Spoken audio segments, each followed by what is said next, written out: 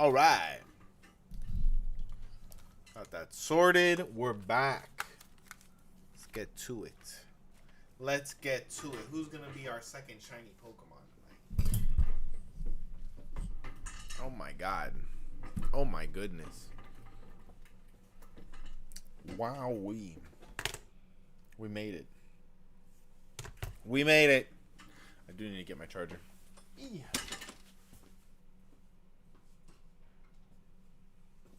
We made it, people.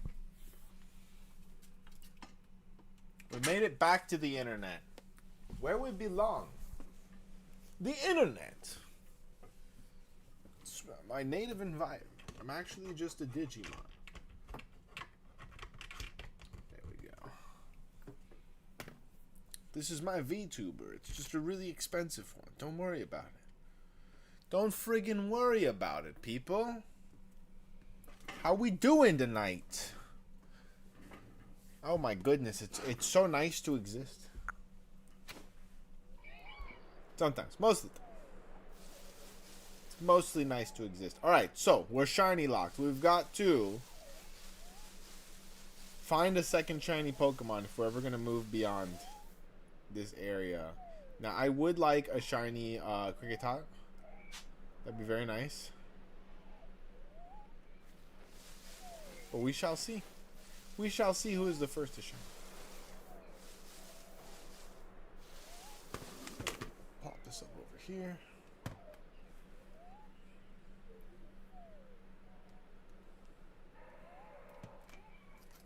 Goodness gracious.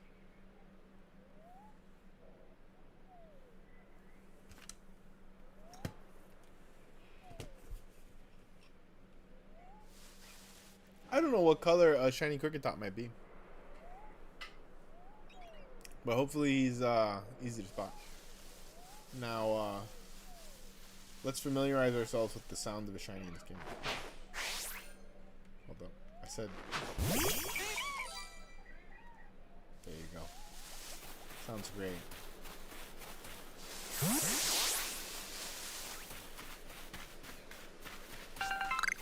Kind of forgot the objective here. Oh yeah, we had to go fight like one of the noble beasts. Very scary. So what technically is this area? If I have to go all the way here, are we locked to the coastland? Would that be, or is, I guess the coastland is part of the starting area?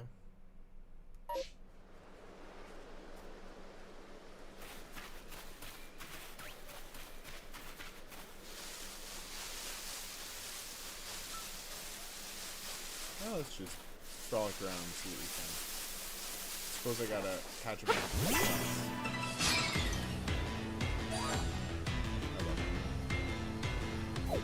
Ran away. With these Pokeballs.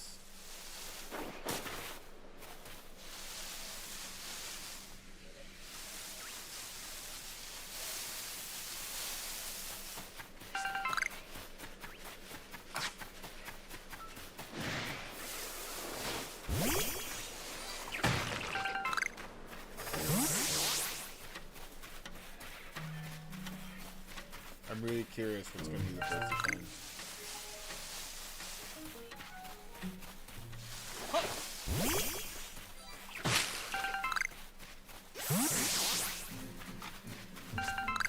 Ooh. What level is that?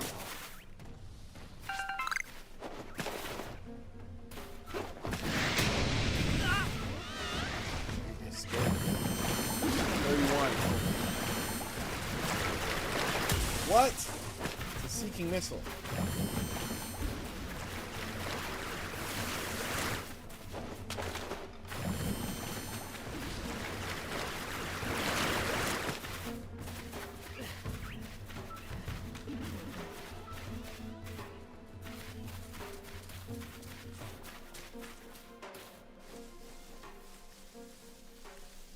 Goodness gracious.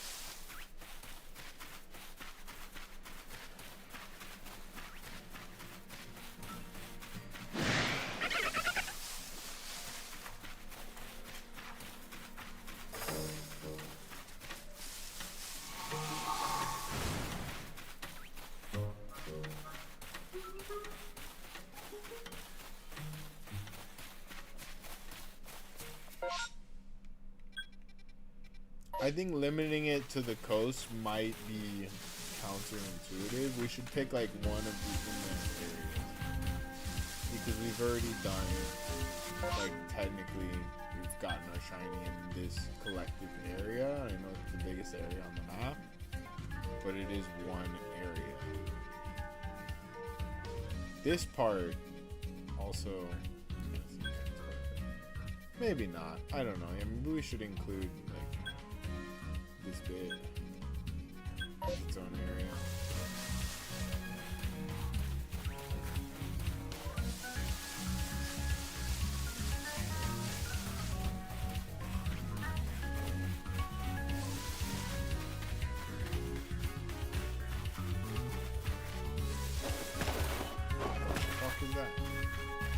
Pokemon. I don't have space in my satchel for a pep up plant? Wait, why? So sweet. True. Forgot you run out of space like that.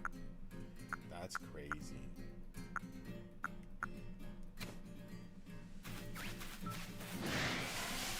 Oh, Geodude. Oh, we're in it now.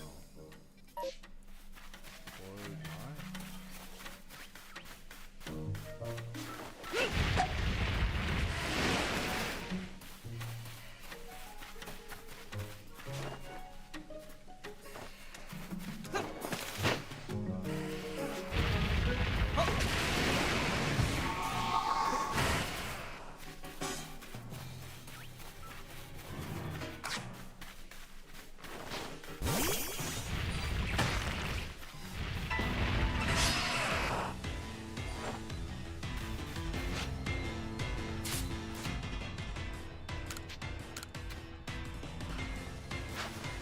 Hey, how you doing, Goji? Doing pretty good tonight.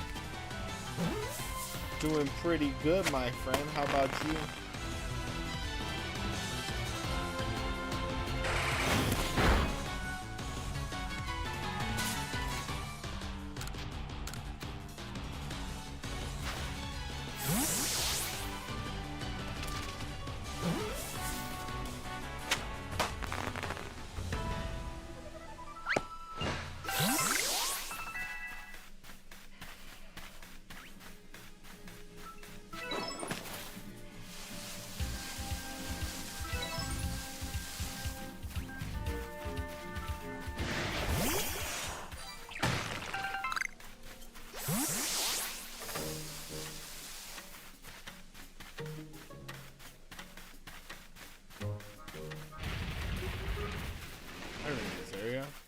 Okay, we're not ready for the quest yet.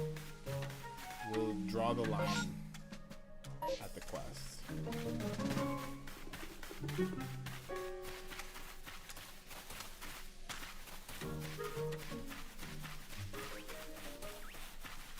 Oh, a shiny Geodude would be so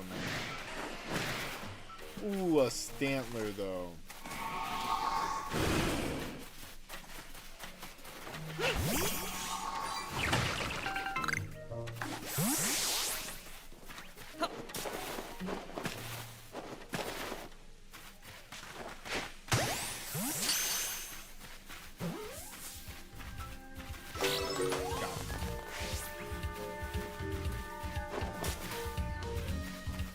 We got him.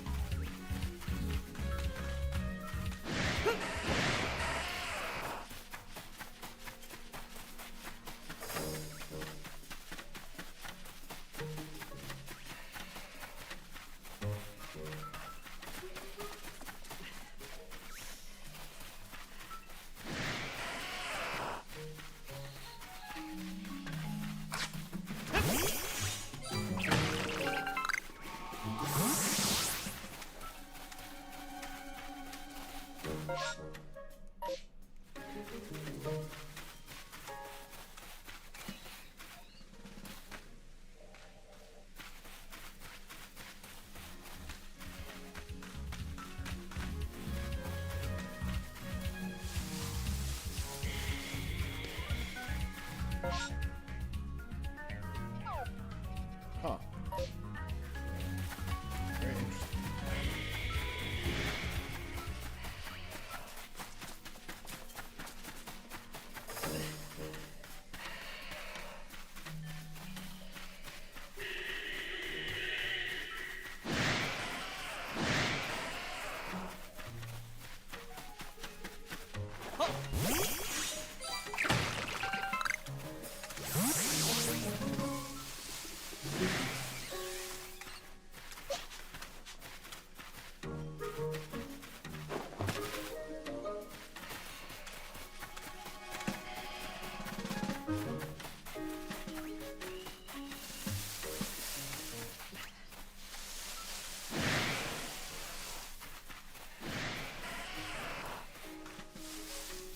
color is shiny for?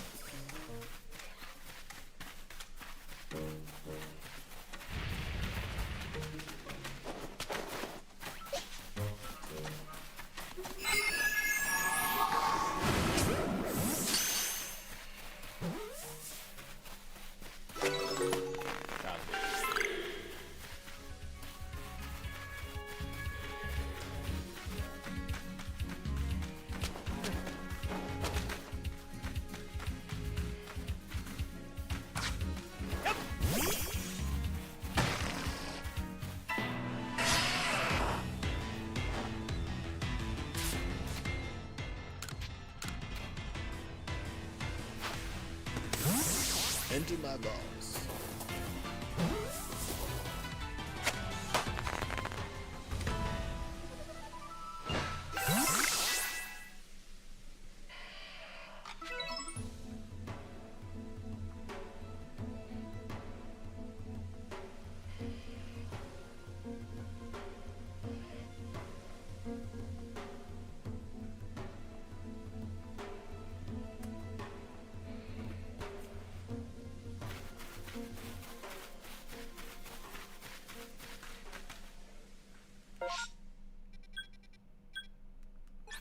I think this will be the next camp, right? Should we do the thing and then that's the... Nah. I think we need a second shiny at least before we go to the next stage.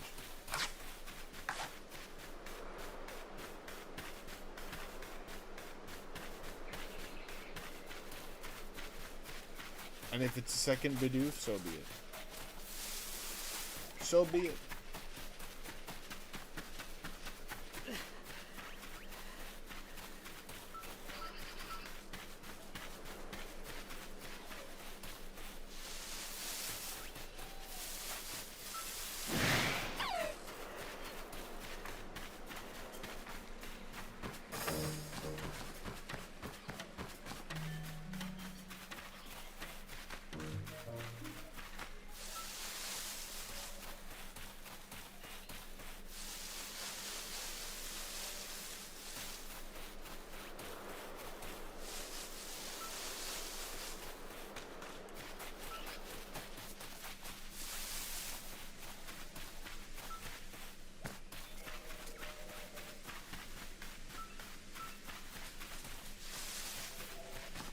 That one's huge.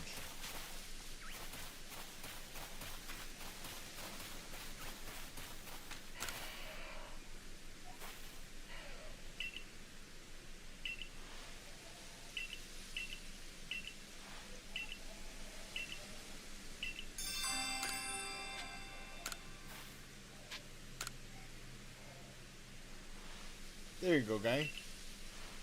Maybe don't be so lazy in the future, my guy. Bjorn. Oh shit, what a sick dude. He gave me 15 Pokeballs, I'll take it. I'll take it. We'll consider it a sale.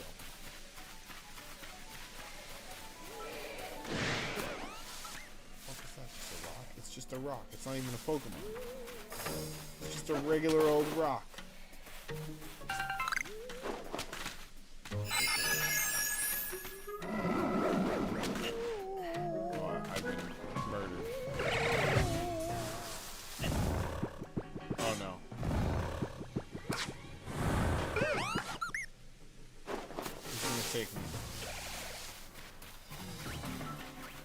The allegations are real. The Drifloon allegations are so real. Crazy.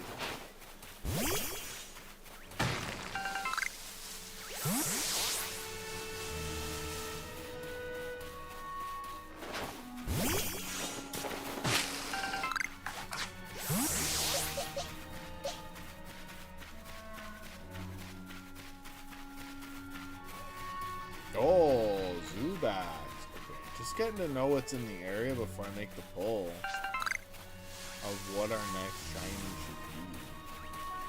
So we have Zubats. Okay, we have Geodudes. So for all the Kanto kids, I would really like a shiny Zubat or a shiny Geodude. But having a shiny Breezer would be nice too. Kricketot would be nice.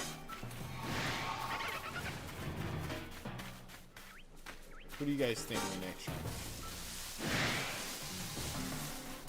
If we're running the Bidoof.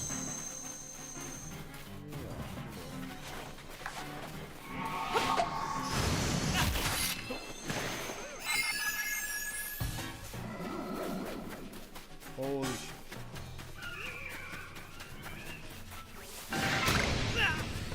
Oh my god.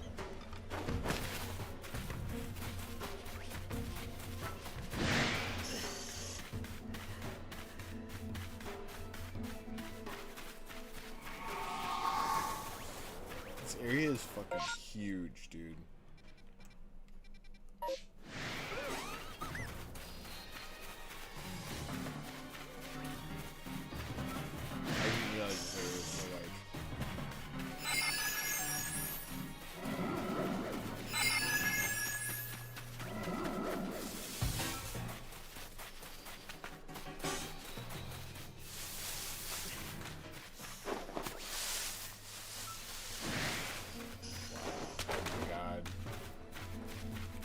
There's so much going on in this game.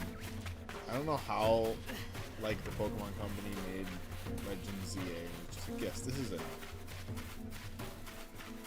Like, before the DLC, they're like, yes, this is it. This is all they need. Oh, Bibarel? Oh, wow. It's the first one we've seen in the wild. There's no way that's a shiny. If we get a shiny Bibarel and a shiny Bidoof,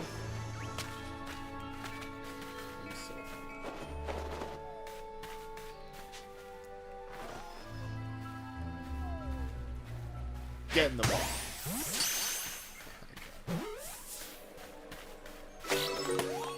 Sick. Oh wow. Well, that's the next area. We cannot progress to that area. There's a dam. Damn, Daniel.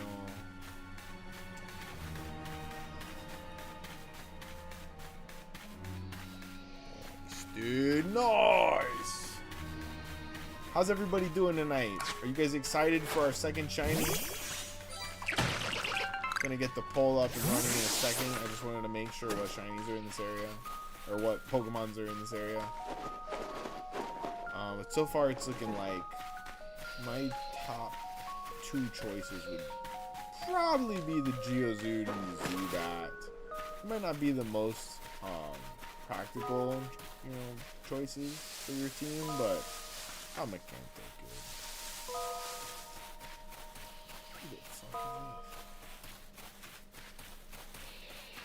good. The pearl.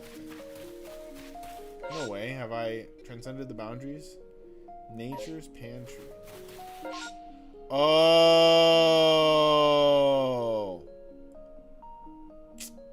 I fucked up. I'm pushing the area. I didn't know that. I did not know that.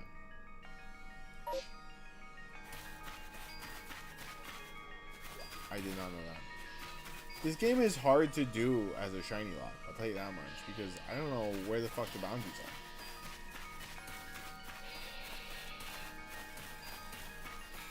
Okay, let's bring it back.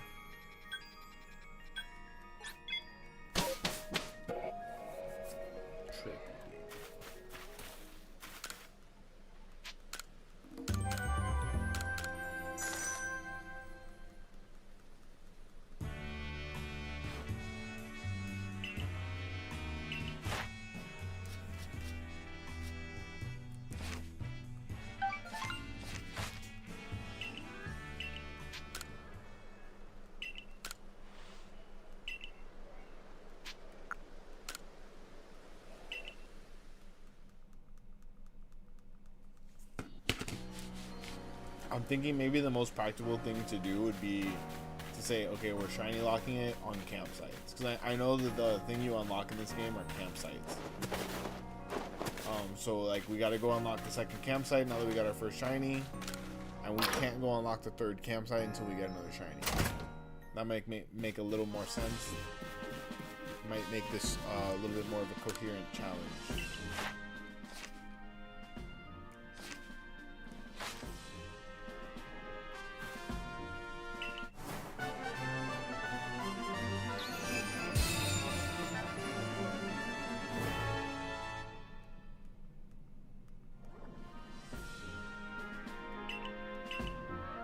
Feather Bombs.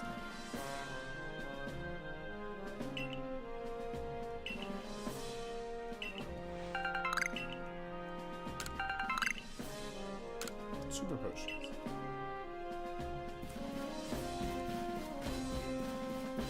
I'm also going to take a second to go to my bank.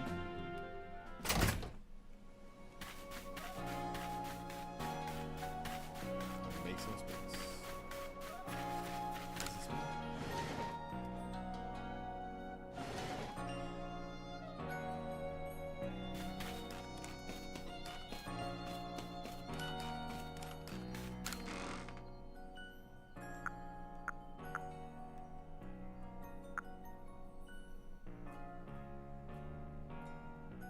May stun the Pokemon.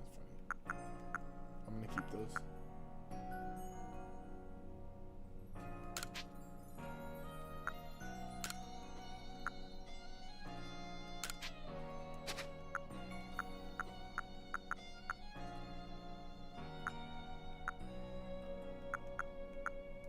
Right, first, let me do.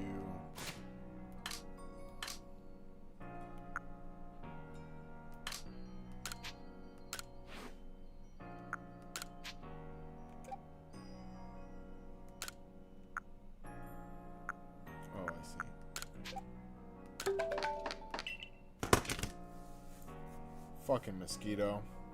I hope I got him. I hope I got him. I'll make like 20 more for now. And I'm gonna make like 10 revives. What do I need for super potions? Ah, that's what the pep up plants are for. Okay. These then. Problem.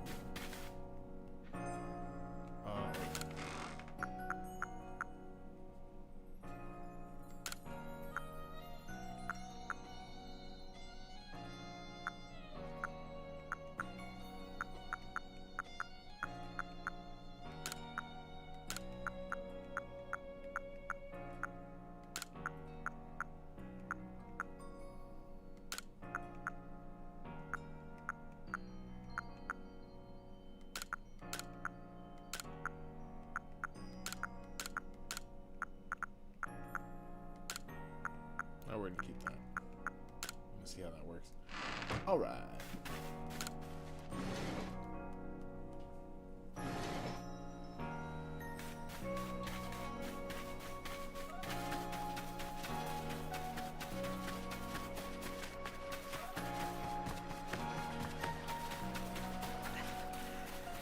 I guess all my Pokemon are super.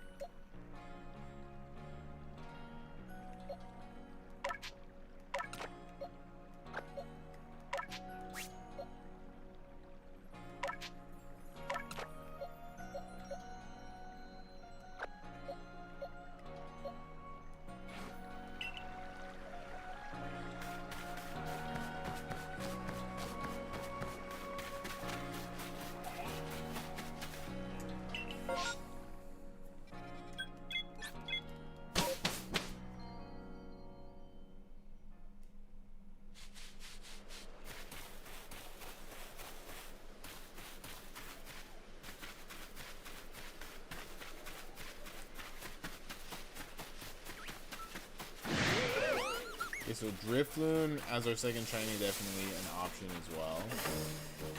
I think Starly is all over the place. Weasel, Geodude, and Kricketot.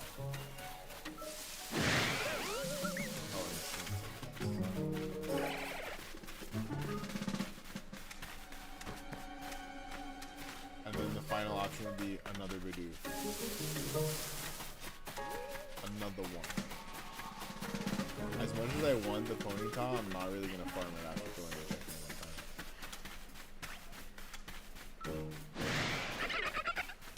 could happen.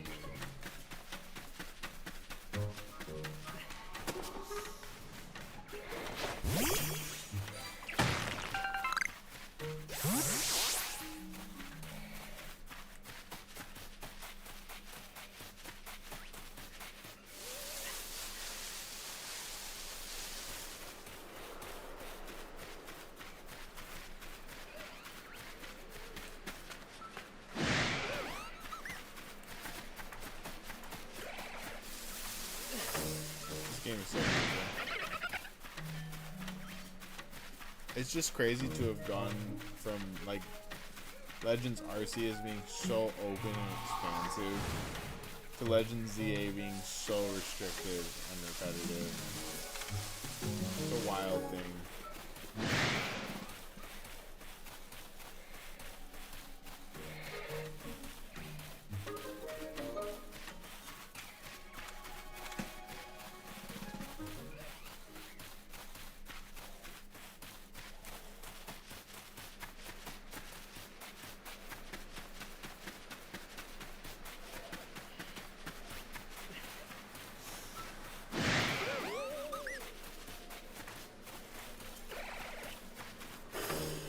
I know Donkey Kong Bonanza was the title game for the Nintendo Switch, but this was the first Pokemon, or for the Switch 2 rather.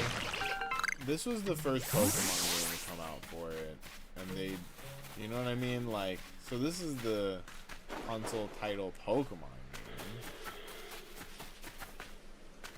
Was ZA, and I don't know, man. I don't think they lived up to the hype that Arceus created. Arceus was like such a good game in so many ways.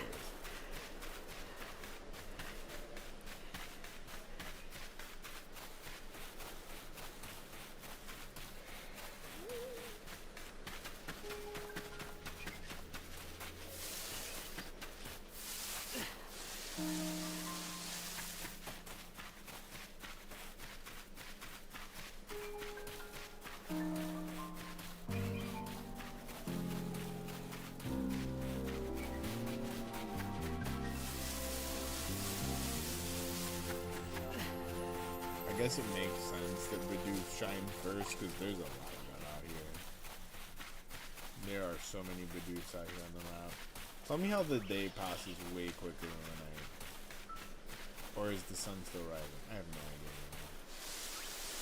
idea. It's objectively gorgeous.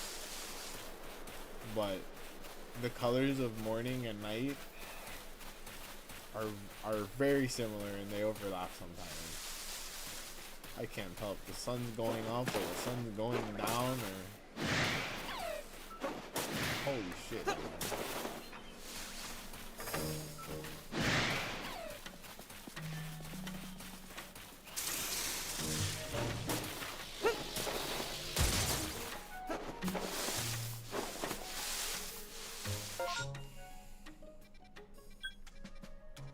Oh, I see.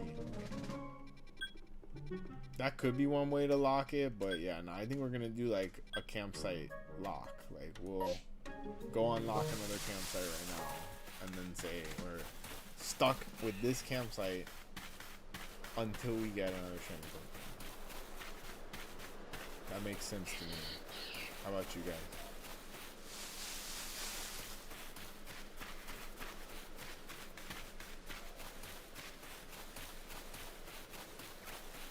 Unless we just miraculously get a second shiny. Just fucking around. Sounds like a good time to me. Sounds like a good time to me. The Bidoof was really a strong start.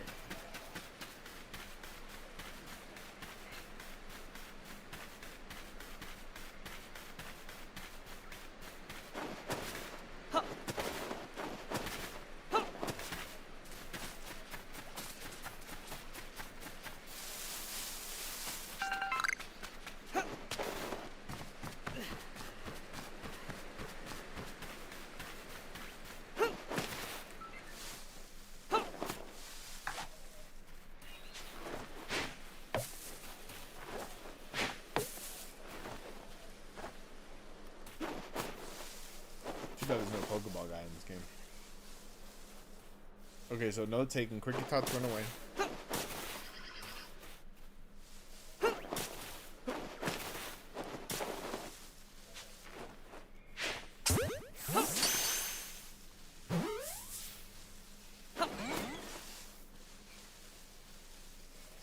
guess I didn't catch that one.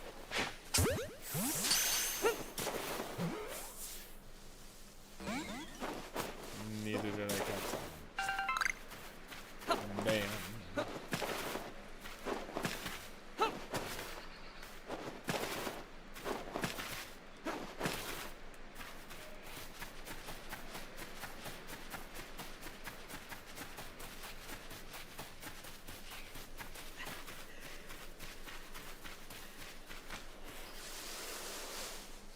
Oh, so the Zubats only come out here at night?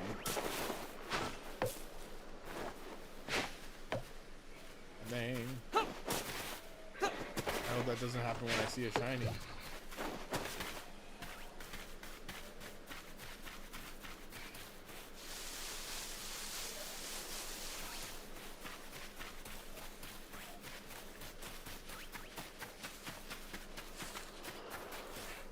What was that? You guys see that? Abras. Oh, no way.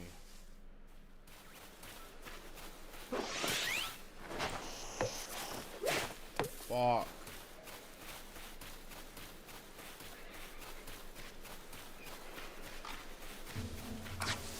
I should shit the bed on that one. The bed has been shat. Please don't kill me.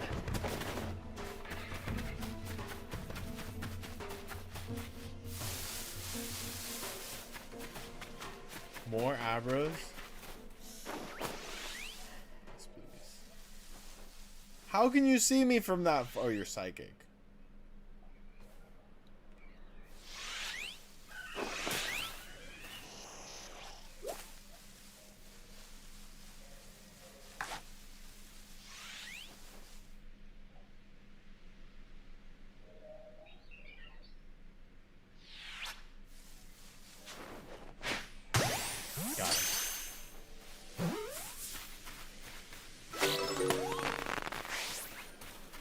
Sucks that they didn't put like a clock or a time on the day. I'd have to go based off of the position of the sun in the sky or some shit. Wait a second. That was a sparkle? They're flying away. Says who? Just making it harder and harder as we go. They're coming up with new rules. Didn't exist 5 minutes ago.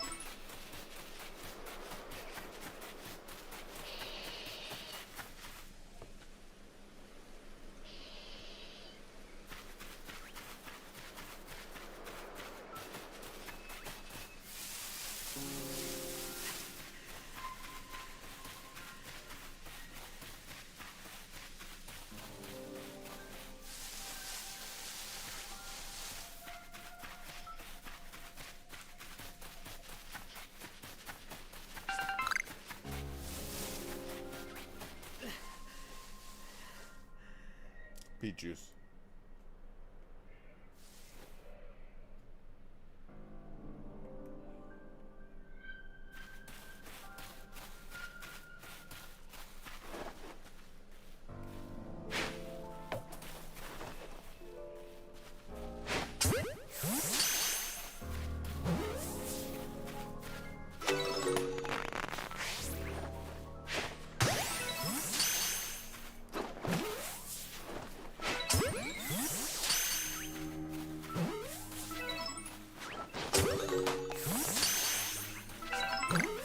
Forgot we could pick these up now.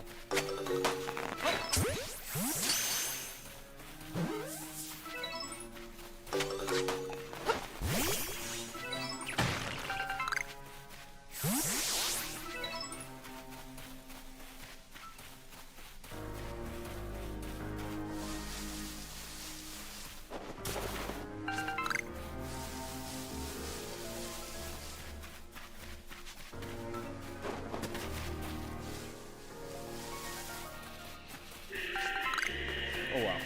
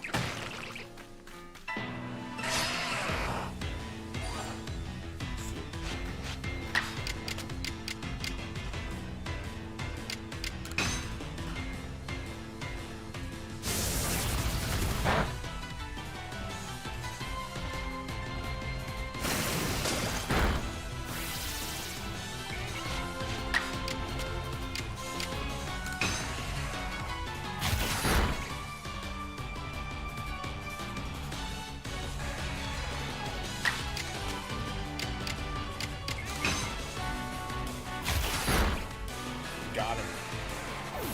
Undefeated. Buddy the Badoo.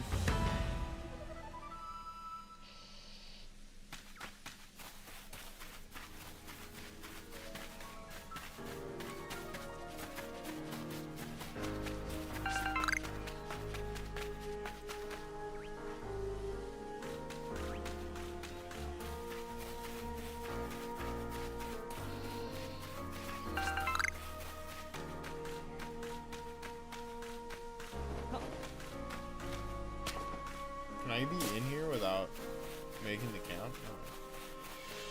I think I'm just gonna let her make the camp, right?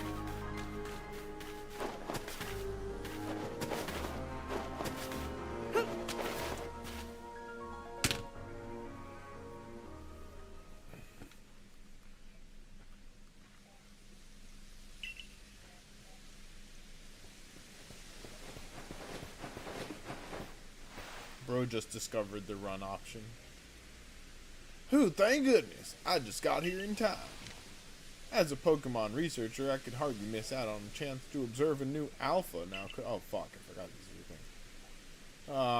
I suppose that your business. I suppose that is your business. Fine, as long as you stay out of our way. Oh shit, that's my talking. Hold on, I gotta boot up the voice acting processors. I just turned them bitches off. We're in D&D today. Okay.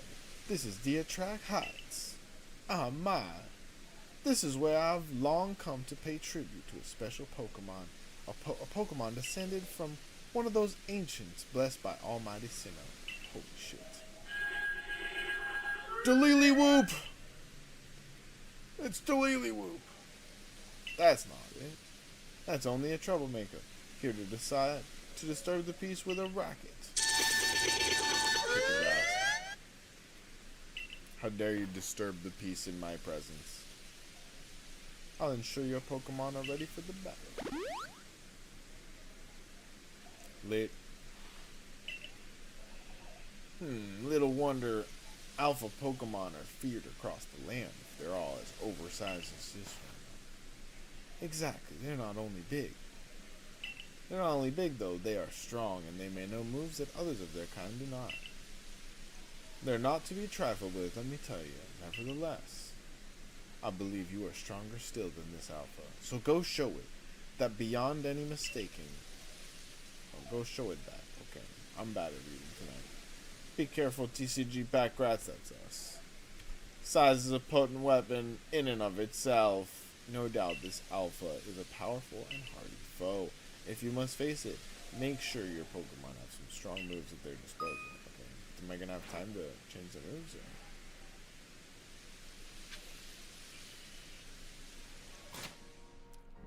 Nico. I think my guy only knows 3 moves.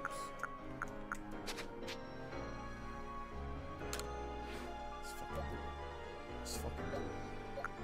Oh, Shinx can evolve? Let's do it. Oh wow, the evolution's so good.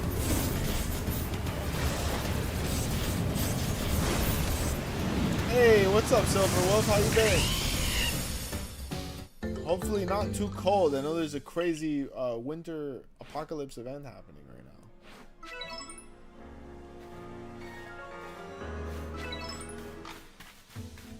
Should I save?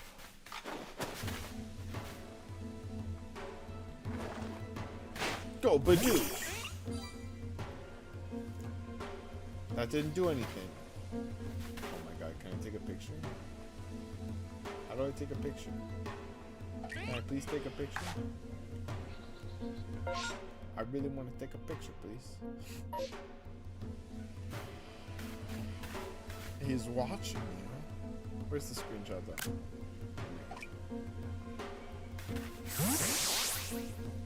Been good. It's been hot for you lately. Oh my goodness. Did you change locations, or are the poles really shifting? You guys, the ice walls are moving. Flat Earth. It's also hollow. Flat Earth. Why can't I use moves?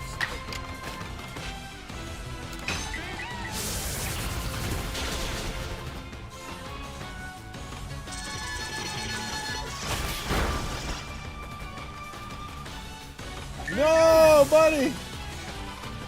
Okay. Oshawott, go, or you know what? Dust Dogs. Go hang out while I heal Buddy up. Great.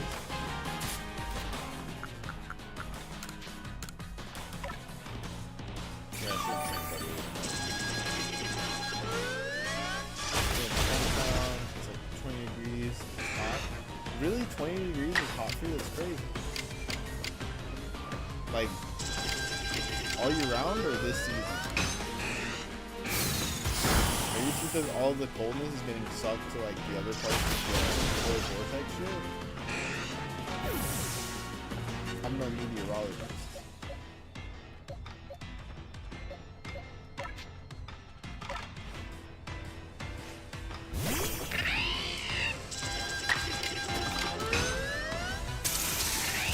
I'm no meteorologist.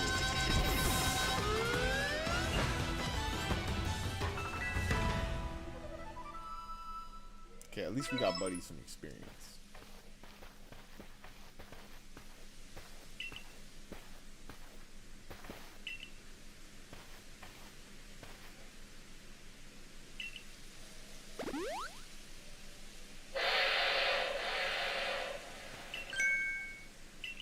What in the world? Holy shit! It's the Great Weirdeer. Nice, dude. What a weird name. Aha, I get it. It's a weird deer. It's a weird deer. Wait, so if 20 degrees is hot for the winter, then what's, well, I guess like it gets to negative degrees, right? What's like a cold day? How cold does it get? He looks upon you with kindness. tcgpackrats, that's us. Hey.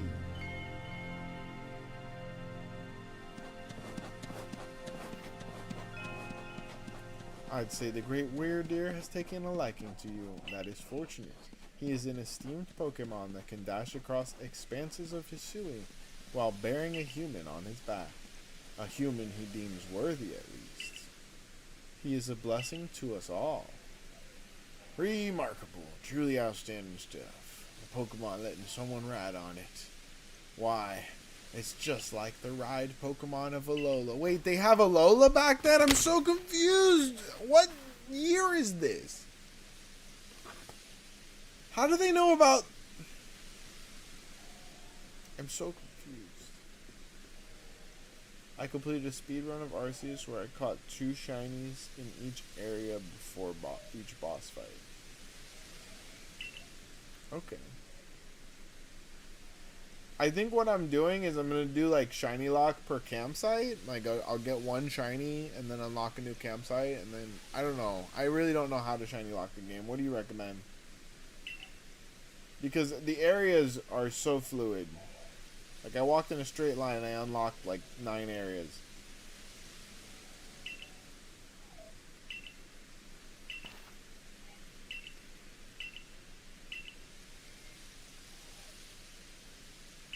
So, but it's taking a liking to me. Does that mean that I have to fight it, or?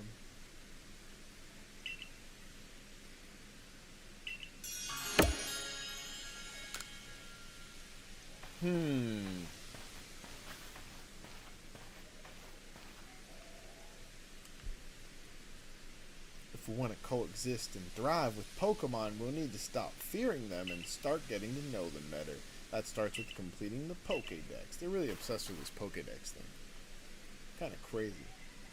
Anyways, we should be able to have that basic camp set up once the construction core arrives. Oh, there's a construction core. That makes sense. The buildings need to get built.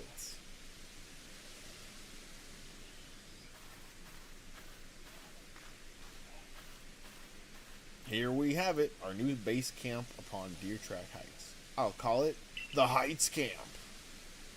From now on, when you set out from the village, you can ask to be escorted to this base camp to start your excursions directly from here. Having another base camp to start from will be a great help to our surveys. That makes sense. Nice work today, everyone. What say we all head back to the Wallflower and get shit fixed? Alright, we did it. That's the whole story. I'm just kidding.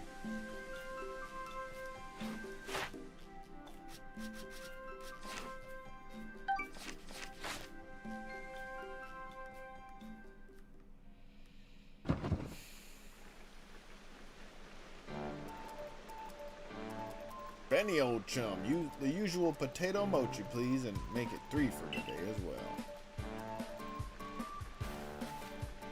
I guess that's the one thing they kept up pretty well, is they do this weird kind of like sweet and savory food, unexpected combination of food as the main staple food of the universe in a Legends game. We had the potato mochi in this one, and we had curry croissants in ZA.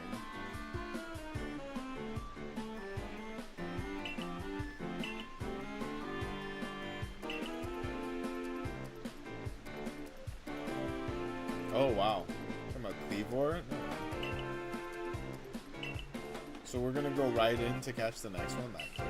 A certain amount of danger is inevitable when researching unfamiliar Pokemon, but I'm sure tcgpackrats here can handle all these things just fine. Yeah, if you keep feeding me, dude, and give me money and shit, I'll do whatever, dude. That's how this works. Are you certain? Not for Cleaver, so mighty, even alpha Pokemon don't compare to him. Now, you forget the strengths of Pokemon are key items of information that we of the Survey Corps are duty-bound to research. He said duty. And since our perilous work calls for a clear head and fighting fit physique, I do believe a good night's sleep is in order after this fine meal. He like forces me into the bed and puts a pillow over my face until I fall asleep. Like, you fucking sleep, goddammit!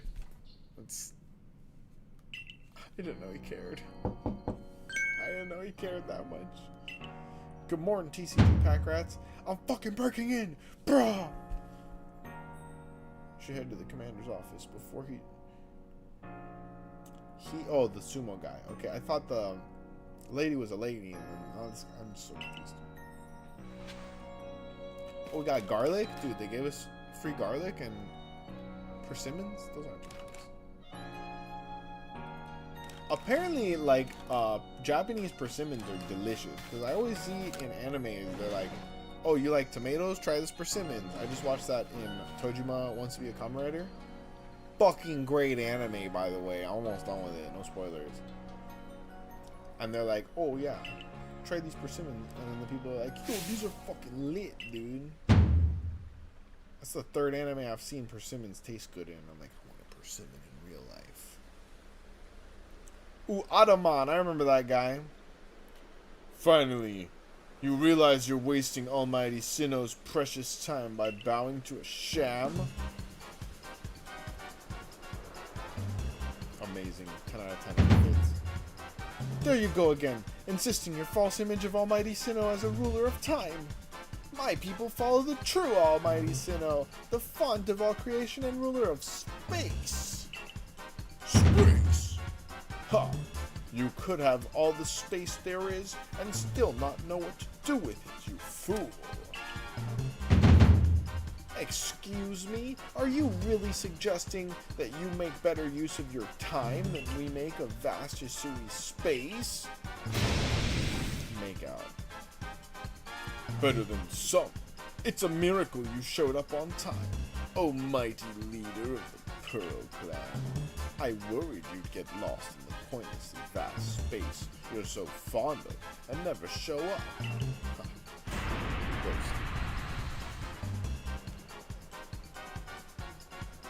Me get lost in Almighty Sinnoh's great gifts to the Pearl Clan? In our world's very basis? You wish! Make out. I wish that I hadn't let myself get dragged into arguing with you, make out. Almighty Sinnoh, forgive me! What a waste of time, make out! I'm off to Commander Kamato's office. I swear to God, if they don't Romeo and Juliet, these two, in the next 5 minutes, I'm gonna go on strike. I believe it was you who started this. They are gonna end up so freaking married. She's gonna get him pregnant, first of all. You can feel the tension when, like, for real, bro. They love each other, bro. You can't have diamonds without pearls, bro. You can't have one without the other. That may not be physiologically true in the real world, but oh my God, dude, I'm stuck. Guys, give me one momentico to go grab a drink, bro. My throat is a little scratchy scratch. Keep it locked.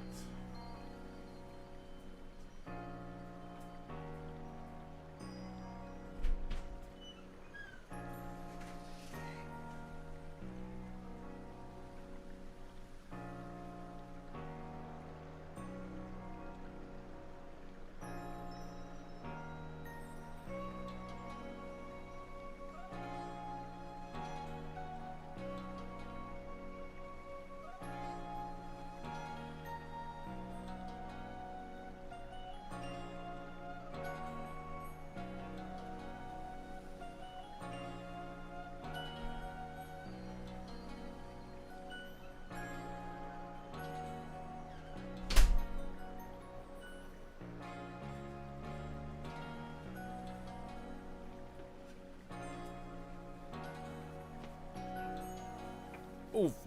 Oh, we made it.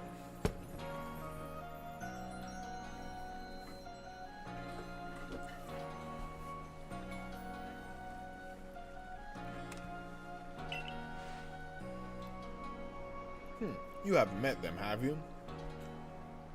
The woman with the reverence for space is Irida, leader of the Pearl Clan. Bro, we get that. She doesn't seem too fond of either me or the other people. The man who was going on and on about time, Adaman, he leads the Diamond Clan. The Diamond Clan and the Pearl Clan grudgingly coexist at the moment. Apparently things used to be less peaceful. But the boss, I mean the commander, is waiting. We should save this conversation for after you report to him. Yeah, right, isn't Team Galaxy the bad guys in the like modern era? It's gonna be really fun to see that unfold.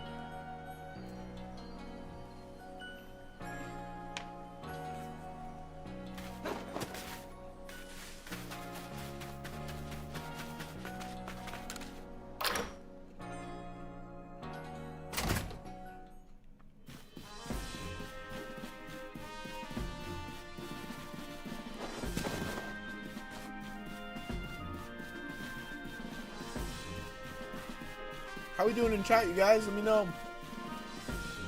What games are you guys playing? Still on ZA, or have you switched it up? Oh my god, it's a way to flippy flop this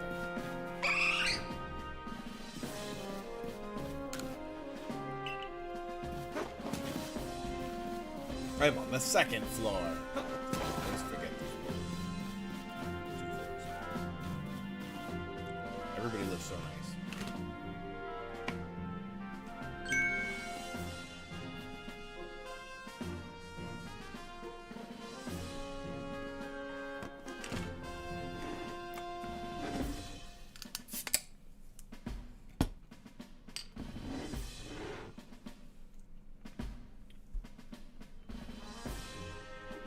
What do you intend to do about Cleavor, Commander Kamado?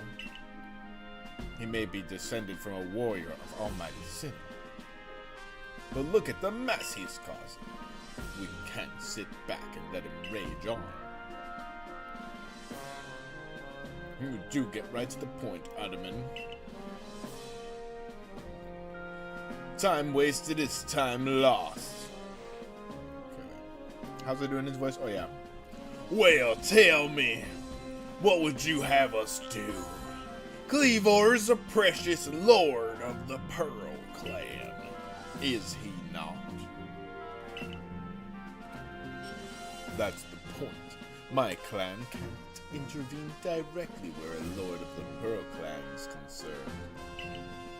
If my people were to do something, our two clans might end up back at each other's throats. Just like we used to be. You guys want to be at each other's throats, but in like a sexy way.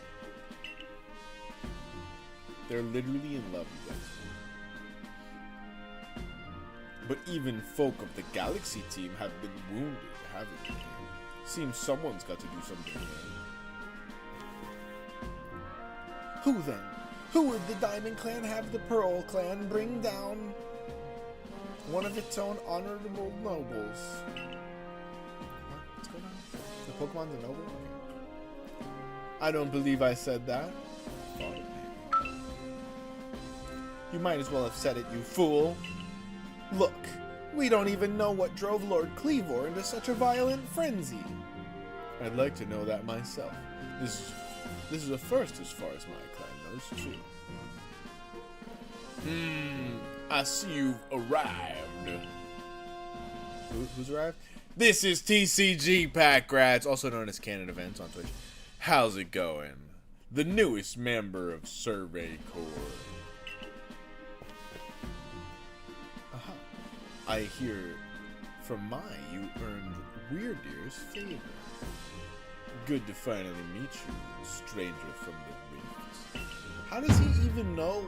Okay, I guess we're the top. I'm Adaman, leader of the Diamond Clan. Oh, I'm Adaman, leader of the Diamond Clan. You gotta do the air quotes, but how am I supposed to know the air quotations if you don't do it with your fingers? If you want to be formal, but that's a mouthful, just call me Adaman. If you came from beyond the space-time rift, could you be beyond? Could you be from the space where Almighty Sinnoh is said to reside? Yeah, you mean Pokemon Diamond and Pearl? I think that's where I came from. I'm Irida, leader of the Pearl Clan. Caution and foresight are my watchwords. Hey, the other guy didn't tell me watchwords. Which is why I have trouble believing such a tale. Could you really have passed through that rift? I have a proposition. Why not send this one to study Cleavor before deciding about what must be done? You would send this stranger who supposedly fell from the rift to study Cleavor, the newcomer, with experience? With no experience? I can't. Says the leader with almost no experience. Roasted! Fuck, dude. She's way cuter, but I kind of like him more, dude. Well, how's it going, Miguel Baldini? My good friend. Being a good leader isn't a matter of time. It's a matter of embracing Hisui's vastness without fear. Well then, there you have it. If how new you are doesn't matter, then let's give the kid a chance. I'm sold, Commander. Let's try this your way. This should be fun. I'll get to see how good you Galaxy folks really are, with all your weird ways. Putting Pokemon in those strange balls, and what have you. What do you have against balls, dog? We love balls here on tcgpackrats. Love those balls. That whole practice bothers me. The balls bother you? Do the balls bother you, Irida? Almighty Sinnoh made Hisui so vast so Pokemon could live freely throughout. We're meant to stand alongside Pokemon, not count ourselves above them. We do not use Pokeballs from a desire to control our Pokemon. Kind of, a little bit. Only so that we can live together. Allow us to show you what we can do. This is your mission now, tcgpackrats. I order you to study Cleavor and help us find the truth of this situation. I accept. Wait, can I reject? I'd be like, I refuse! Let these two assholes settle it on their own. They can make out afterwards. They really need to get rid of them. Remember that you are a stranger who appeared one day out of the very sky above us. People are naturally suspicious of your presence here.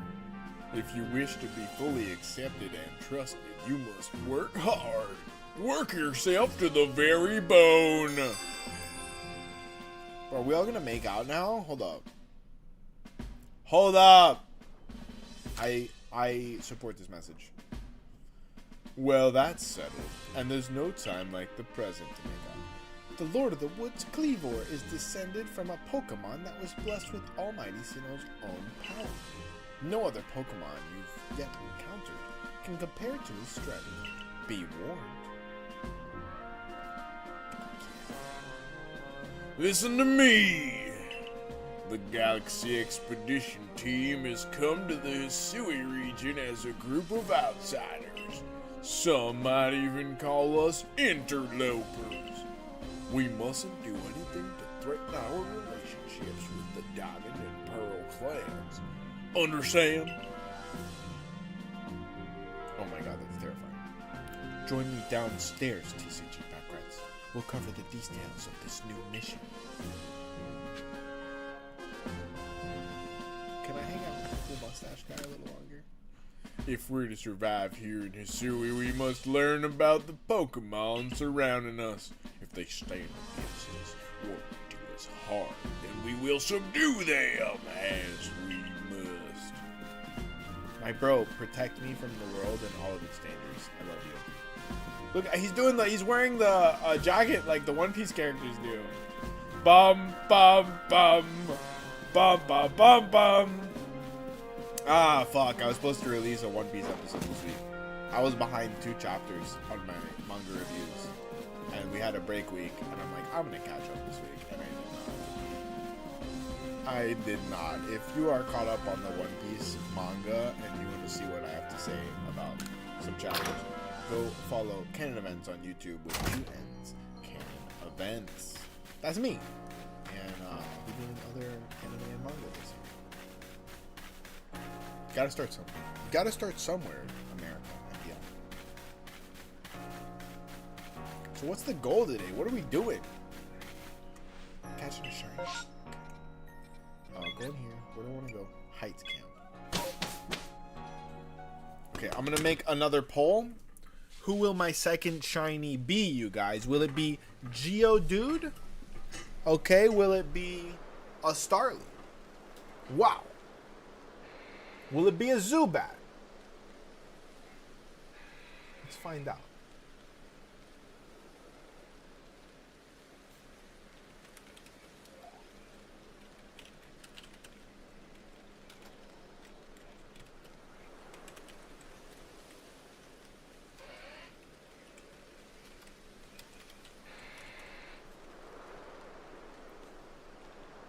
Okay, Cricketot.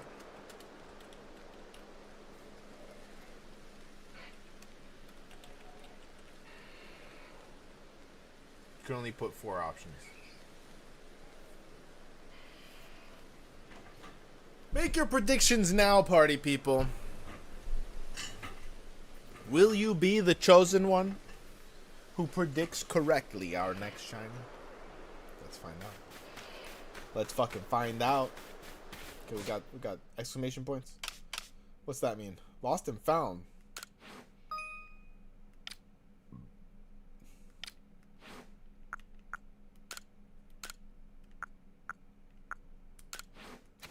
Okay, we'll figure that out some other time.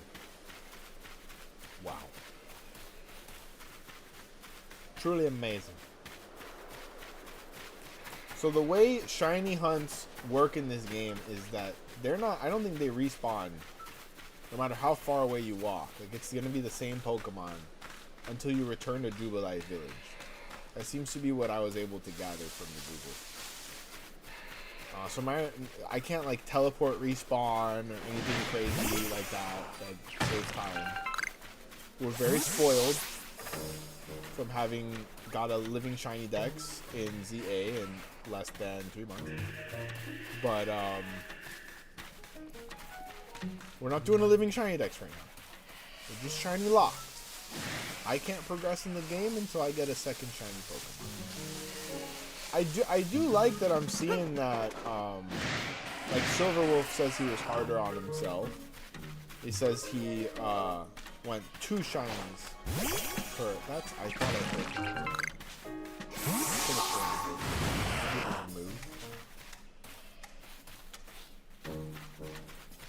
Yo, if the alpha was a shiny, I would literally crap my pants. I would rocket through the ceiling with that episode of Dave Chappelle Show.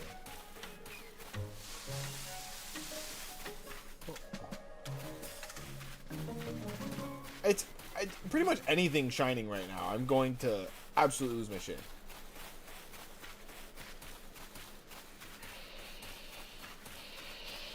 What is making the noises?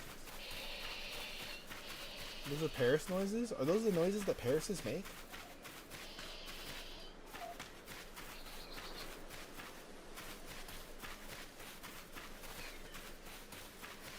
Oh, can I use a ride Pokemon yet or no?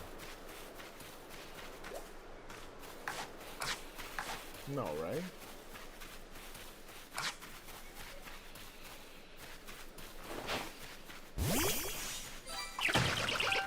I thought Weirdeer... It's a whole Pikachu. I thought Weirdeer accepted us.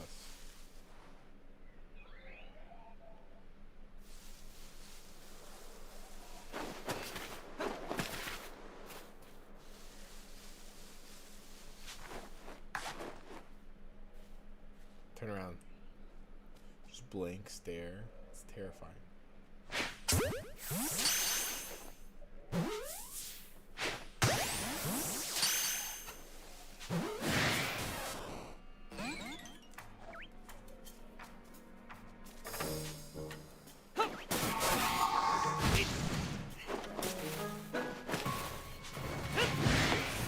Not cool.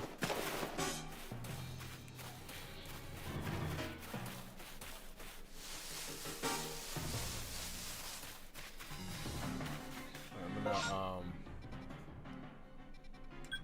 go ahead.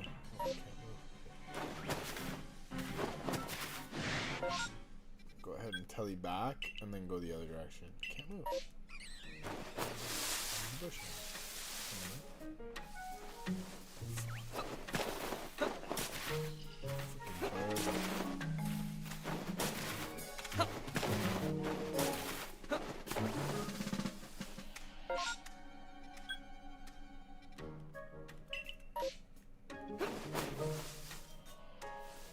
Guys, thank you so much for tuning in. Our numbers are beautiful tonight. Go ahead and hit that like button if you're enjoying yourself. And show us some love. Every like helps.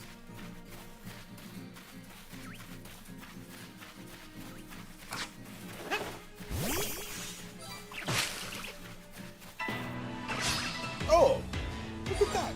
me.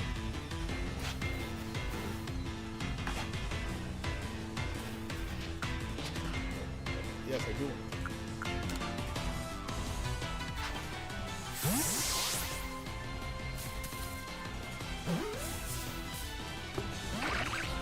God. Don't run away. Man, I really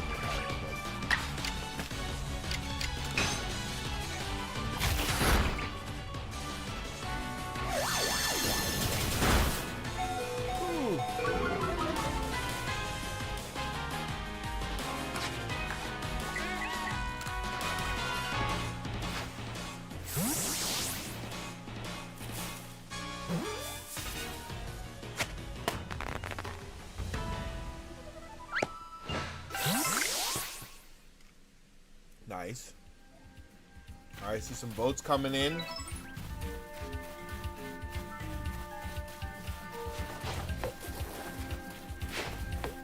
Really? Swear to God.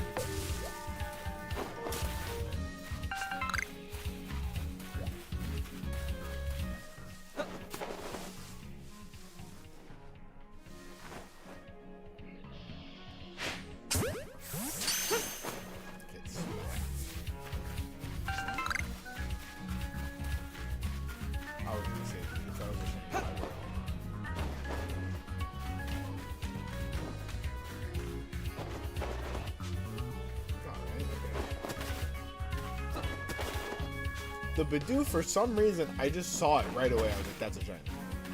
And it's not that much brighter.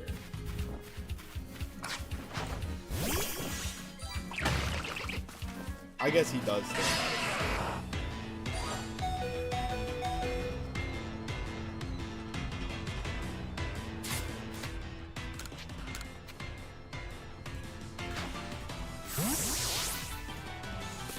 They did streamline a lot of UI to ZA. There's a lot of actual like gameplay aspects that are way smoother in ZA. And as much as I miss turn-based, going back to turn-based, like I do think the new battle system is the way of the future. Like, don't get me wrong. You can definitely see what improves switching to the new battle format. But Lord, did I miss turn-based battles. It's just so much simpler. Just makes sense. I go, then you go, I go, then you're dead.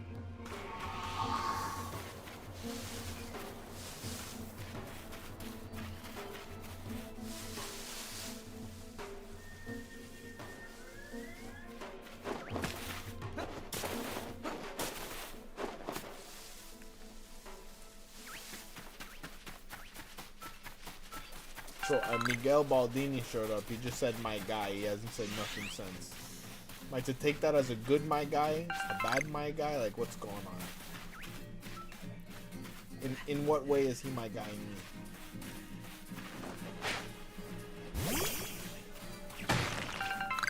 Gotta give me some context. Oh my god. I'm not evolving Bidoof, by the way. I'm gonna keep it a Bidoof the whole game. Or what do you think? Should I evolve Bidoof, guys? I kind of feel like I should keep Bidoof. This is memes. Not even memes. That was an official Pokemon short that they released. So fucking good.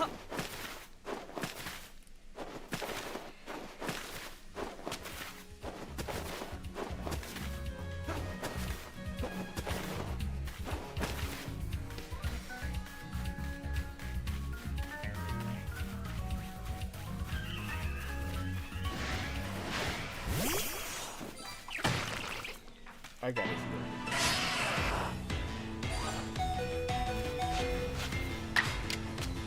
Maybe I should evolve him. I don't know.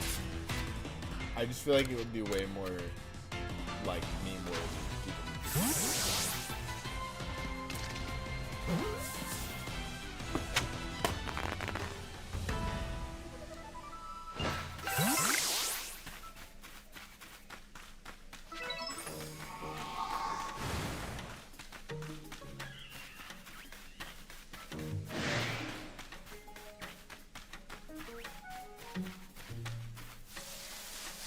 Oh, this area is pretty cool. I'm gonna come back here.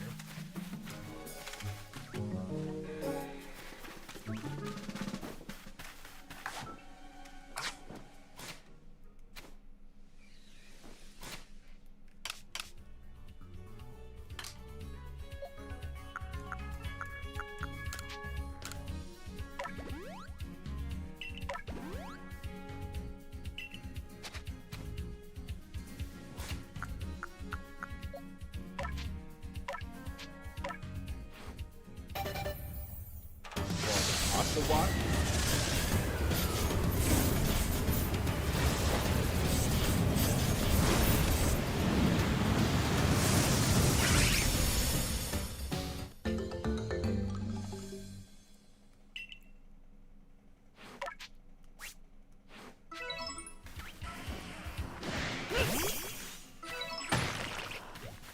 Let me see some opinions. You guys think I should evolve my Bidoof or should I leave it a Bidoof? See what people think.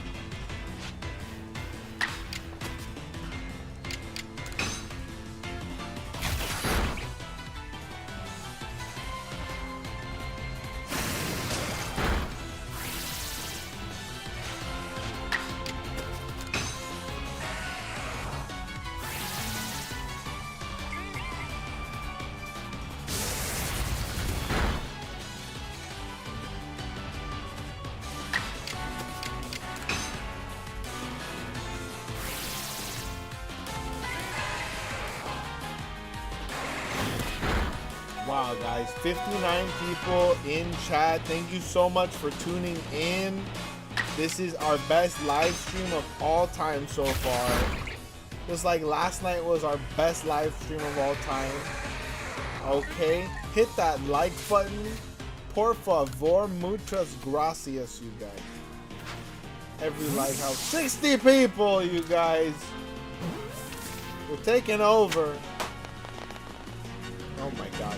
With 60 people, we could screw in one whole light bulb. I assure you. We could, we could do it. I promise.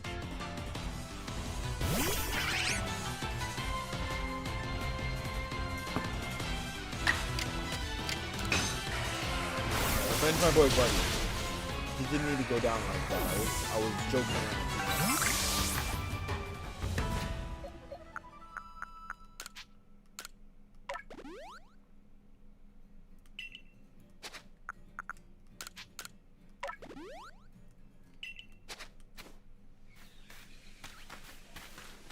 Who will the next shiny be?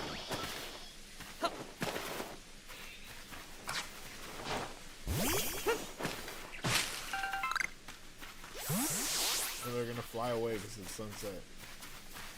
Fly away, little birds. Fly away. Let me see the Zubats and the Drifloons. Much better Pokemon. I would really fuck with a Drifloon as my second shiny. That'd be an immaculate pickup. So we'd have like the ultimate normal type in Bidoof. We'd have a flying ghost, which is such a good combination.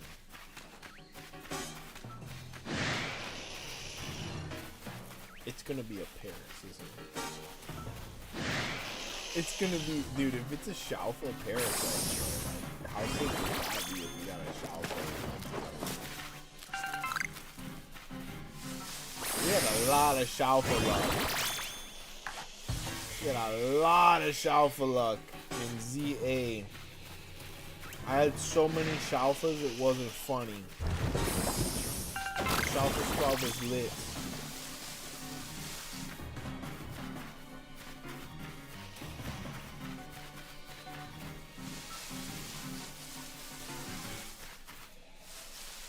If this goes to a late night stream, I might swap back over to ZA and see if I can still do rank matches. I just realized that the rank season's up. It's over tomorrow, I think.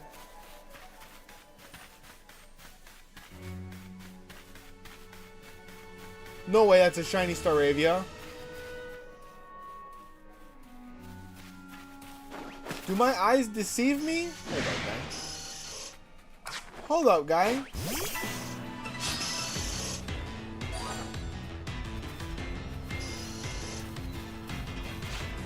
I fear that I am incorrect. But at this rate, honestly, I would prefer to be incorrect. I'm not going to be able to catch that. I am. That is not going to happen. 20 more levels before we can catch it. That's some Ultra Balls.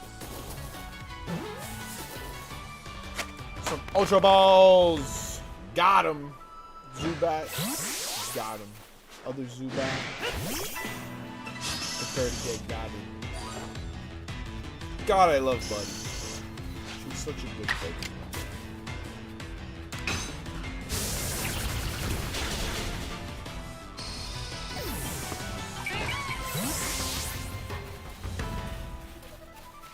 No, I think the shiny Staravia has a blue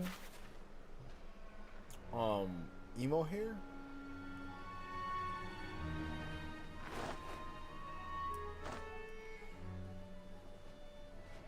I definitely think he would have made the shiny sound. Magikarps. Suck if one of them was a How would I even get down there at this rate? Pikachu. Why were they Pichus one time and now they're Pikachus every time?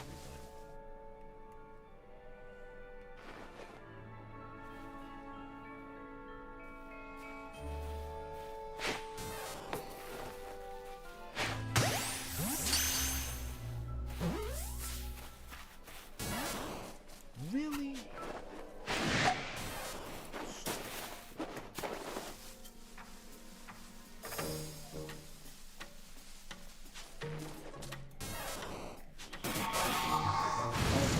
Bruh? Not cool.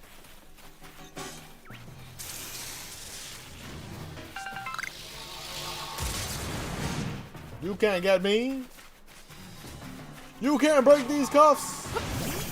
Who remembers that? Who is old enough, ancient enough to remember you can't break these cuffs? He couldn't. I don't think he would have. He really thought he could though. And you gotta respect that.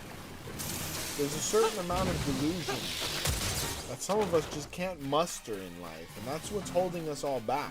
Okay? What you really need to do is you need to believe in yourself that much. In the face of all odds against what you believe, you still believe it. Break the cuff. He broke the cuffs in his heart.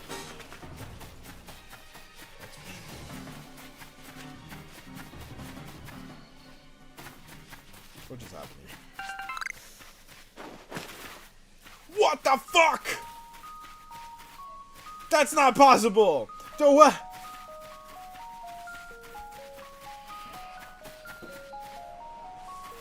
Gyarados can fly? They're water flying types. But it's beautiful. Who? Huh? I must catch it. Drink the ball.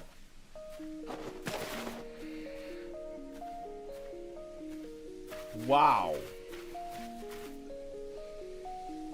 Is this a real experience that we're having right now? Imagine it was a red Gyarados just chilling in the sky. Oh, I almost hit it. Where are you, best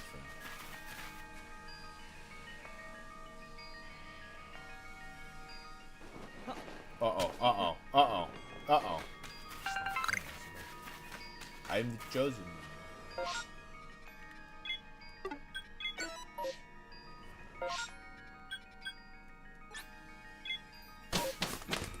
$69 people, guys. It's the magic number. 69. Our next goal is 420. 420.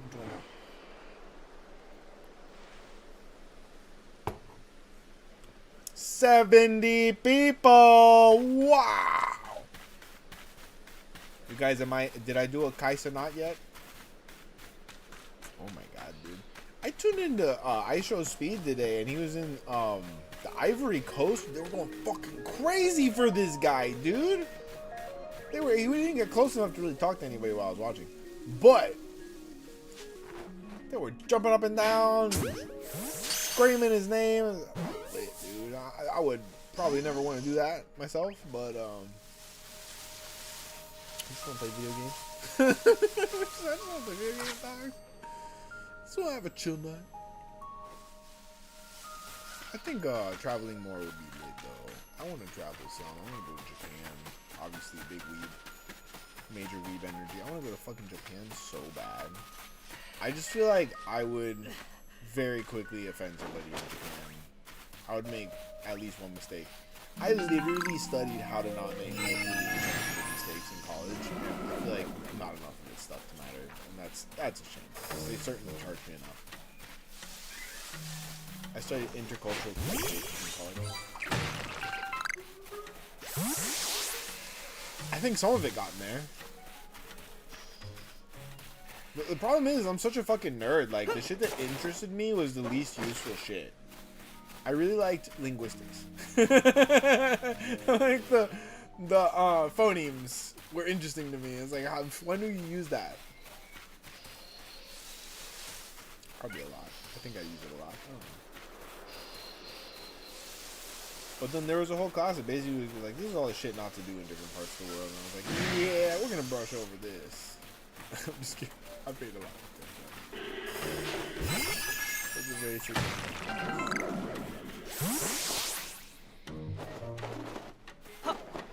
I don't know. You guys, someone let me know. Do you guys think I should evolve my shiny Bidoof?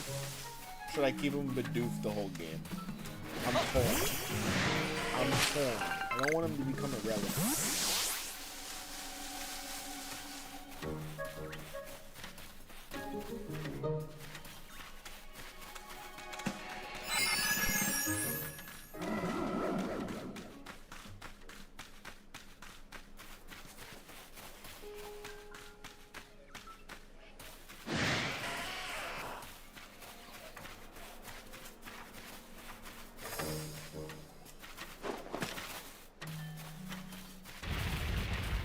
Such a beautiful game, dude. Going from Legends Arceus, like the cold city environment, back to let's say Arceus, Legends ZA, with the cold city environment, back to Legends Arceus with this open landscape, and just beautiful, beautiful use of colors, dude. A lot of the so-called HD of this game is actually just use of HDR.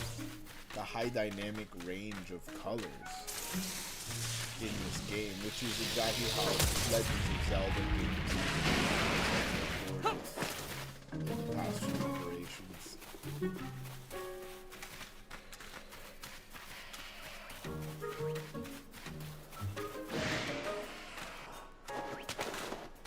I just feel so transported.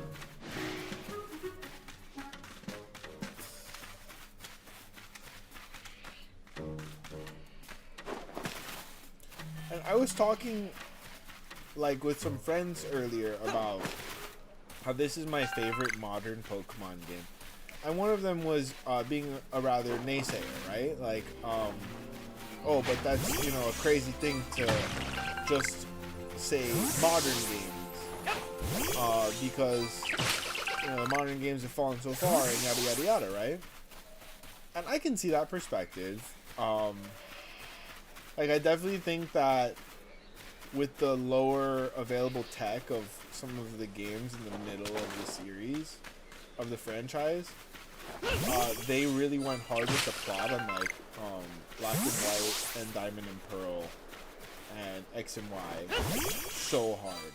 The plots of those games were immaculate. And then Black and White, of course, having to come back with sequels was a positive, of course. I remember this morning during the conversation with my friends that I kind of was, I was mistaken at a joke I made. It was like, oh yeah, but that game had to come back as a sequel. And that was a joke, but my friends didn't get that.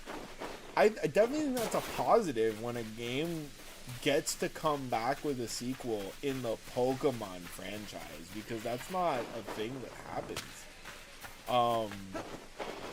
There are, like, you know, like Yellow and Emerald and Crystal. But I think those aren't sequels as much as they were planned, like, reiterations of the game. They weren't sequels in a textual way. The story wasn't continuing from where we left off. Maybe more in Emerald. But, like, Crystal and Yellow were, like, retellings of the prior games in those generations. I think Emerald did have some elements of like sequel-esque elements, if I recall correctly, but I don't recall fully, even though Emerald was my favorite game. Until, for a while, I think Platinum was my favorite game. Platinum was fucking awesome. Platinum was great.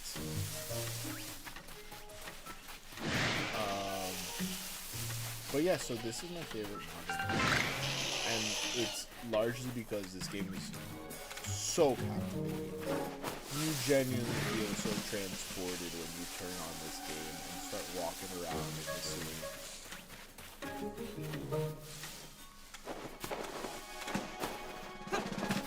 You know, it's not that I don't get what they were doing with Legends Arceus. It's not really the problem here. I just don't get how you could go from, or not Legends Arceus, with Legends ZA.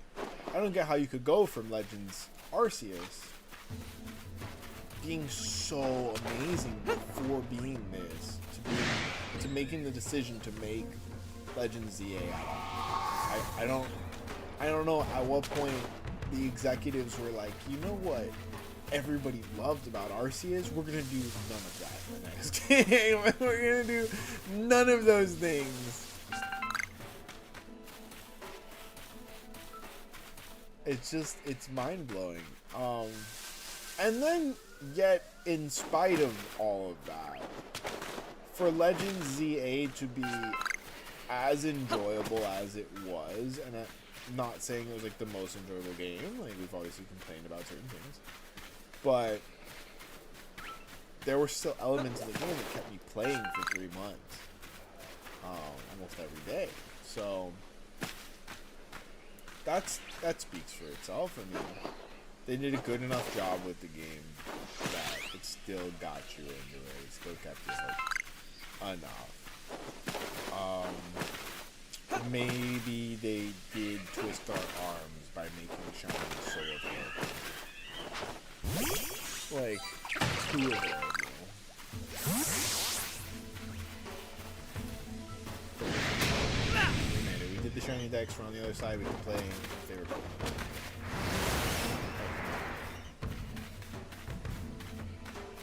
I hope they put out a classic collection this year. That would really do it for me. Being able to officially stream without an emulator from the older games would be awesome. I really do think I just heard a shiny.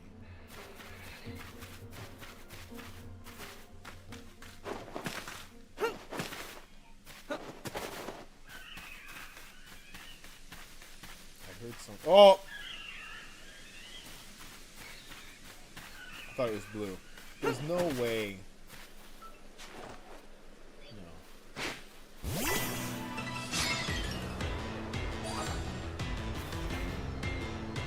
I thought his back was blue.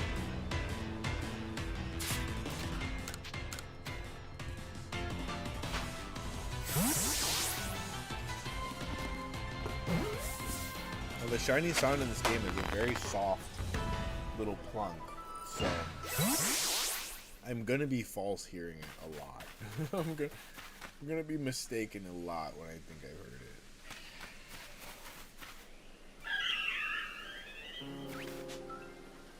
Wait, I thought I just caught me.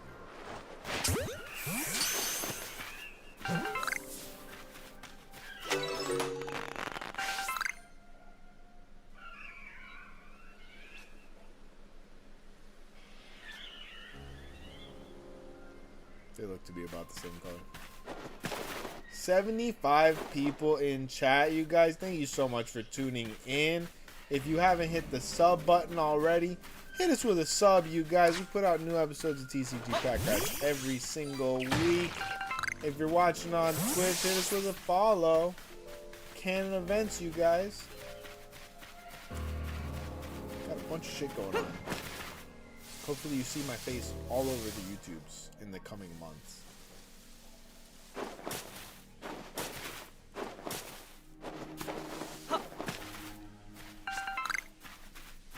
boy, am I excited for the Ascended Heroes release this week. I've got my Pokemon Center ETBs coming in the mail. Probably not gonna open those. Probably gonna look at them for a while. So hopefully we hit some ETBs on the shelf on Friday. Cause I haven't been out hunting Pokemon in a while. I have been taking advantage of the lull since the holiday season to try to recoup some of my finances, and it's going alright. But now I'm gonna go ruin all of that progress. Fucking get some Ascended Heroes. Hell yeah, man. I think it's just the ETVs and I don't even know if the ETBs are coming out this week. Is it just the sticker collections? Something's coming out on Friday. I know that one. The way that they're doing Ascended Heroes kind of is. Like they're staggering it too much.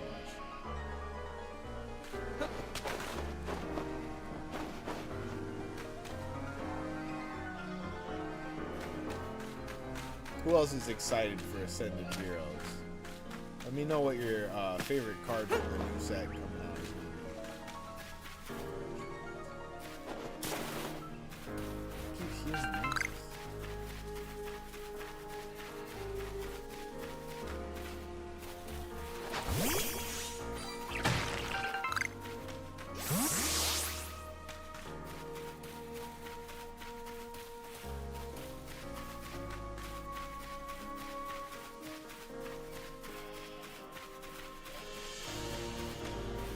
I'm just really excited to get a Mega Starmie card.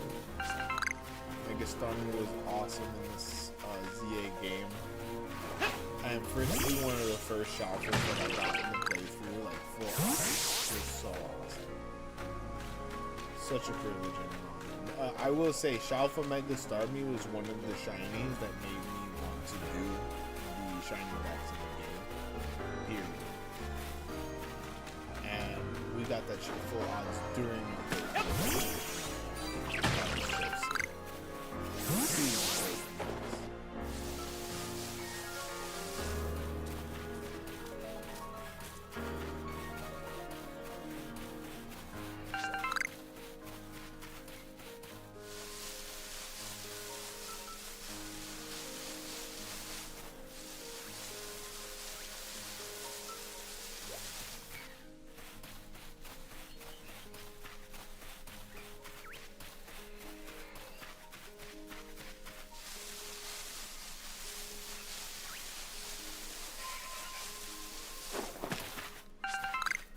Okay, we've almost explored the whole central area. So we'll just have to go back to Jubilife Village and reset it.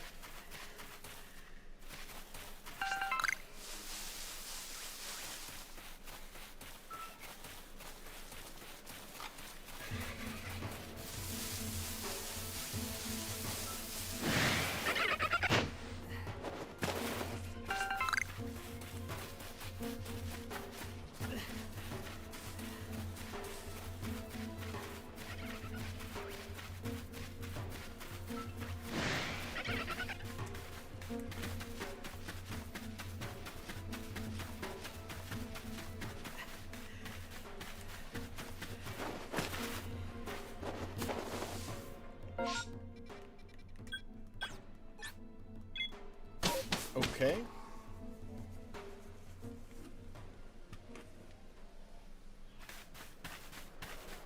Did I check, like, this part? Sometimes you skip, like, the opposite entrance in this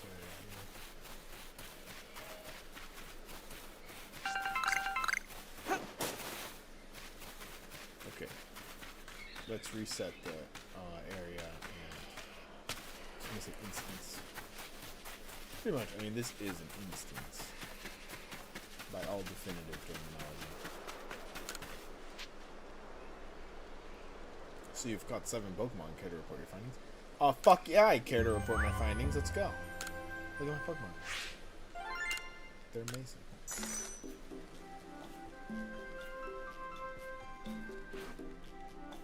Oh ho! It seems you've made some new observations. Let's have a look then. I see. Most illuminating. I'll update this shit. Let's go. Very nice.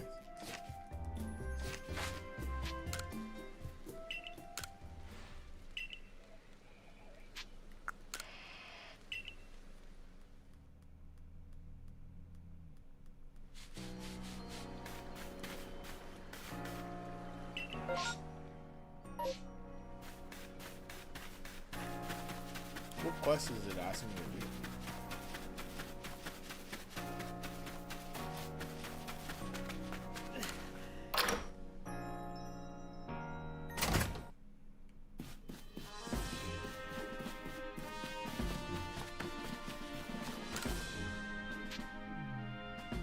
Oh.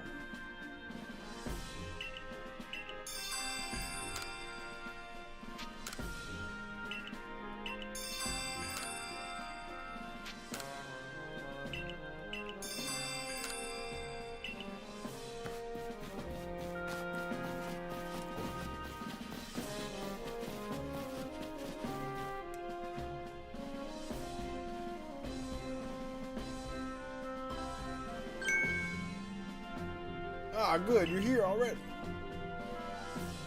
Professor Leventon, the briefing, if you please. Oh, was I supposed to do something? Yes, let's get right to it. So, tcgpackrats, I understand that you've been requested to find out the cause of Cleavor's frenzied state. But as you're aware by now, Cleavor is a mighty thing. Nigh invincible, even. The security corps tried throwing Pokeballs at Cleavor when they were attacked, but I'm afraid they didn't even come close to catching him. It seems he's a far trickier opponent than even those aggressive species of Pokemon that cannot be caught outside of battle once they're riled. I'd like to be perfectly clear on this point. This mission will put you in extreme danger. Do you believe you can handle it? Yeah, fuck yeah, we do.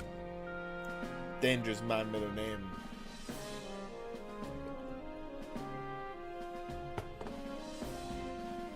So like,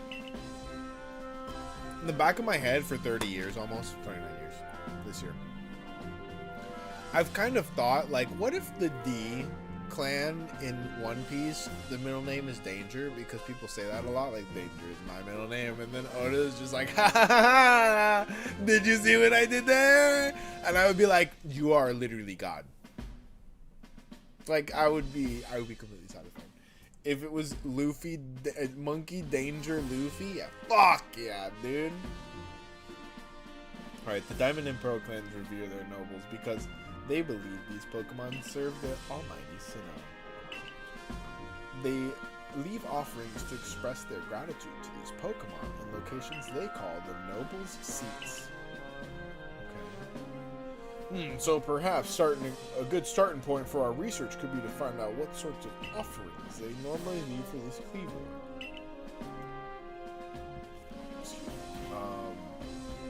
Awkward silence. tcgpackrats, we need to speak with you.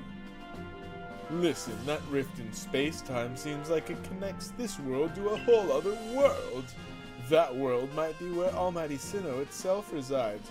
The true Almighty Sinnoh, that is. The one that rules over time. It's very biased.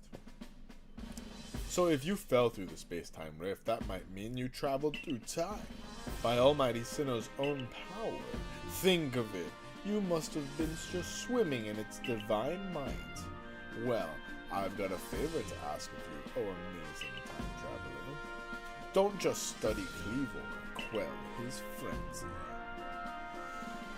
Well, you certainly caught us at a good time, young Adamon.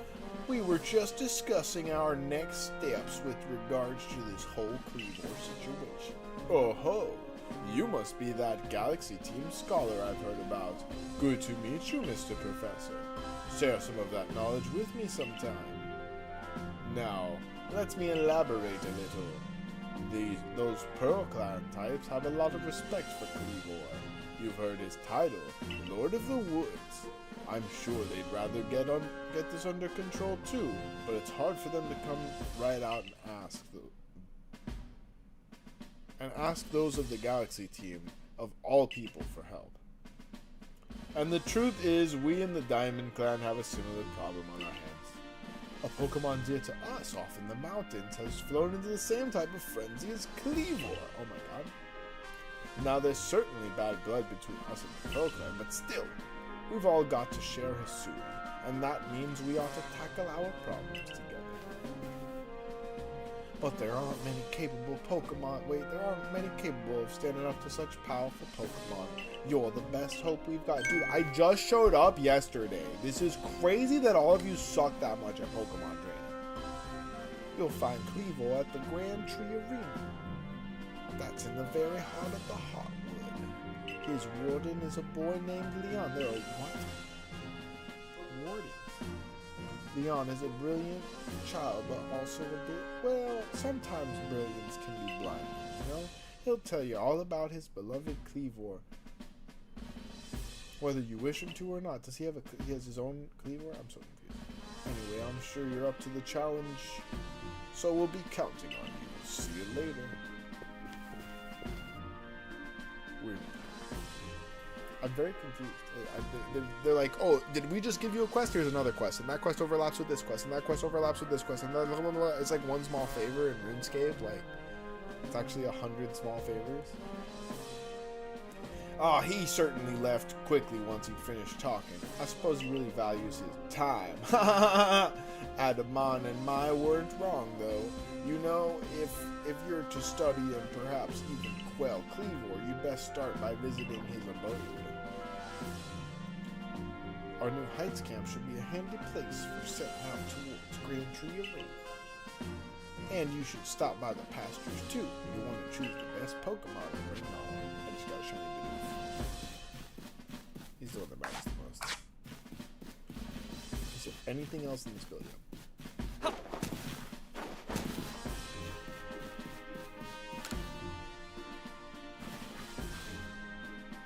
Radisa, oh splendid. You came along at a good time. I'm looking for a pickling stone. A pickling stone? You see, would you mind lending me a hand with my pickling? It needs to be the right size to fit atop one of my pickle pots, and heavy enough to put a nice firm pressure on the pickle while they're fermented. But I suppose it'll be hard for me to lift such a heavy thing from the pot. The best thing would be for the stone to lift itself up, actually. I've got a rather good idea. There's a Pokemon called Geodude that lives on Deertrack Heights. It would be perfect for the job. Could you catch one and bring it back to me?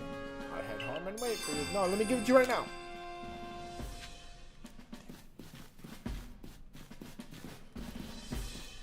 Crazy. What are you doing laying down all day? Pushing. Get Pokemon to help with our manual work? No way, that's crazy. Oh, is he coming up with the job system that's going to come out in chapter 2? Yeah. Let him cook. Let him cook. Alright, we're going back out. Guys, who do you think our first shiny will be? There's a poll up. Vote in the poll. Hold on. Finding yourself unable to pick up the materials you come across? Satchel always seeming full? If that sounds like you, it'd be wise to lend me your ear for a moment and hear what I have to say. Oh yeah, I forgot. Make your bag bigger. Dog. Sack me up. You can carry around even more in that satchel of yours if you learn the trick to packing things in. I can teach you if you like. Teach me! Yes, please. How many times can I do this?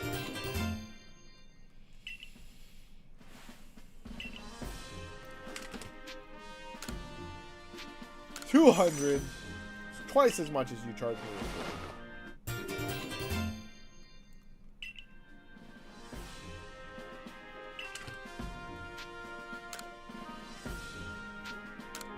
At least it's not double.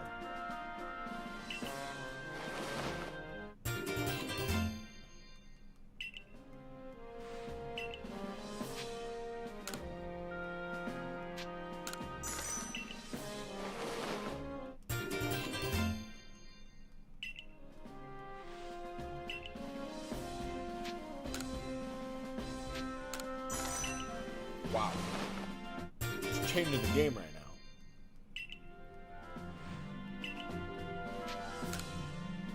Changing the shit out of the game.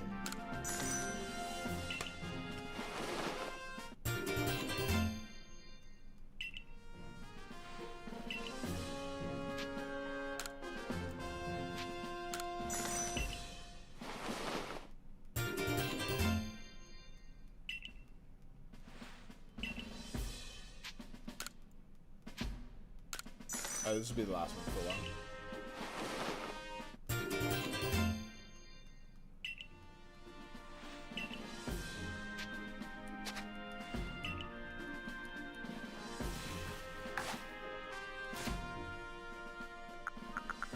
Wow. Yeah, that'll be helpful.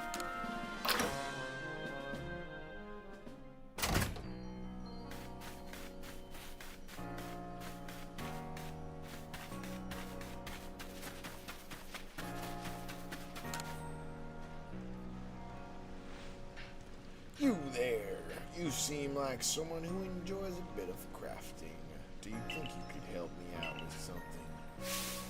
I'd be very, very grateful if you'd try to craft something using a special recipe I came up with in a way. So without further ado, here's the recipe. Pokeshi dolls.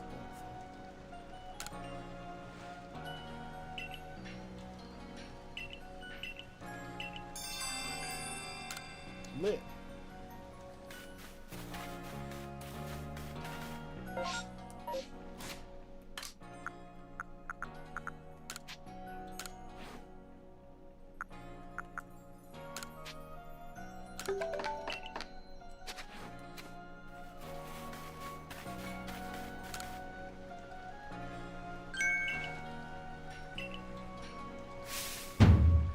Amazing! Just look how smoothly you carved out these curves. Your attentive carving shows you put love and care into your hand. And these colors, you've definitely given it a vivid look, that's for sure. Yes, these hues must be the very shades of your inner strength and passion. Not to mention this Pokeshi doll is perfectly balanced. At a glance, you'd think it's sure to fall over, and yet stubbornly it remains upright. Wah! Thank you. I've savored your Pokeshi doll to my heart's content. We used the same recipe, and yet your Pokeshi doll had a completely different feel from mine. Here, I'll give you a Pokeshi doll I made. I took great care in crafting it, so have a look, and see how it differs from the one you made. Lit, we traded dolls. We're bros. Peak masculine behaviors. I can exchange merit points for items and trade Pokemon with others.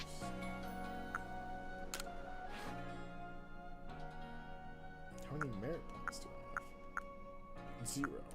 Sick.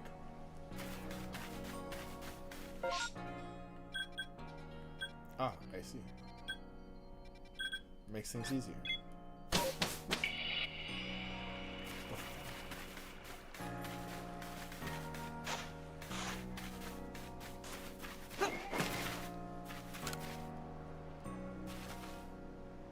Listen here, Survey Corps kid. I saw the darndest thing. I was scouring the heartwood for crops we could grow in the fields here when I saw it. The Pokemon called Sharium changed its appearance before my very eyes. It was in the evening. The light was getting dim. All of a sudden, Sharium's petals closed right up, so it looked like nothing but a little flower bud. Wow, I thought I just witnessed the miracle of evolution. But the next morning when I went back to check on that Sharium, it went right back to full bloom. But why would it bloom just to close back up? Is that how evolution works? Or was the change I saw something different? When you finish Sharium's Pokedex, let me see, would you? No, I refuse.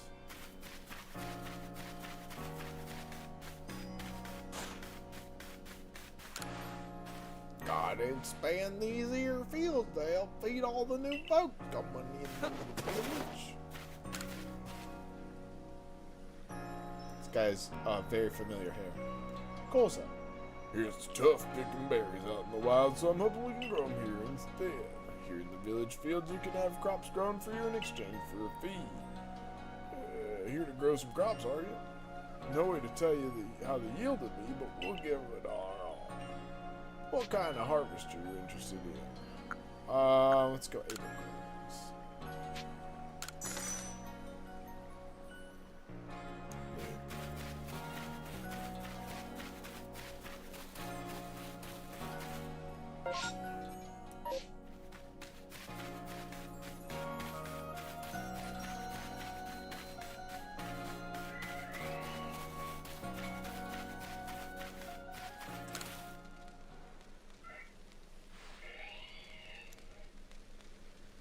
Dorian. Can a Pokemon of the same species really come in different sizes? I know the professor said they do, but I really have a hard time believing it unless I see different sized ones lined up side by side. If there really are Buizel bigger than mine, I'd love to see them alongside the one I have, for comparison's sake. Do I have any? And you're a natural when it comes to catching Pokemon, right? I bet you see where I'm going with this. If you catch a Buizel bigger than mine, would you let me have it? I'll make it worth your while.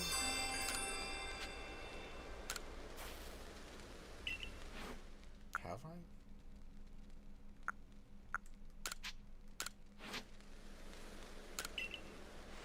Good gravy! I never expected you to bring one so quickly. I'm afraid I'm looking for a bigger one, though. That one's at least one that's at least 2 foot 8 inches would be great.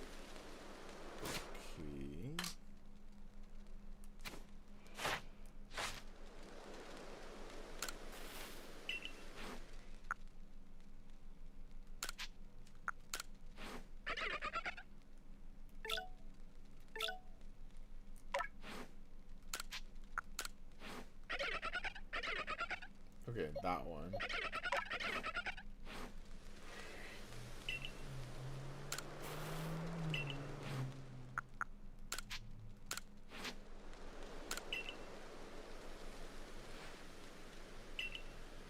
Thank you. Look at them side by side. It's almost like the big one is the little one's older sibling. Look at how the tip of the little one's snout points up when he looks at us. What a precious little thing. And the big one's flotation sac. There's something reassuring about how large it is, don't you?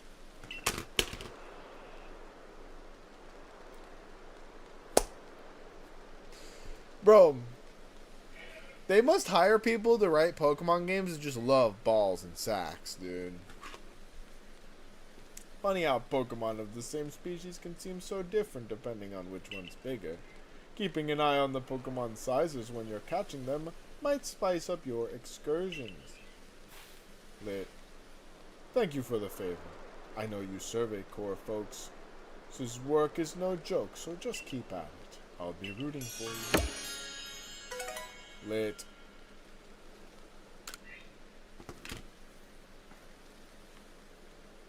What time is it? 9? I'm fucking hungry.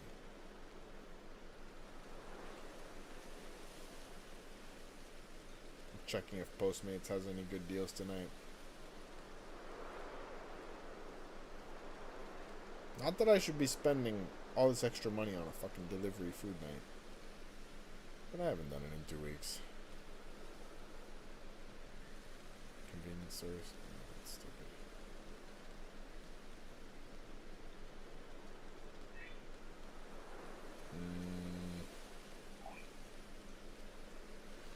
Nah, nothing good on the app. I'll just get a snack later. Well, that's whack. I could have gone for a burger.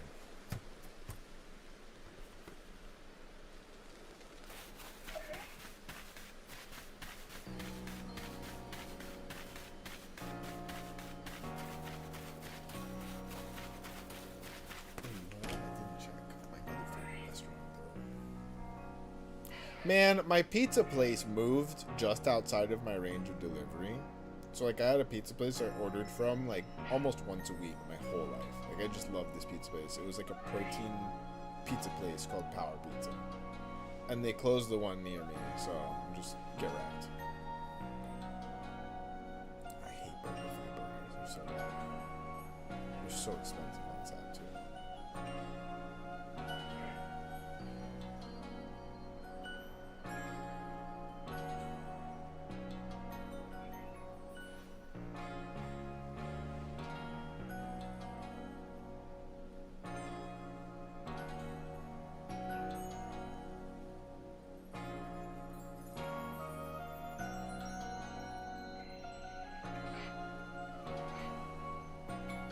Tacos? No.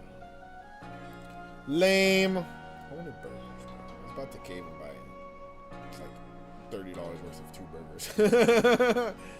That's how it be.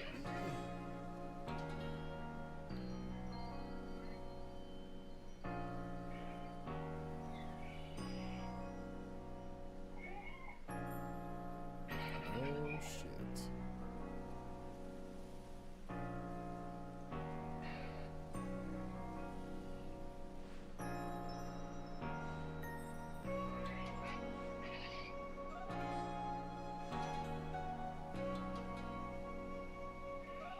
Nah, I'll just go sniper.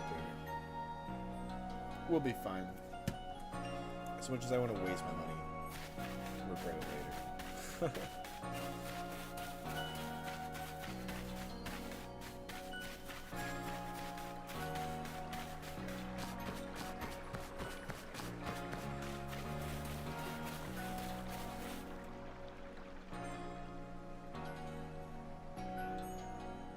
Cutscene? Follow! How are things, my good friend? I certainly hope you're putting that secret back. That secret backstrike technique I taught you to good. He taught us how to do backshots. Either way, I hope. Oh, I have some super potions here just for you.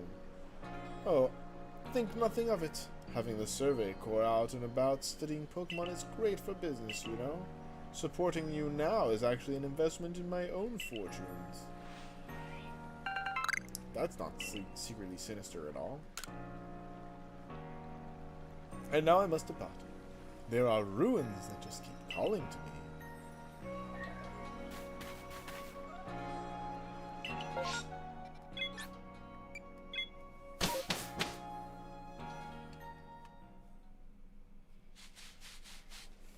Okay, we're a little low on Pokeballs, so let's make some more.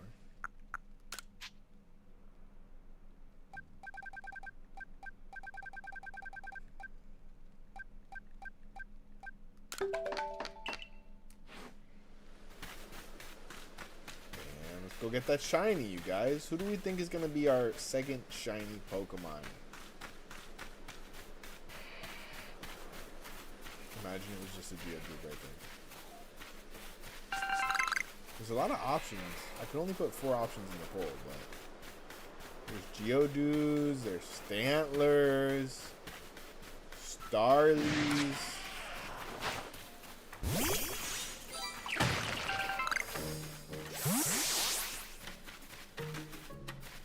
Another Bidoof.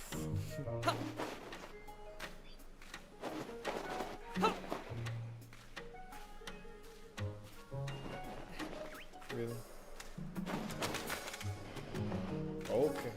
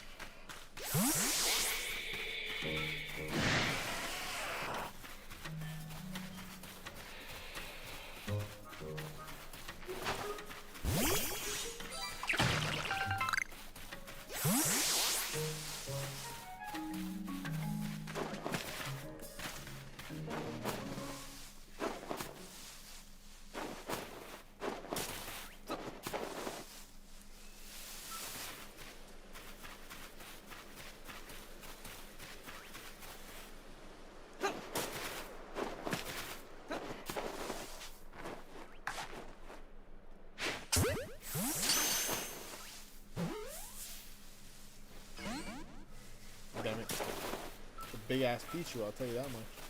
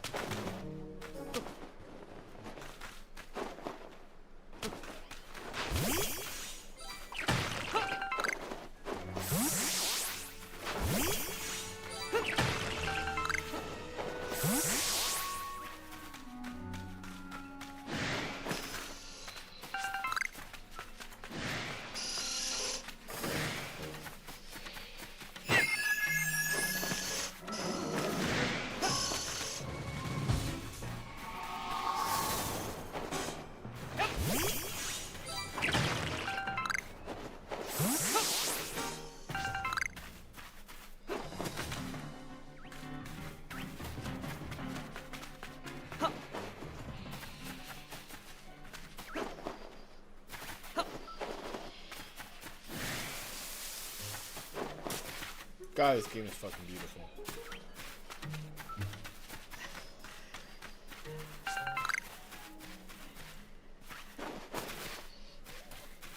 It's so hard to make comparisons between Arceus and ZA. They're just such different games. Like, for ZA to be the follow-up in the Legends franchise just feels so wrong, man. It's such a different game. They definitely didn't do justice to the Legends Arceus legacy.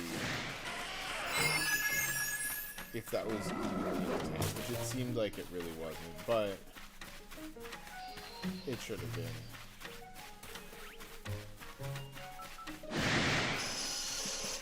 Just putting like a crafting system in the modern game would have been enough to do it for me at least.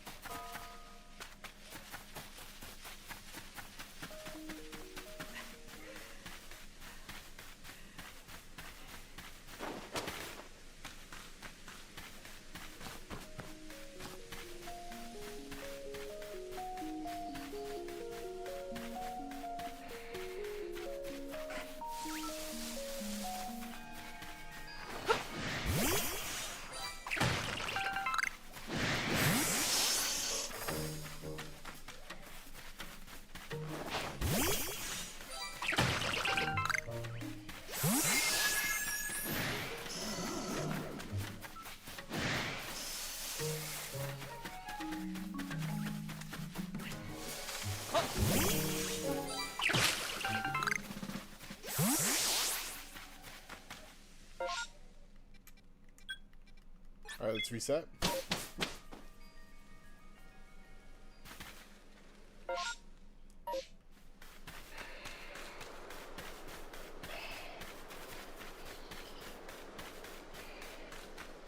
Damn, maybe some Chinese food would go hard right now. Some Chinese food. Ooh, some Chinese food would slap right now, bro. Hold up. Let me see something though. It's 9:21. Oh, dude, we might have to do a mukbang and watch the Bidoof Pokemon short in a little bit.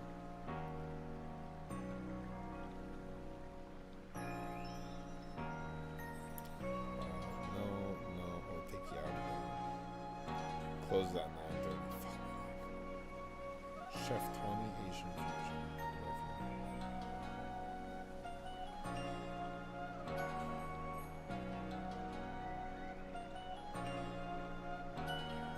Okay, guys, I'm gonna mute for like 5 minutes while I order Chinese food.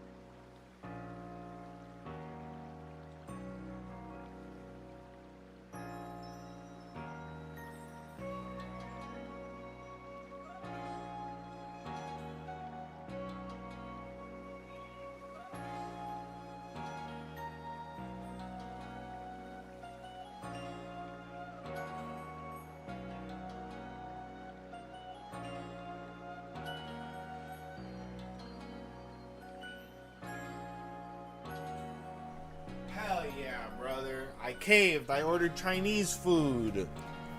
Oh my god. It's gonna be a miraculous night. It's gonna be a tremendous night, guys. I ordered honey chicken. And I ordered fried rice. Oh my god. I ordered wonton soup. I'm a fucking maniac. I ordered the wonton soup. Sushi maki? No, wait. I ordered Canton Chinese. What the? If I was gonna order sushi maki, I would have ordered sushi maki. What's going on right now, dude?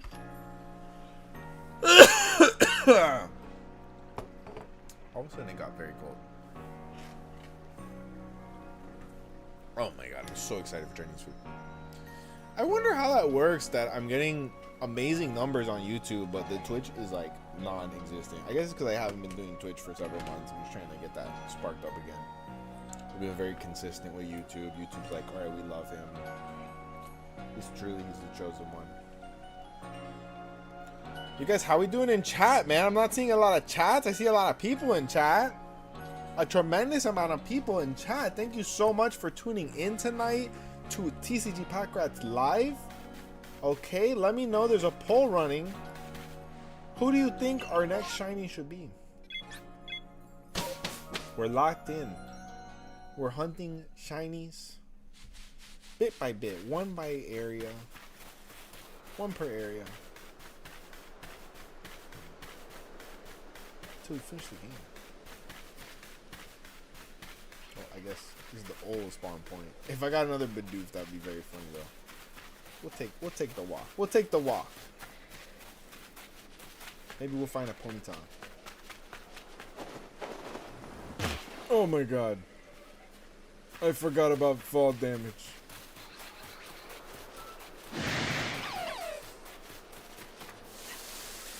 And that was the one thing that we're like, oh, we can definitely improve fall damage in ZA.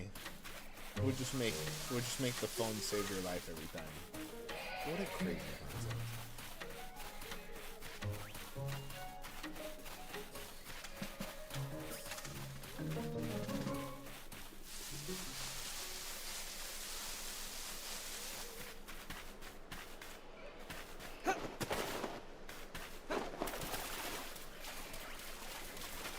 Are Ponyta's daytime only spawn?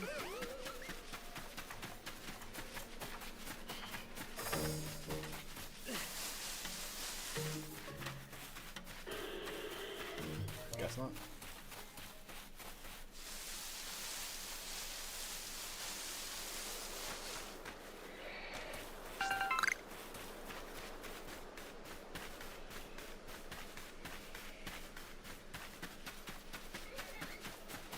The sun is coming up though. It's getting bright.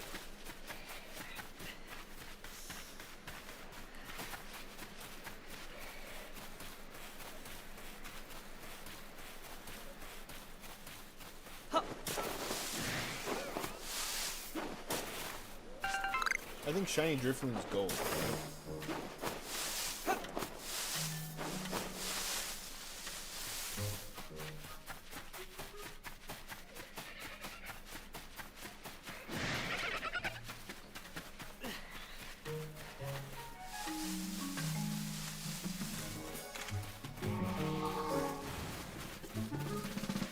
Guys, if you're snowed in up north and you are enjoying a nice little escape from the frozen winter, hit that like button. Subscribe if you haven't already. Thank you so much for tuning in, you guys. Always happy to have you.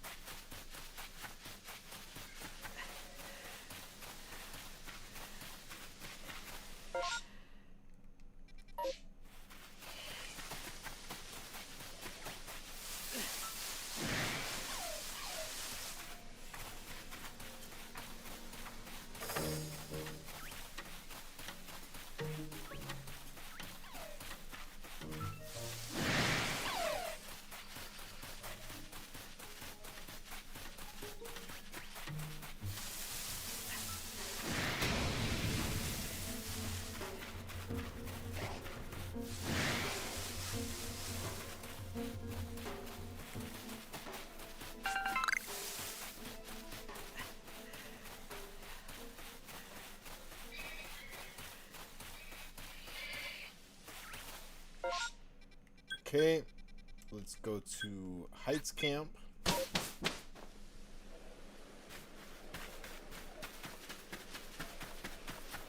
Refreshing to get out and go check out the first area, but we're really looking for a spawn in our second area, you guys. We already got the Bidoof.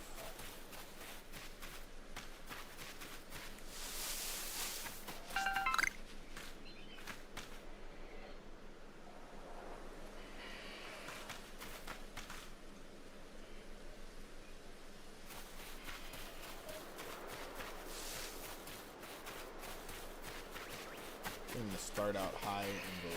So I'm going to work my way up there.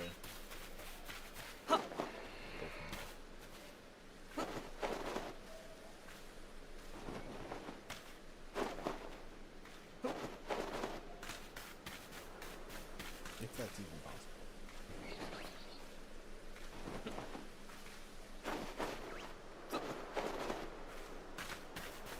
Maybe not. I know I've gotten up there before.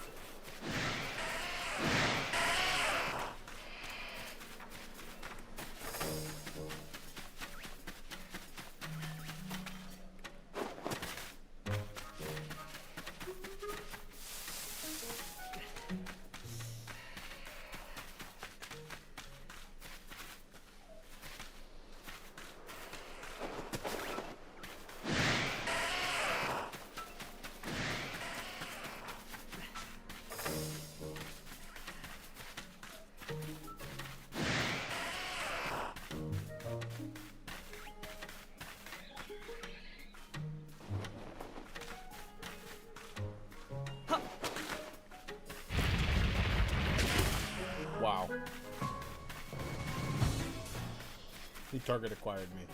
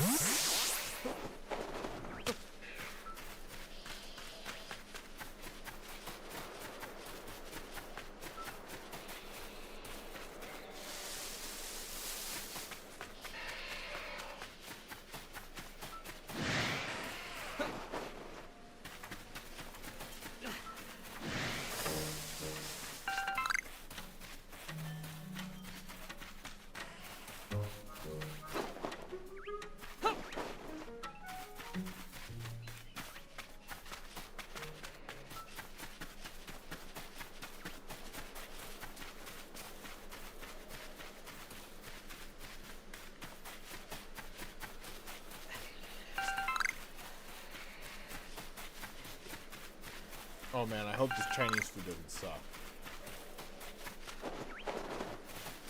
I'm realizing now I ordered from the Canton Chinese food that merged with the Sushi Maki because neither of them were doing great enough. The worst of both worlds. Like, fuck, dude.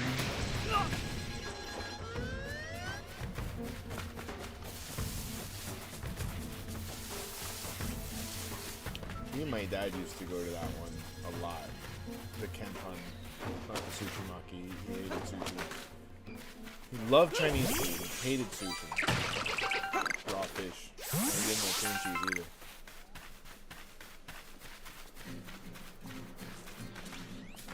But we loved Chinese, and this particular Chinese spot was like the closest one, you know, to our route coming home and stuff. So we'd end up in this Chinese restaurant a lot, right? And everybody knew him there.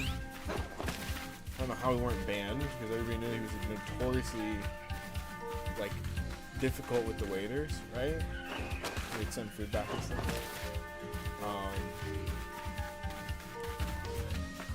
But man, I think everybody loved when we would always read at restaurants, me and my pops. And how that would go is that he would read the first chapter and then he would just let me read until I got tired. Out loud to each other. And a lot of times it was like Harry Potter, good books. Sometimes it was science stuff. I really like dinosaurs and stuff as a kid. So I'd like read to my dad about T-Rex and shit after we finished it. And I think that's why they put up with us, because it was really cute. You know, my dad was like super old and I was like a baby.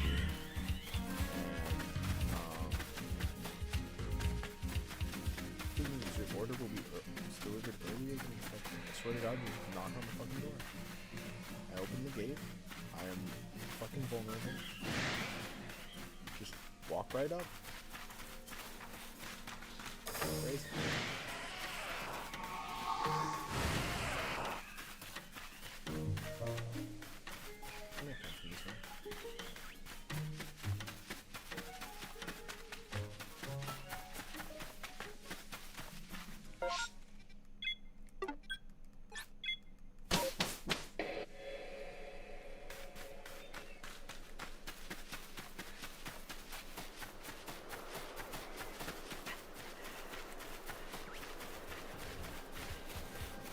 Okay, how we know it's over for the restaurant chat is if they send me Chinese food and they don't send chopsticks. That's happened to me several times. That's how you know that the restaurant is just, it's over. So slippery slope.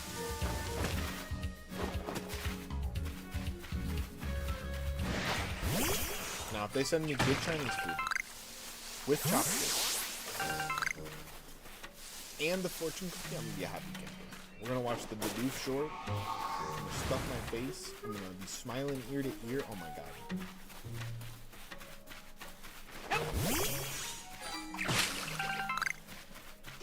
Now, I understand that the mukbang genre of YouTube is a crazy thing. I don't personally watch it because it's such a crazy thing. But that often people who feel insecure about eating a lot like to watch a mukbang because it makes them feel better about eating a lot. Isn't that an interesting thing? You know, no judgment. It's an interesting sociological development in the history of humanity. That you can do that. I mean, you know, you can be at home and think, oh man, I feel bad that I'm about to eat 400 pounds of food. And turn on YouTube and watch someone else do it. We're fucking good. You can find just about anything on YouTube, you guys. You can find just about anything on YouTube. Now, I will say, so like, I don't watch these videos, but I see clips of them. And over the years, seeing Nico Cotto develop was a tremendous sociological experience as an anthropologist myself that has maybe not helped me understand humanity better, perhaps only created more questions. But wow, I mean, what a time to be alive. I mean, be alive the same time as Nico Cotto gained all the weight and then lost it. That offended everybody with all of the strange videos he was posting. Someone had told me that it was all fake and he never lost the weight, and I'm like, I don't think so. That sounds too much. I haven't taken the time to look it up. I don't know why I would. I don't know why I would. I feel my policy with a lot of like content creators is like, if they pop up on my feed, I'm interested. If they show up on their own, I'll watch the video. Guys.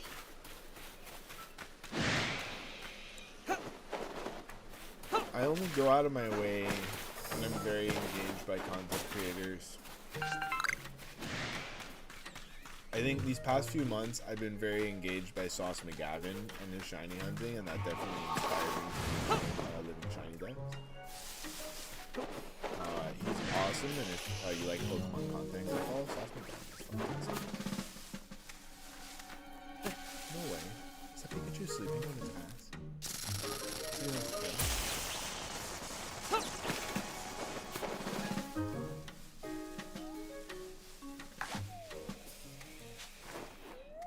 Get in the ball.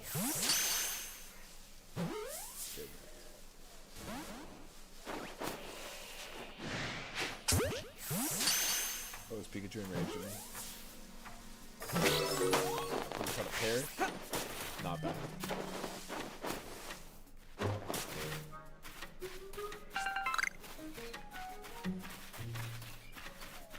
I don't remember what color shiny parrot was. I think it's like gold.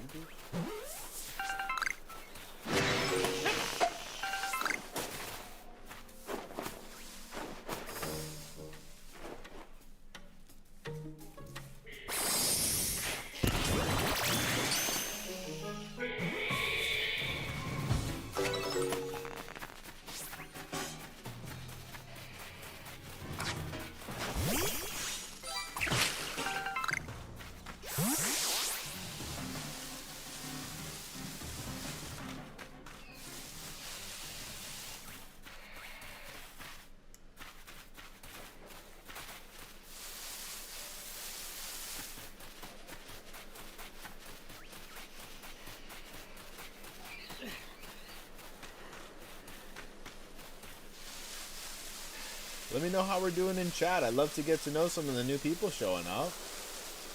Really happy to have so many people here hanging out, having a good time, hopefully.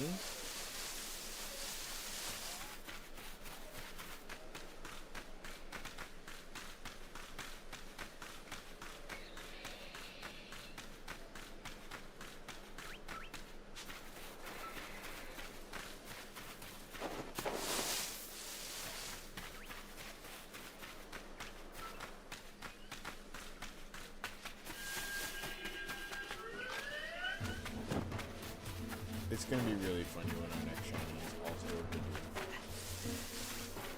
Oh!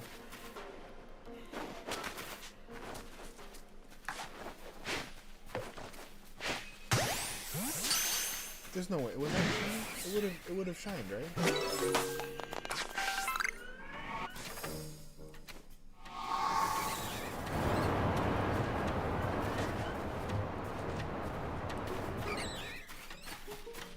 The sunset always fucks me up.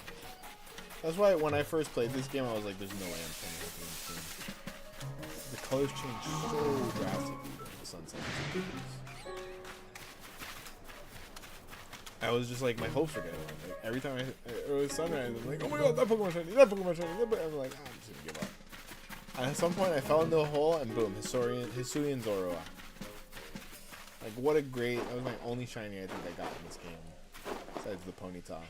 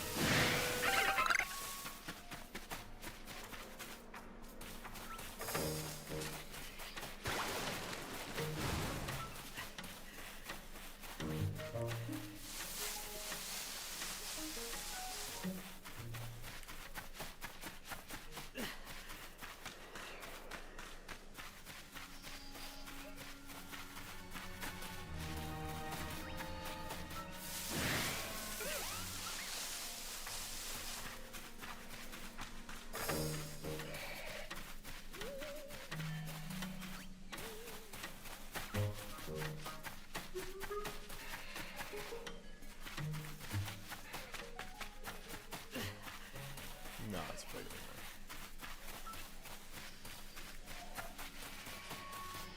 Oh my god, I am so excited for Chinese food. I haven't had Chinese food in so long.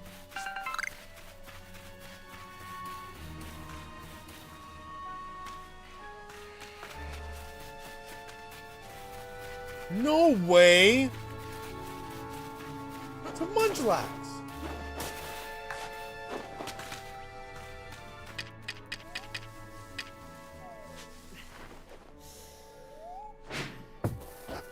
Fuck.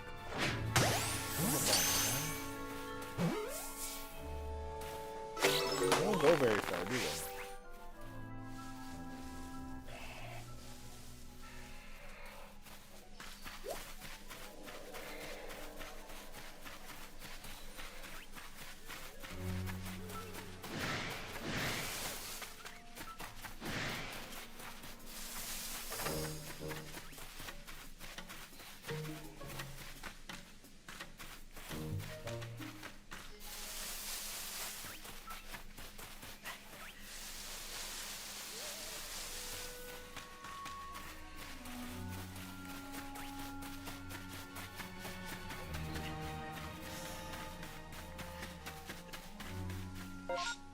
Okay, how about a quick reset?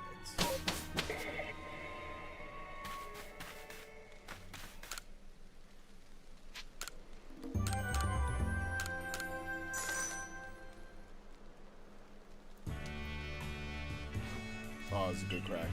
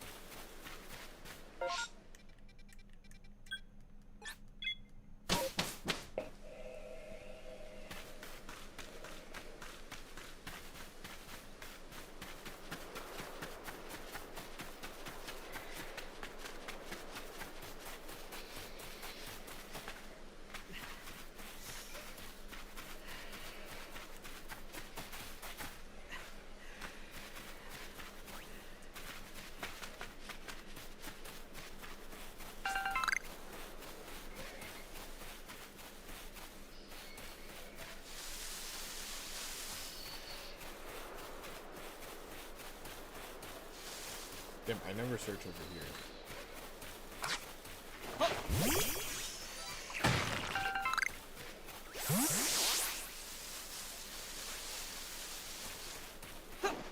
Wow.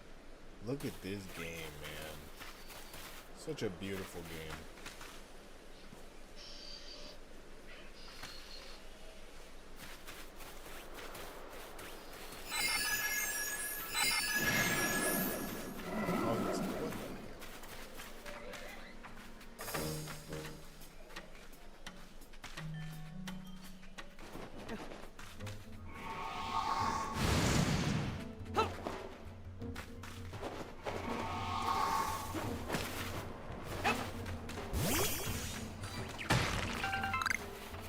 Oh my god.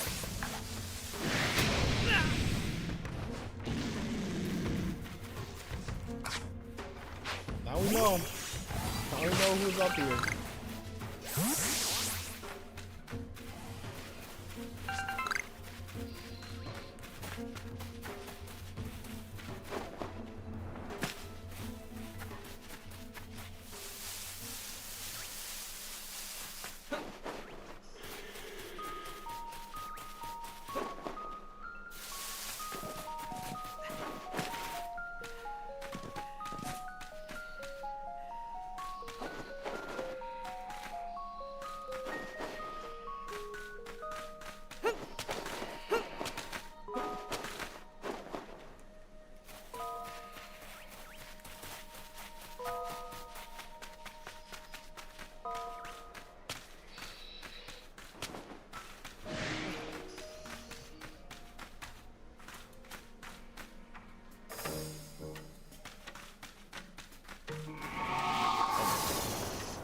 So persistent. I'm gonna die right there.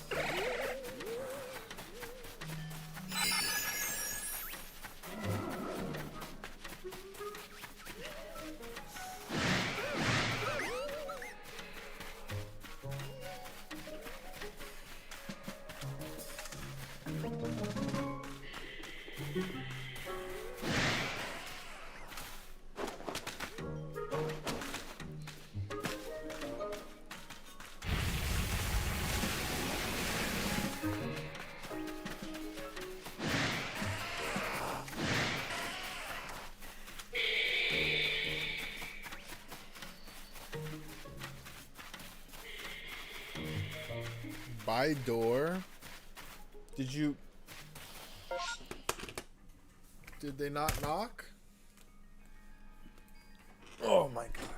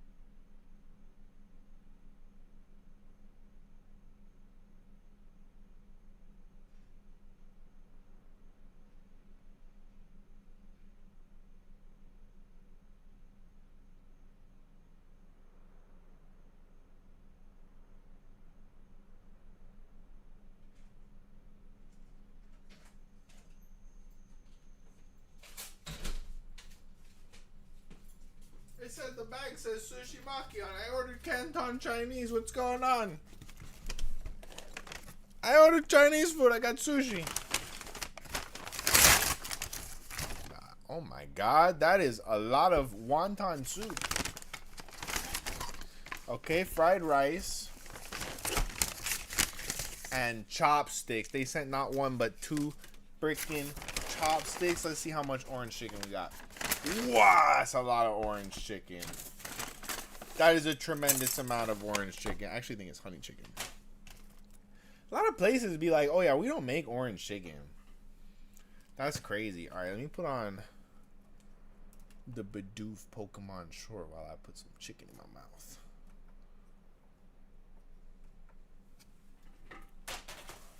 Let's see how we're gonna go about this.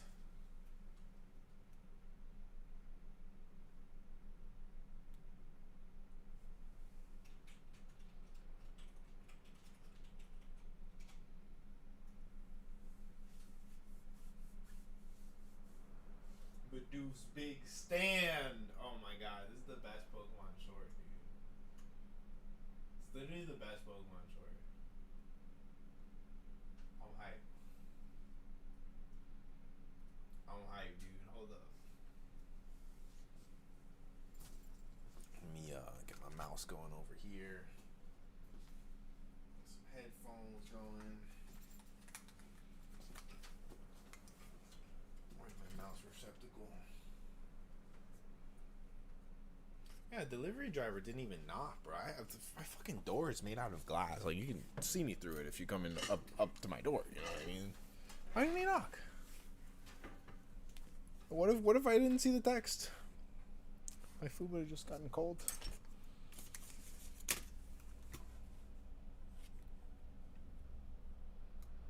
Okay, let me see.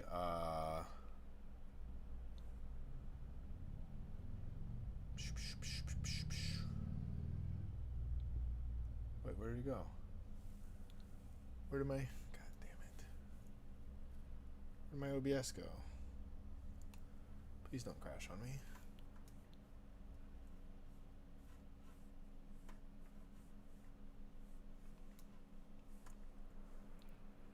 Gosh darn it.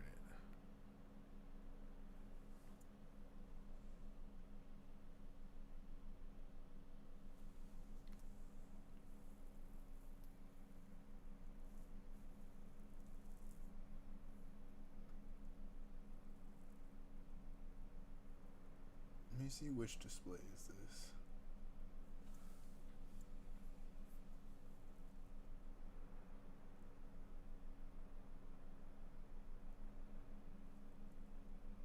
No.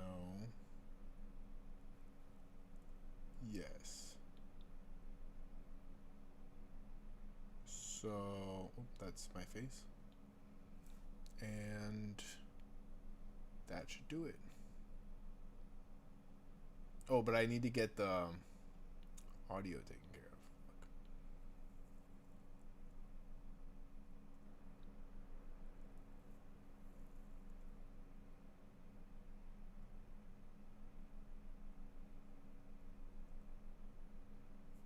like so not live on my monitor. It's not even funny.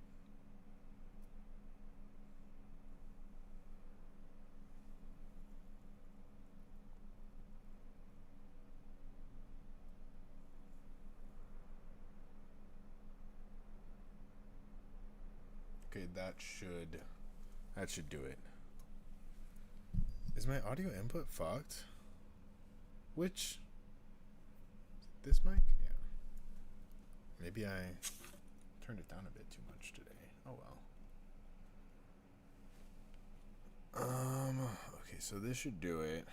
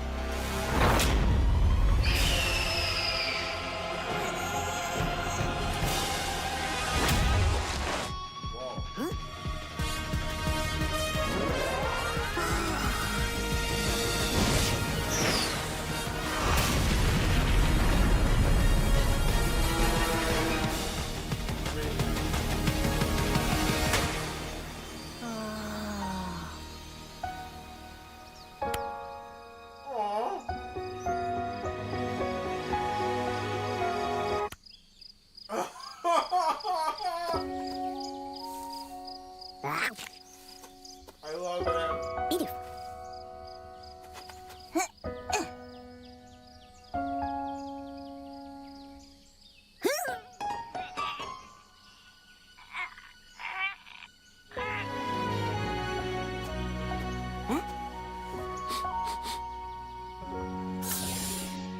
I love him so much.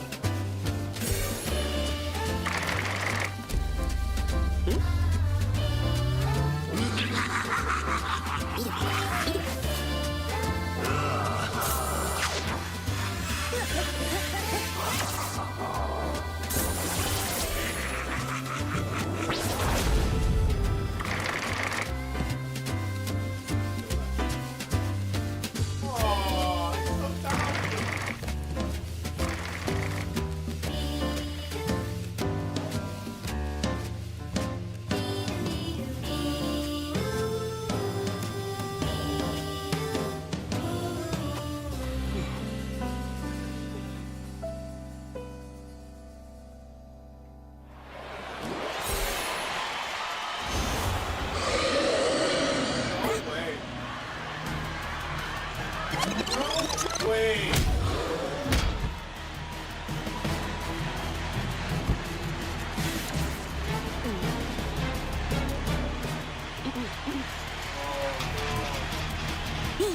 You got this. No, you got this, Midu.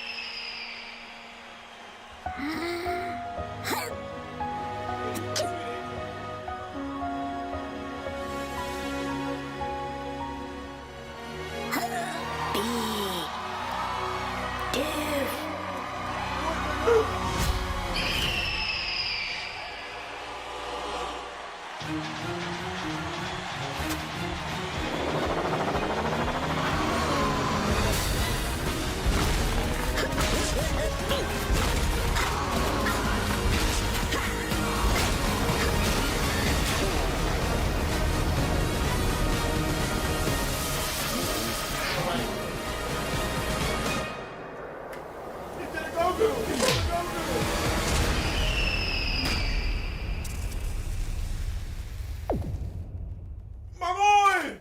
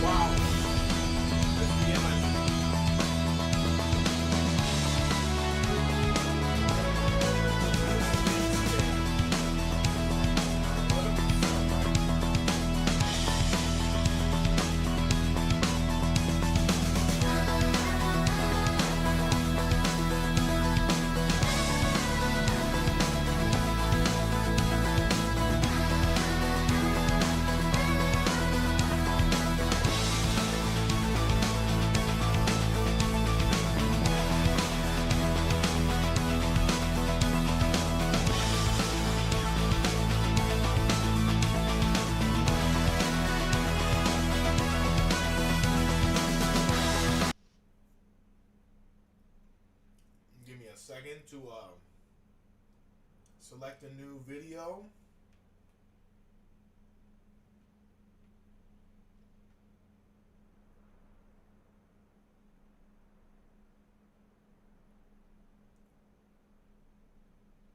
Alright, we already watched Magikarp the other day. Let's watch another day with Gardevoir, huh? That's what I'm doing.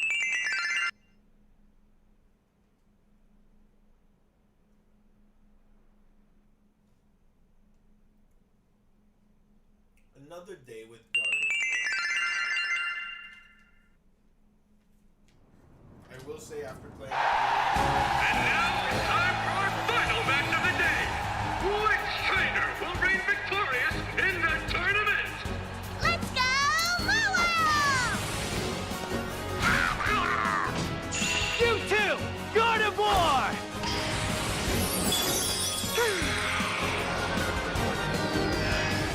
Let's go, Gardevoir! We're the strongest!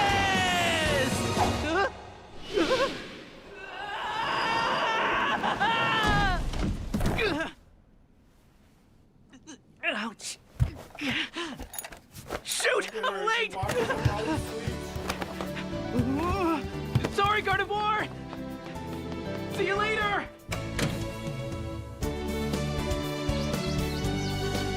I'm off to make my deliveries!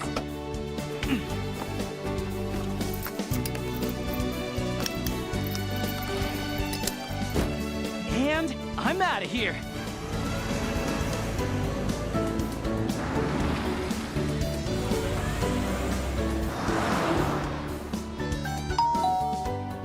Coming! I've got a delivery here. So sorry. There. Thank you. You're very welcome.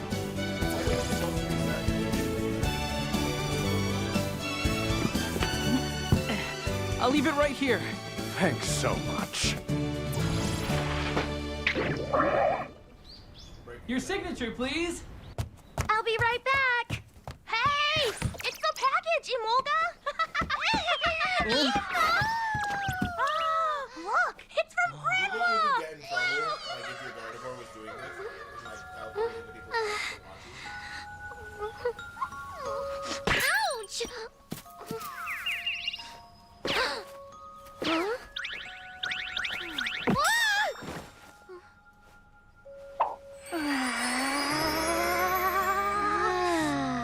Thanks a lot! Rocks? Rocks! Rocks!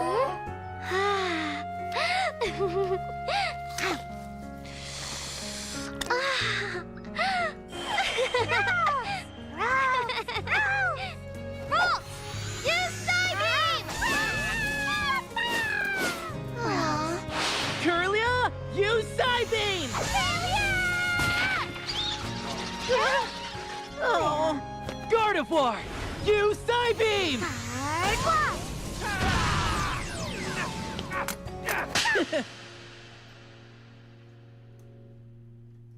Wow, look at this!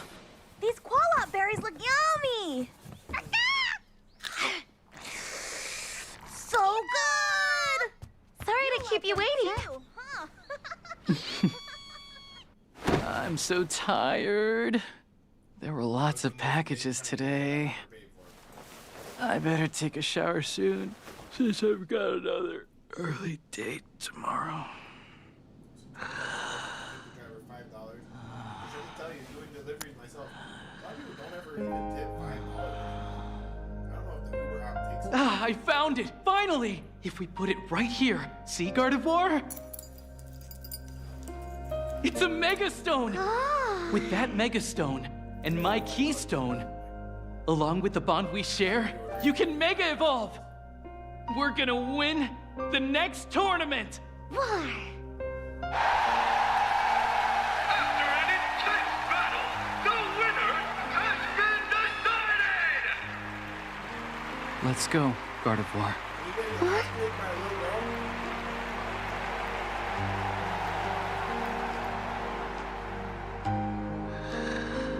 Gardevoir.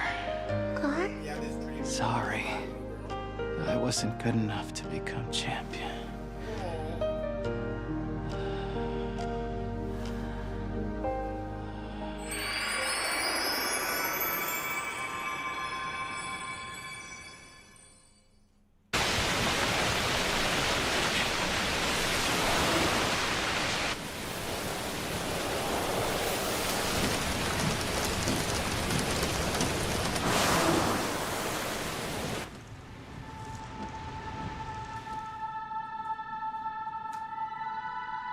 Okay, that individual piece of the chicken tastes like how I wanted to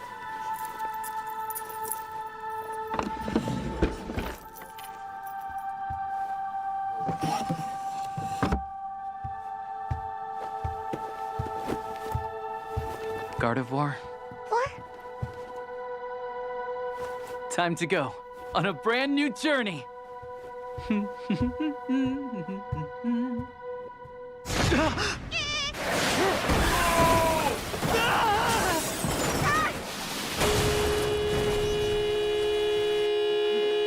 Let's get the fuck out of here.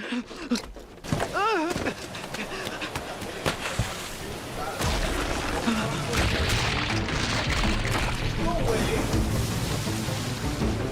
Damn, was that?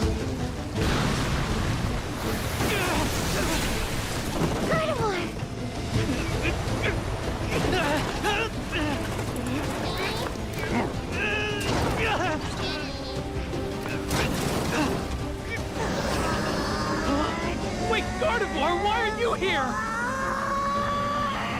Gardevoir, you have to run! Gardevoir, please! Just run!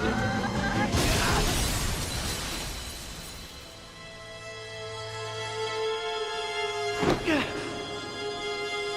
you have just made the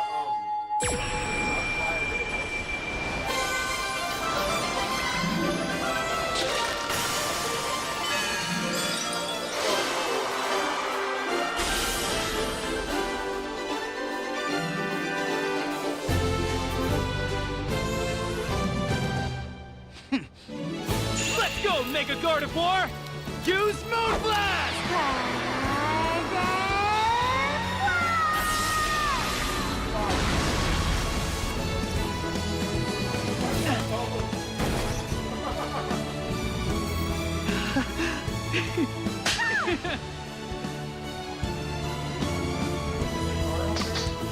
Huh? Whoa! Whoa! This is... But why was it in there? Gar? Gardevoir, wait, did you really... You really are the best partner Pokémon!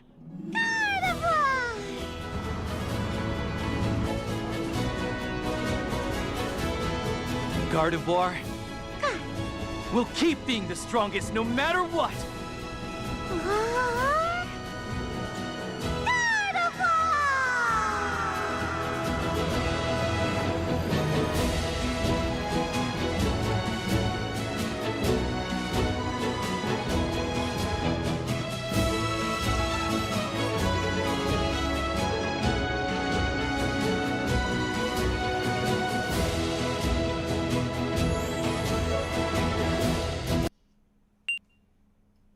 Put this on for just a second. Because I'm done eating. The boy in the red helmet has still got a strong lead. But the girl in the round glasses is on his tail. She may have started late, but she's closing the distance and is catching up. Because she plays so much tag, her legs, that's right, they're super strong. After this hill, there's a cliff with sharp curves. The boy pedals as hard as he can up the hill. They're neck and neck as she tries to pass on the outside. Oh no, she isn't doing that at all. She's gone off-road. Where's the girl in the round glasses going? Oh no, she's headed straight for a barn. Look out! She barely avoids hitting the Pokémon and passes through. What great timing! The girl made it through the barn. She's back on track and takes the lead. Dinner time. It's getting cold. Uh-oh, looks like the race is on hold due to a sudden tornado. As soon as the weather clears... Who's a tornado? Also, you know very well that this isn't a toy. Let's eat. I made your favorite, pot pie. Pot pie? Who will be the first to pierce the tasty pie crust that covers the plate? The spoon is moving in. Does salt really cost that much that they couldn't put salt in? Player data check. Win-loss records check. Coach's comments. Huh? Excuse me. So sorry, pardon me. I just need to squeeze through here. Not here. Not here. Not here. Not here. Not here. Not here! Kangaskhan? Look how flimsy Oh, the Mountain is. the That's coach's comments. Just what I expect from my partner. Don't forget your stopwatch, Mom. Oh, and just what I expect from my daughter. Thank you. Yurato, Mom has got some very important work to do today. Again. Please do your best to be really good and stay quiet. Thank you. Okay. And you too. You too, giant Kangaskhan monster Pokemon? So I the will say, Butterscotch like, Cup is Glam finally the here. rough I'm name, Karimna, so- your commentator for this match. Done. Hey, why don't we make a diorama? One that's even bigger than Dad's. We can do commentary on skiing and rock climbing. Oh. I'll set a time limit for the end of Mom's tournament. Oh, man. This is our That mission. was nice, you guys. We have to complete it without making any noise at all. First, we have to quietly tear the paper. Now we have to glue it to the bowl. The baby is doing the arts and crafts. Yeah, this looks great. You know, You know I might what? just This is be a really genius. sweet, like seeing This the is personality Elemis's of debut Kangaskhan's tournament. baby. He's done a good job getting this far. All the way to the quarterfinals. Could he Oh, is that have her a secret dad? plan for this championship match? The crowd is at full capacity and cheering their hearts out. Just goes to show you how much they love Pokemon. The lift is done. Now to finish things off with a snowy mountain. This lift will connect the house to the top. Sounds great, right? They're just a Kangaskhan family. Is this how a winter wonderland looks? Chandelier fires on Star's pole, and it landed! Kangaskhan's in trouble, but wait, Kangaskhan responds with Giga Or maybe this is the same Kangaskhan We with need the something dad that fits before. here. Yeah, that's great. A Hey, megastone? wait, isn't this a megastone? That's valuable. You should put it away. She knows what it is. They put up a good fight, but it looks like it's the end of the Wait, the Time to baby is switch just it up. holding a megastone in the Next up, pouch? We've got now! Terriola is showing her incredible skill here. Just what will Elemis do now? the burn that Kangaskhan suffered while she a battling virtual Chandelure is sure to commentator? be an enormous drain on its health. Or are they like in the booth? No, it's mega evolving! Wow, look at that animation Elemis is style. teetering on the edge of defeat. Kangaskhan is still recharging from the Giga Impact and can't move. Is this where their journey comes to an end? What a match! Terriola is relentless! Now Obama's nowhere using Blizzard! It's causing massive damage! This is it. Yo. They have to mega evolve now or never. No, But will don't they don't even mega make it evolve in the time? house. They're doing it! Don't mega evolve in the house. Now they began to move in close and attack with power-up punch! No way, they did it. They mega evolved in the house.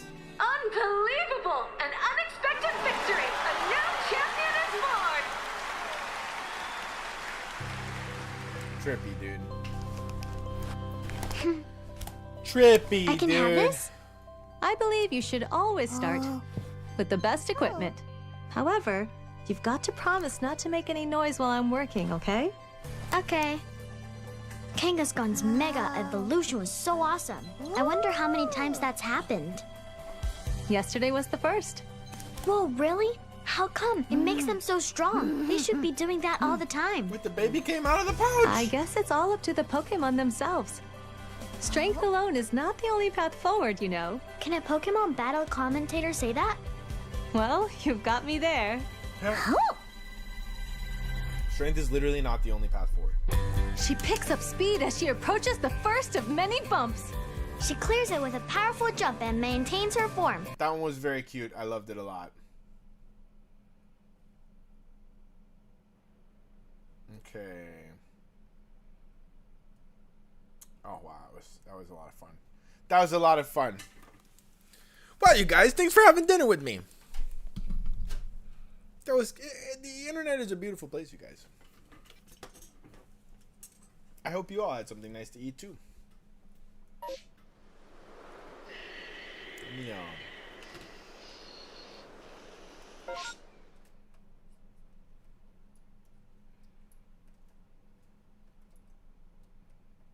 There we go. Or not. Okay.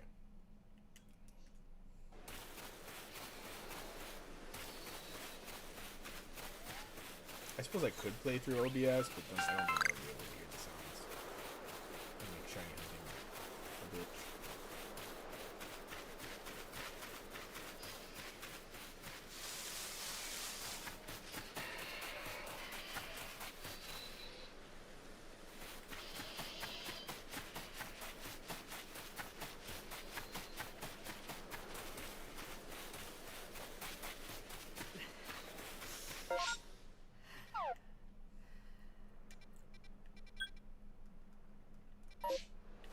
Okay, I'm gonna reset the area. Come back fresh.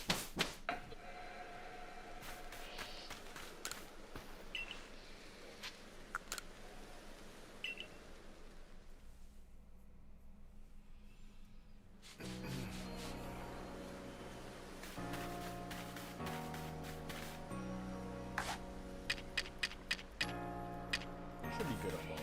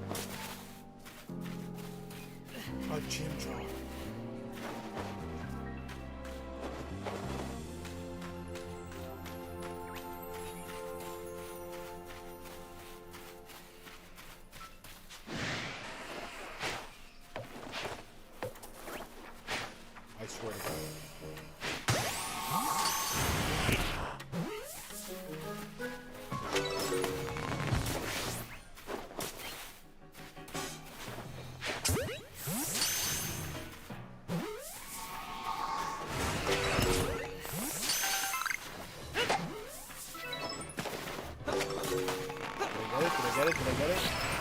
Got it.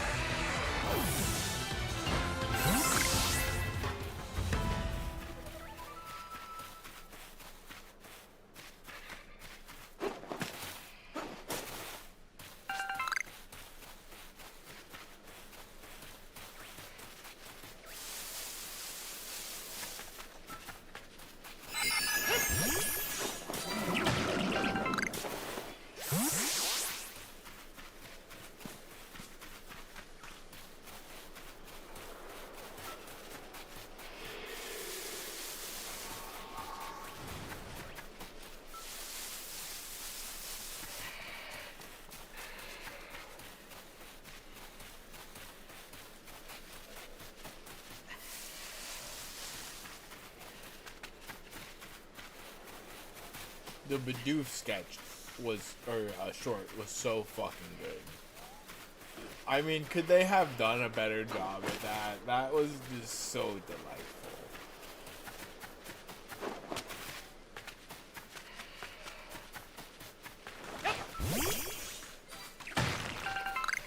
And the pacing was perfect. Like, you know, he's like starting to get a little tired of it, and then boop, you're in the Elite Four matchup. It is kind of a harsh contrast to the Gardevoir one. Hey, what's up, Goji? How we doing? Kick some ass. Have you been hanging out tonight? Or you just got here?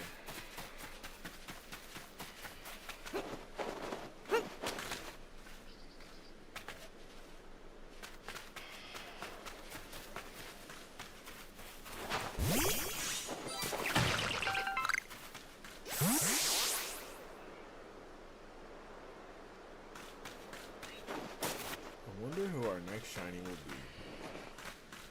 The Bidoof caught me off guard, and I think we got him like really quick. Once I realized how shiny hunting needed to be done, like he was maybe 5 or 6 reset speed.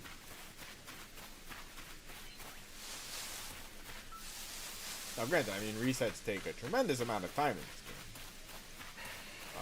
Less so on Area 1. I guess 0 or whatever you want to call it. But, been here the whole time. I was just being silent because I was kind of drifting. You're drifting? Like you're Tokyo drifting or what? What's going on? What's the deal, bro? You shouldn't be texting and driving. I'm glad you've been here the whole time. Have you seen these numbers tonight? Oh my goodness. We're picking up some steam here on tcgpackrats. Definitely just here and not on Twitch though. The Twitch is not like it's as much. I swear to God. I swear. Why do I want the freaking cricket tot, dude? There's a Munchlax right in front of me. That's so crazy.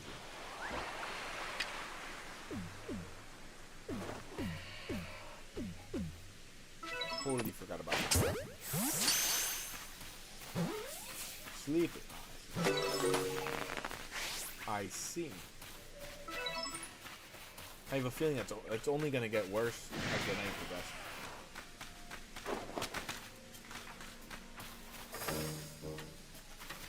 Are you in the path of the snowstorm, or are you warm? I see a lot of my people around the country have gotten snowed on. Silver was here earlier. He said it's warm for them up in northern Alaska. 20 degrees there. Very warm. Very warm. Maybe even the warmest.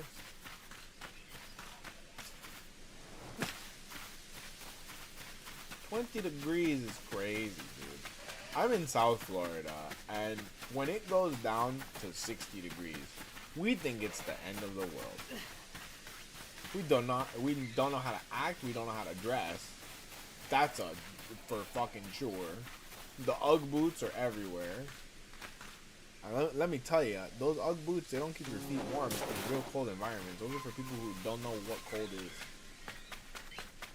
The UGG boots come out. The chancletas, they go away for a little while. You never know, dude. Nah, that's how you know you're a real one in South Florida. If it's 50 whole degrees Fahrenheit cold, and you're still wearing your chancletas. That's how you know you're a real one. You got a t-shirt on in the 50s. Actually, I think it's the other way around.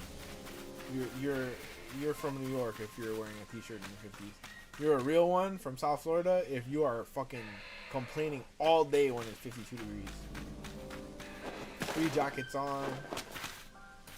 You have to call your grandma, your abuela, every single member of your family to bitch about how cold it is. That's a real one. That's how we do down here. We do not like the cold. They call us kind of, me and my friend, we decided on the word was tropical people. We're tropical people.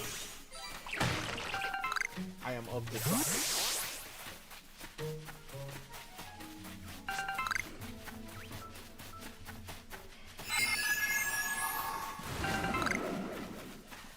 Actually, I had a friend who moved to Alaska last year, and she was saying like, oh, I love it up here, I never want to go back. I don't know how she feels about it now. I haven't talked to her a minute. I hope she's enjoying freezing her dick off. Guys, girls can freeze their dicks off too. It's 2026. Okay, equality. Equality, okay? And if you don't agree, then you're lying to yourself. Girls can do everything boys can do. And then some. So we can't have babies. Well, we can have a certain type of baby. It's just, it's not gonna cry or go to college. It's gonna go kerplunk. It's gonna get flushed. You know what I'm talking about. The ultimate baby having experience. No, I'm just kidding.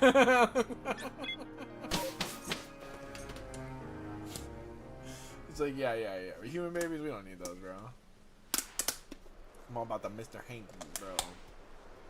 Get one more sip of my bok choy wonton.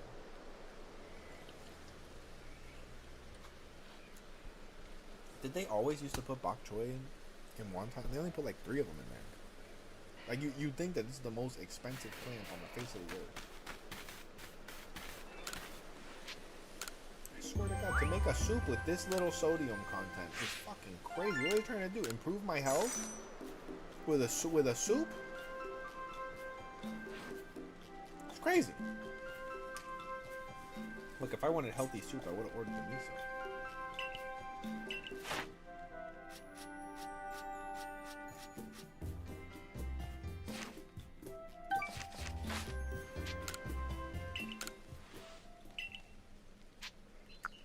Alright, good night. Have an amazing stream and night. I'm certain I'll see you tomorrow. And finally, happy birthday to... Oh my god. Oh, in 4 months. Okay. In 4 months or 4 minutes? Probably 4 months.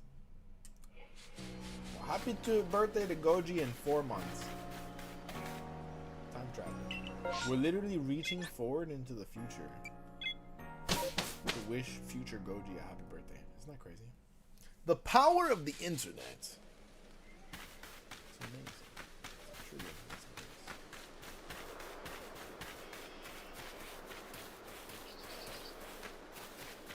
Dog, it's also not an amazing place.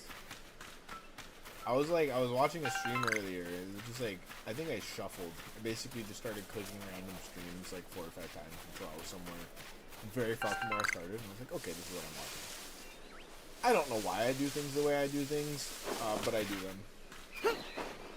Did they have to make sense? No. Anyway, so that's what I was doing. I just like literally shuffled my Twitch stream.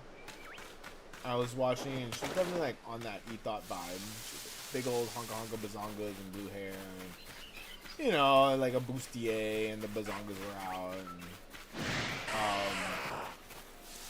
and the camera was kind of looking up the skirt a little bit. I mean, it was definitely some fan service shit. And then somebody was like, "Do you have an OF?" Which I feel like, if you're dressed like that, you stream. It's a valid question. And she was like, "No, I don't. I'm not a mattress actress. Nothing against those types of women. I just can't see myself doing that. Blah, blah, blah, blah, blah." And more power to her. That's not what I'm actually commenting on. What I'm commenting on is that somebody immediately wrote, "I'm just going to make Grok do it."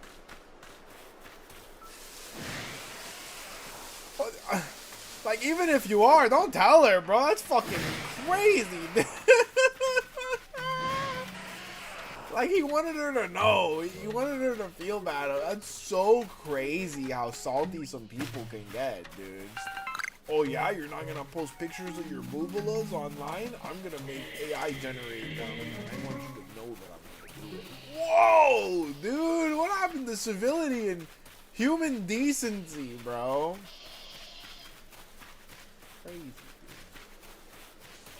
Absolutely crazy word. And the fact that the Twitter AI can do that to people is mind-boggling. Meanwhile, the hub is still banned in Florida. How do I know? I checked last night. I just wanted to make sure I'm still listening to the podcast. The hub is banned in Florida. Or they banned, no, they banned Florida. The hub said, "We don't like your laws, Florida. We're banning the entire state." And millions of men were like, "God damn it, am I gonna move? Am I gonna fucking move? I think I gotta move."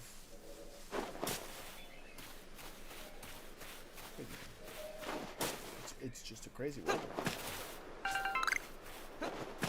The state of loony in the state of Florida is not doing so well.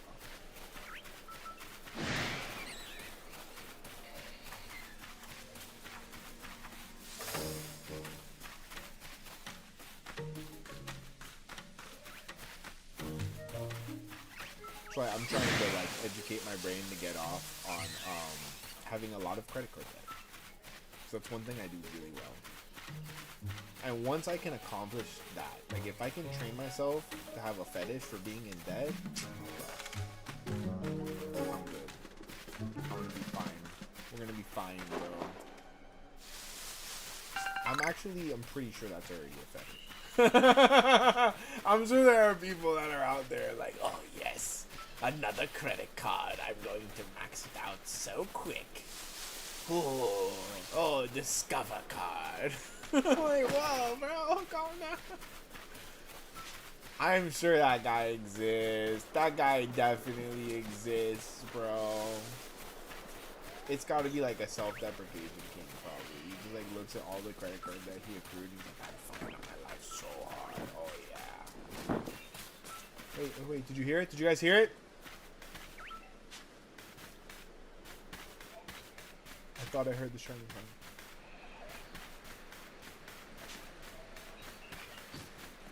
Maybe not. Maybe just a sound. I could have sworn I heard the shining sound. What is that? Gold?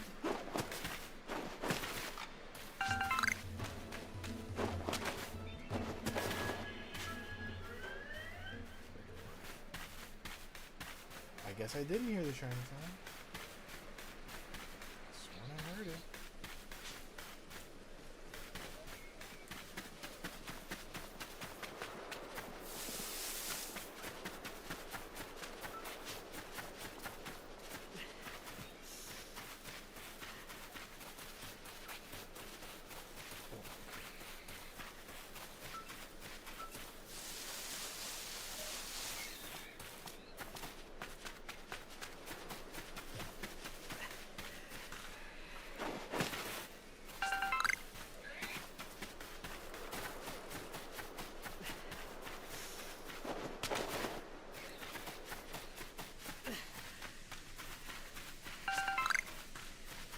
Thank you all so much for tuning in tonight. I'm so genuinely grateful that all of you took the time to join us here on tcgpackrats tonight.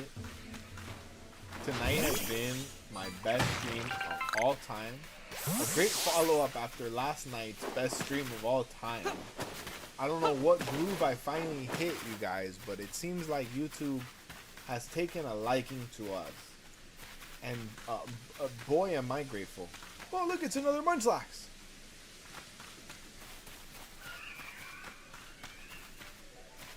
I didn't even know those were a thing, and they're just like popping up everywhere. A shiny Munchlax? Absolutely.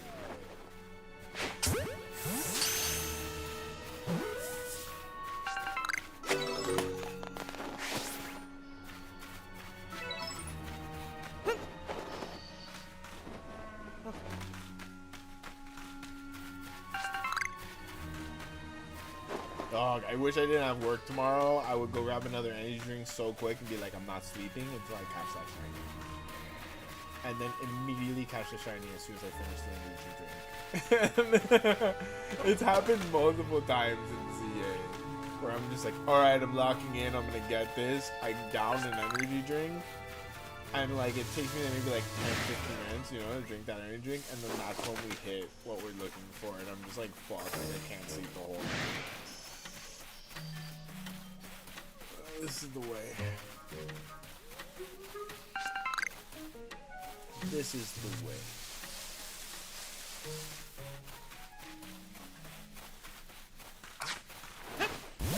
Kind of my goal is to get like a good communion between followers on YouTube and then my Twitch platform, so that I could do my Poke streams for the first half of the stream and be like, alright guys, we're gonna go play this game on Twitch. And people would be like, oh fuck yeah, we're gonna go watch. And the people who are in the non-Pokemon content could go and watch non-Pokemon content and continue to hang out. So if you're interested in watching me play other games, go over to Twitch and follow Canon Events with 2 N's. That's me. That is me. I would appreciate it very much. I also have a YouTube for Canon Events, where I will be posting anime, gaming, and TTRPG content. I've got a series started reviewing, I guess, reaction, analyzing One Piece manga chapters. I live for the One Piece, you guys. But I think I'm going to do a review of Tojima Wants to Be a Kamen Rider next, because this show fucking spoke to me. This show fucking spoke to me. And I'm gonna try to make a dent in the 2026 winter catalog of anime and start to try to, you know, get myself motivated enough to build up that cycle and say, this is how I'm going to be able to make enough money to survive and put out 2 videos. It's a lot more work than you think, okay? It's a lot more work than you think. Now, I was editing for other people's channels for years, right? I'm a filmmaker. And no matter how you explain it to people, even doing the content for myself, it's extremely hard to tell a client the scope of a project and have them understand it, let alone like truly appreciate it and then pay you enough for it. And that's why I made the pivot. What's up, Band Slam? How we doing tonight, man? Oh my god. Who do you think our next shiny is gonna be? Before you go on lurk mode. I know the lurk calls me. There's a lurk.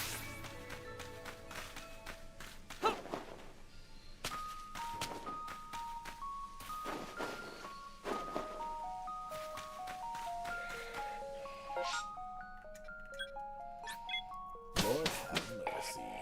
I wonder who our next shiny will be. We went that way before, so let's go this way. I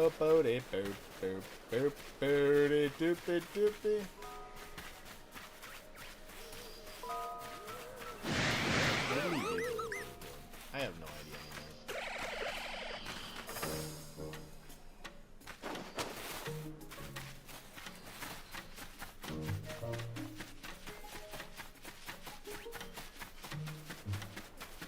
All I know is it's been a great.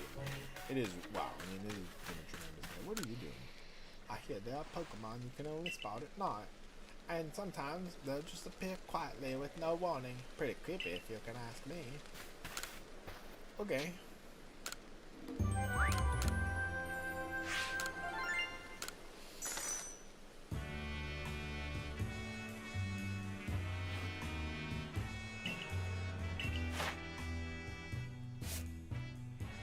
Oh, that was easy.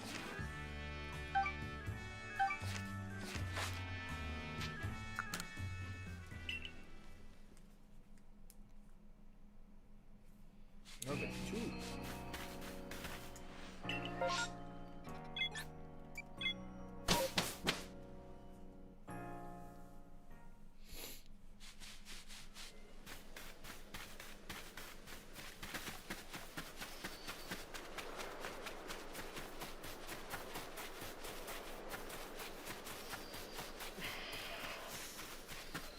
I think I'm gonna go tomorrow, while I eat breakfast, and I'm gonna go back and watch my favorite shiny hunter, Sauce McGavin, shout out to Joe, and see how he shiny hunted during Legends Arceus, because if anyone knows how to do this amazingly, it's gonna be something.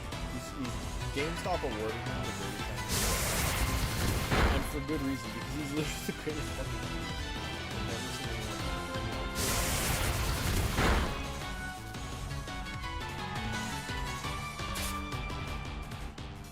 So I am going to I know he had a legendary run with Arceus. He talks about it a lot.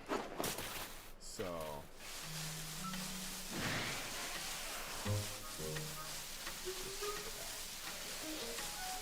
man, it's such a privilege and an honor to be able to make my own imprint on the PokeTubing community.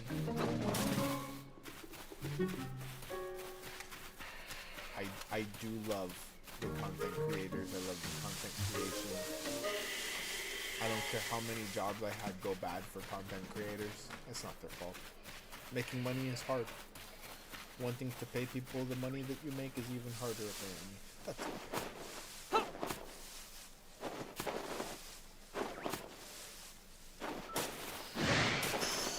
I'm not stupid. I can smell broke from a mile away. Most of the time I went in you can smell broke from a mile away most times, dude. Oh yeah, I want to put out an episode a week. No matter how many times I say, can you afford it though? Can you keep up with the demand you're placing on yourself? Yeah, they're not thinking about that. They're thinking about one. I want.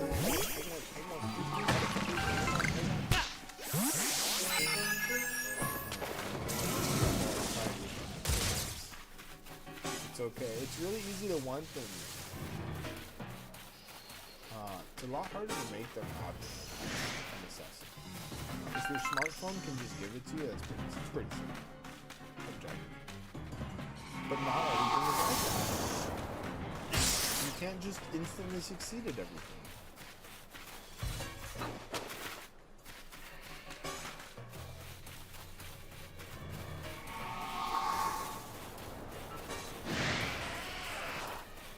A lot of people ask me why I did a PokeTube as my first investment in myself. I mean, I'm a man of a lot of talents and a lot of art forms. I'm a stand-up comedian, I'm a writer, I'm a filmmaker. Hell, I have a shelf full of short films, fully written, and a lot of them have, a lot of pre-production that's been done on them. Why did I do this first? And it's because it was a relatively comfortable place to start. It was something that motivated itself, that had other incentives, pulling the cards, and enjoying the hobby. And it's, you know, something that was simple to edit and put together. You know, not too much to get overburdened with. I could learn the game. I could learn the YouTube thing first hand. It's different doing it for yourself than doing it for someone else's channel. You know, for years as an editor or a channel manager or whatever I got hired to do, the first job was to learn about the client's platform. And then the next job was to design an optimized, you know, methodology for that platform that already existed. Inventing it from scratch, it's different. A year later, yeah, I can go and take a look at my content and what does well and what didn't do well. I can learn from that.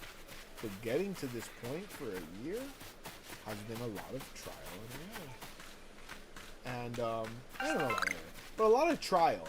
I've just been trying things and doing and doing and doing and enjoying the fuck out of it. I'll tell you that much. And I'm glad I chose Pokemon as my first YouTube for me. Because I was right. It was the type of endeavor that had enough going in enough different directions of keeping me want to keep going. I made it through a year. Almost. We're at a year in March, I believe.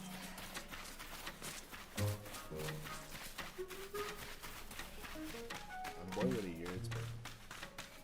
I'm so fucking grateful to have done it and to have all of the viewership that I have right here, right now. Tonight we capped out at 80 people watching this stream. Far and by far my best stream numbers ever. Right now, it's getting late. We got 52 people. Each and every one of you are fucking boy. Hit that like button. Show YouTube that you're enjoying yourself. Okay. Because you know what? Your voice, it matters. Put a comment down. Let me know. What do you like about these streams? What could I do better on? Don't be too mean, I might cry. No. Yamete kudasai, senpai. Yamete kudasai. Alright, we're gonna reset the area. Something better shine. Something's got to give. Something's got to give. Hey, there's Geodude. We completed Geodude. Truly the greatest trainer of all time.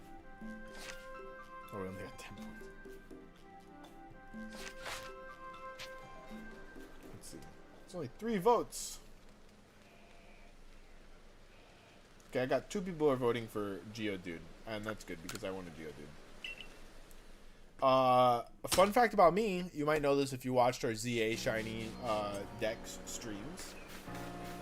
My first Shiny of all time, besides Red Gyarados, of course, was a Zubat.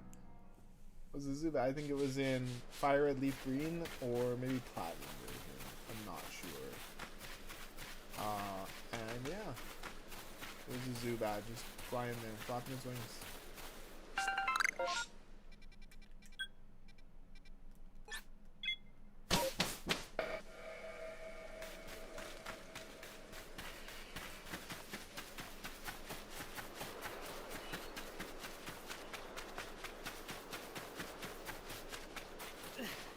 Come on, Geodude.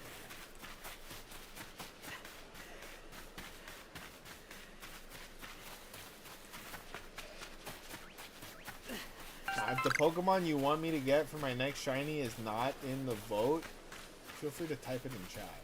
Just so I know what people want. Just so I know what the people want. Okay. It's very important to know things.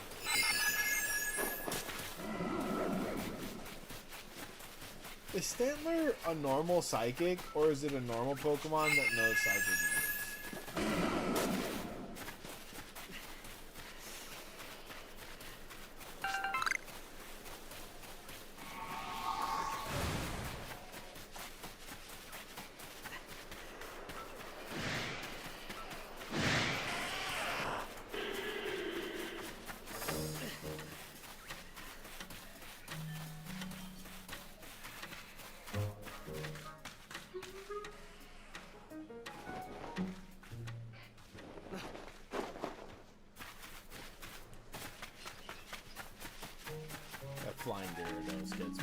time, dude. It's such a nice touch. He is a water flying Pokemon, you know, it makes sense. You don't need wings to fly. You just need to be Gyarados, bro. He's literally him.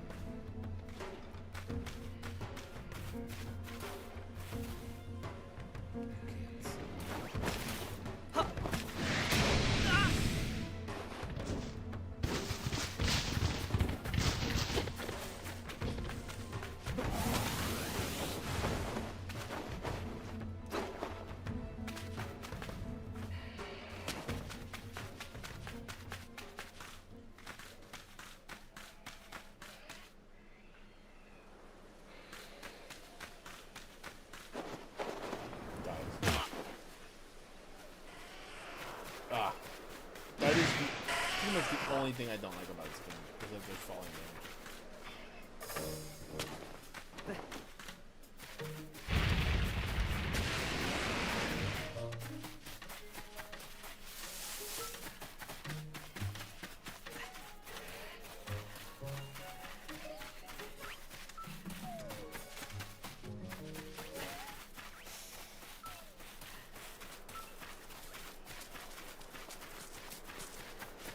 I'm still salty about how little sodium was in my Chinese food. Do they even use MSG anymore? And then that would make sense. Like, this is what Chinese food tastes like without MSG. Just nothing. That's a fucking shit, dude. Like, one of the pieces of chicken tasted really good.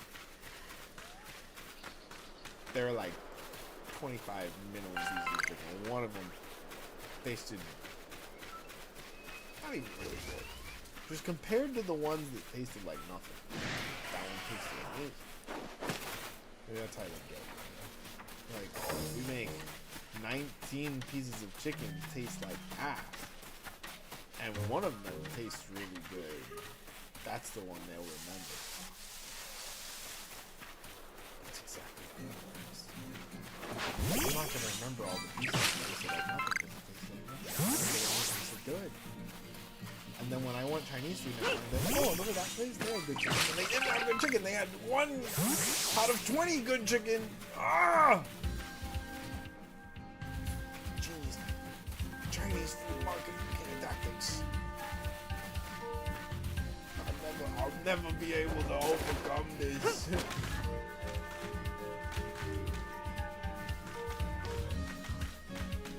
I think one of the instruments in the soundtrack sounds like the Chinese.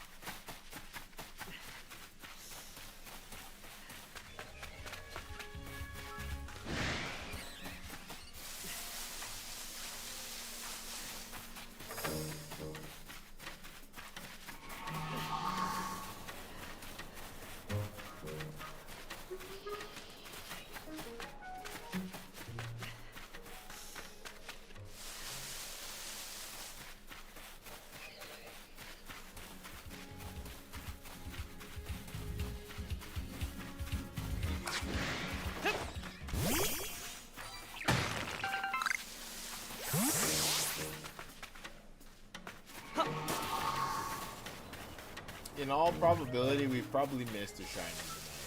Because we've been at this for quite a while.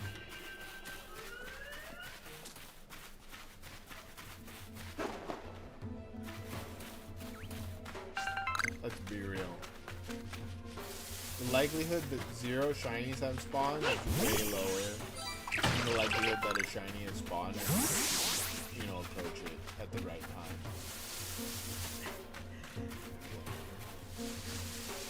We'll never know where we chat.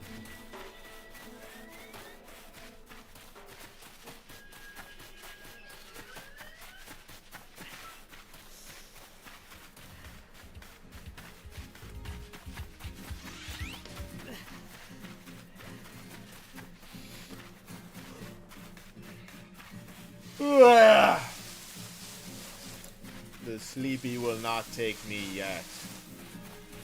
I refuse.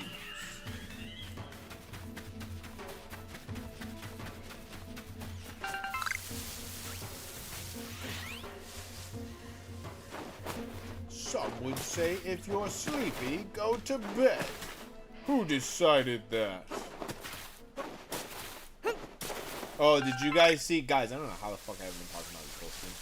New Dragon Ball Super! W's in chat.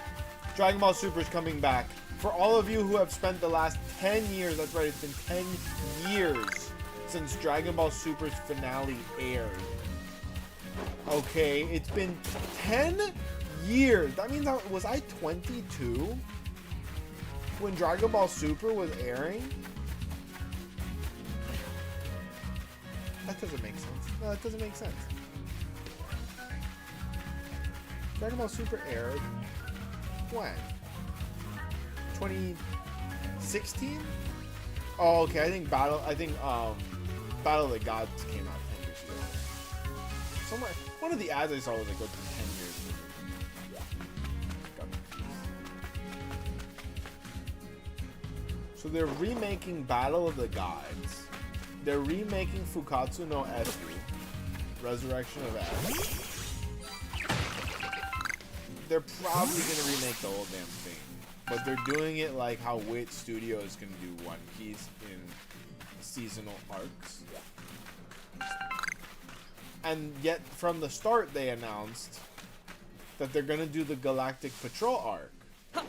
So what people are thinking, because they haven't been too clear about how they're gonna do that, is that they're gonna air the Beerus season, one season, like let's say it's fall anime, and then in the winter anime they're gonna air the Galactic Patrol arc, so that every fall we get a remake season, and every winter, just as an example, we would get a new season forward.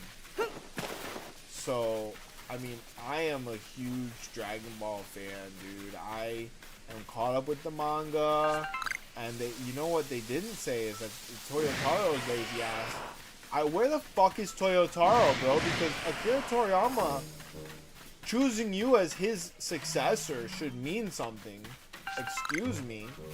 He's out here putting out fucking doodles of all the Dragon Ball villains. They didn't announce a Dragon Ball reboot, which would be, if you're gonna make a Dragon Ball Kai that's not, you know, Dragon Ball Z, because you already have that, it shouldn't have been Super.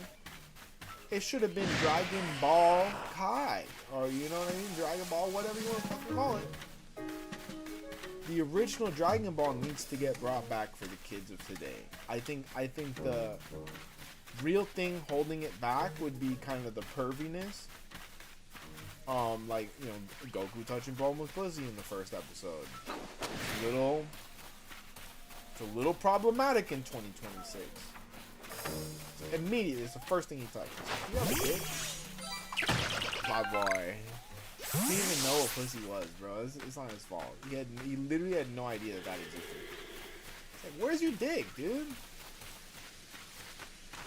He was the purest form of life. The purest form of life. Goku. That's crazy, dude. 'Cause if a writer submitted that to a publisher these days, you would not be a writer anymore. You know what I mean? They'd just be like, get the fuck out of my office. Toriyama's publisher was like, I'll take 30 years of this shit. Pronto, on my desk tomorrow. Tell me something. Can they turn blonde hair and blue eyes like the Aryan Nation? Shit, I'm in. You son of a bitch, I'm in. What kind of drugs do they do in the entertainment industries in Japan? Is it just like very special cocaine? Oh. I also like Okama culture in Japan fascinates me, dude, because they do everything so much better there. Wow.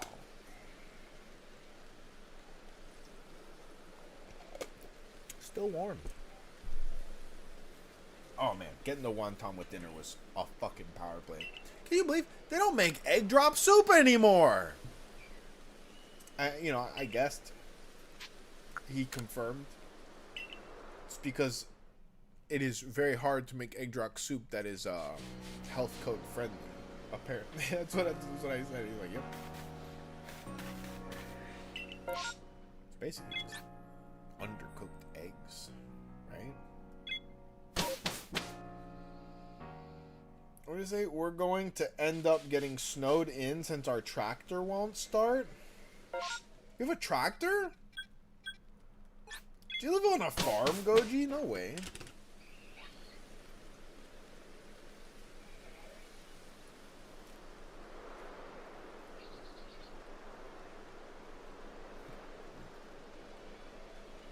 One of my D&D players has gotten addicted to actually multiple of my D&D players have gotten addicted to AI for different reasons.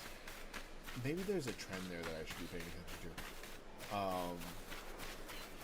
I also trained an AI assistant to help me with D&D games, and she was doing pretty good the one session that I used her.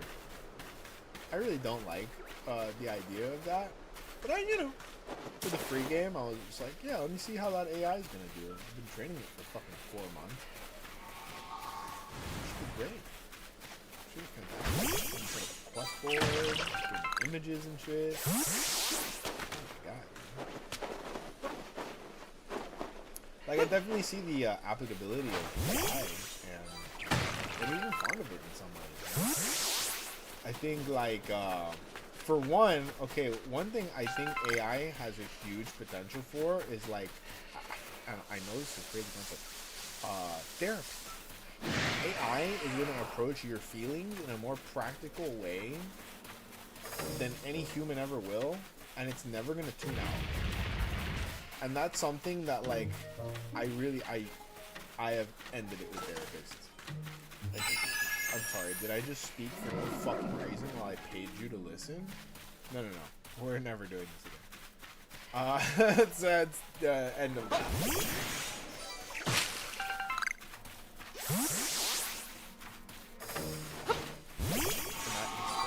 I didn't even paid to listen.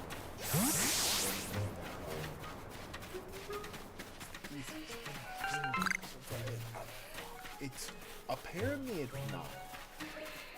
And I only started noticing that when people started telling me, like, oh my god, you're such a good listener. I'm not anymore. I talk too much. I used to be a good listener. I used to very converse and not talk a lot. I'd like to say I don't know what changed, but what changed is that I had a near-death experience. I realized I wasn't living my life. But besides that, anyways, when I was once upon a time a good listener, who would tell that to you. Oh my god, you're such a good listener. Like, they never even believed that someone could be capable of that. And it's because people are not very capable of listening to other people. They don't like it. They don't like to listen to people. At least not in person. Ironically and very conversely, people love to listen to people virtually. Like, you guys are all here listening to me. Now, that's a real scientific thing, and I can't tell you why. I haven't looked it up. But I'm sure some fucking sociologist could. Why it's more desirable to listen to somebody virtually, albeit a stranger. You guys don't know me personally. If you do know me personally.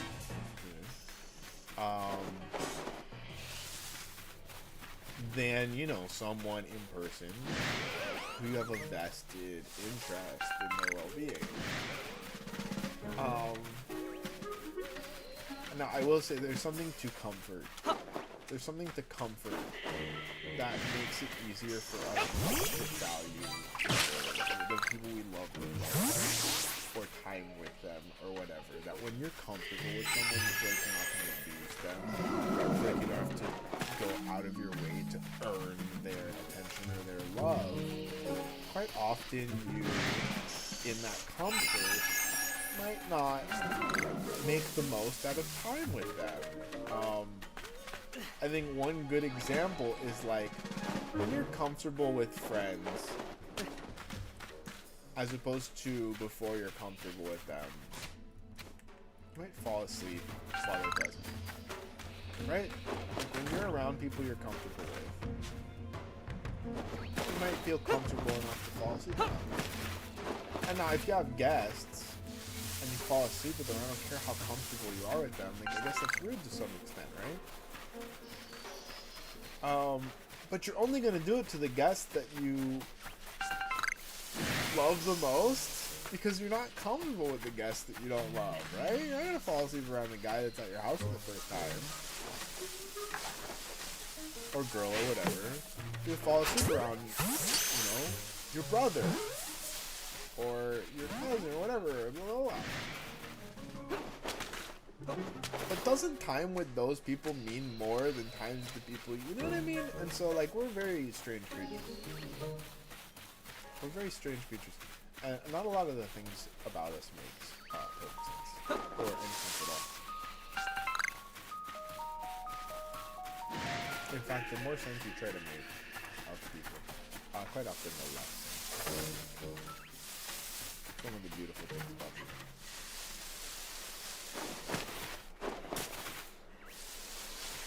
Also one of the most terrifying things about people. But yeah.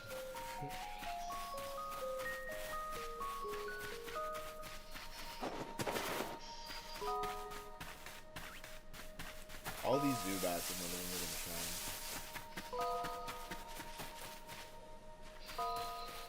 Shiny Pikachu is not. It was not hurt.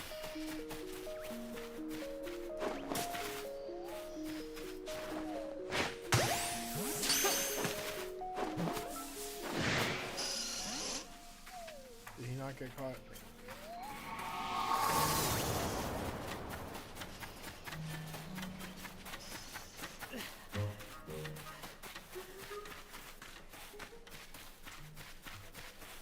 So wait, so Goji, so you live on a farm or what? Like, what's the tractor for?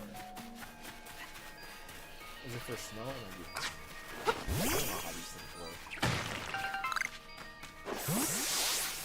The only time I've gone near a tractor is like when they do like autumn stuff, and you can take a picture of it. I did that last year with my life partner.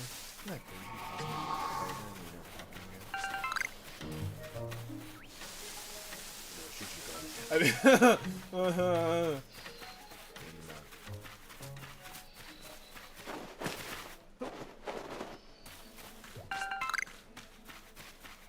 Pumpkin Patch was a great day. We had a great day at Pumpkin Patch. And it was so basic. Like, there wasn't a lot going on. It was just so, like, you walk through, like, a corn maze. That was pretty cool. Chill. Good vibes.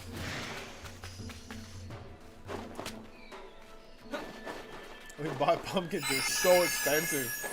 And I remember like a couple days later I was at the grocery store and they had the same box of pumpkins for like a quarter of the price. Tell me how you would go to the pumpkin patch and they charge you more for the pumpkin.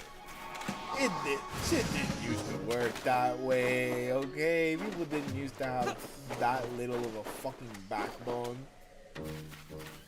It should be that if I go out of my way to go to the source, I pay rock bottom price.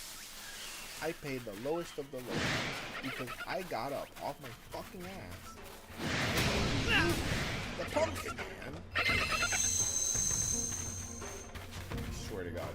I just thought I shit out of it. No!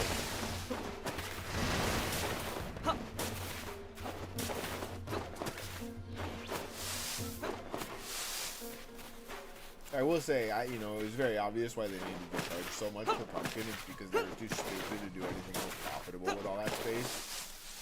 It's fucking crazy. If I had a whole farm worth of space and not many people coming on my property, like, I would be a millionaire.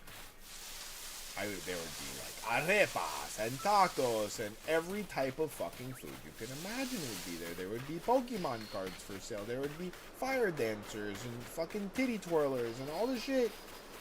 You would turn around, everywhere you turn, there would be 50 cents, $1. You would spend all your fucking money in the first 5 seconds. Jesus. I mean, how can you fuck that up? A pumpkin patch at October.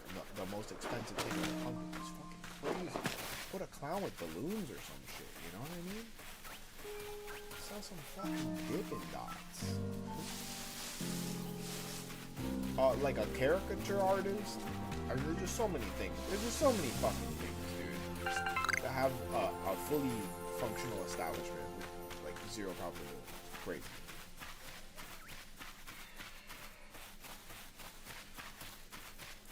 Like, alright, so like if the bars, first of all, I think bar owners very mixed types of smarts versus intelligence. That they're smart enough to be running a business that people are always gonna need. Sometimes you want to go where everybody knows your name, and they're always glad you came.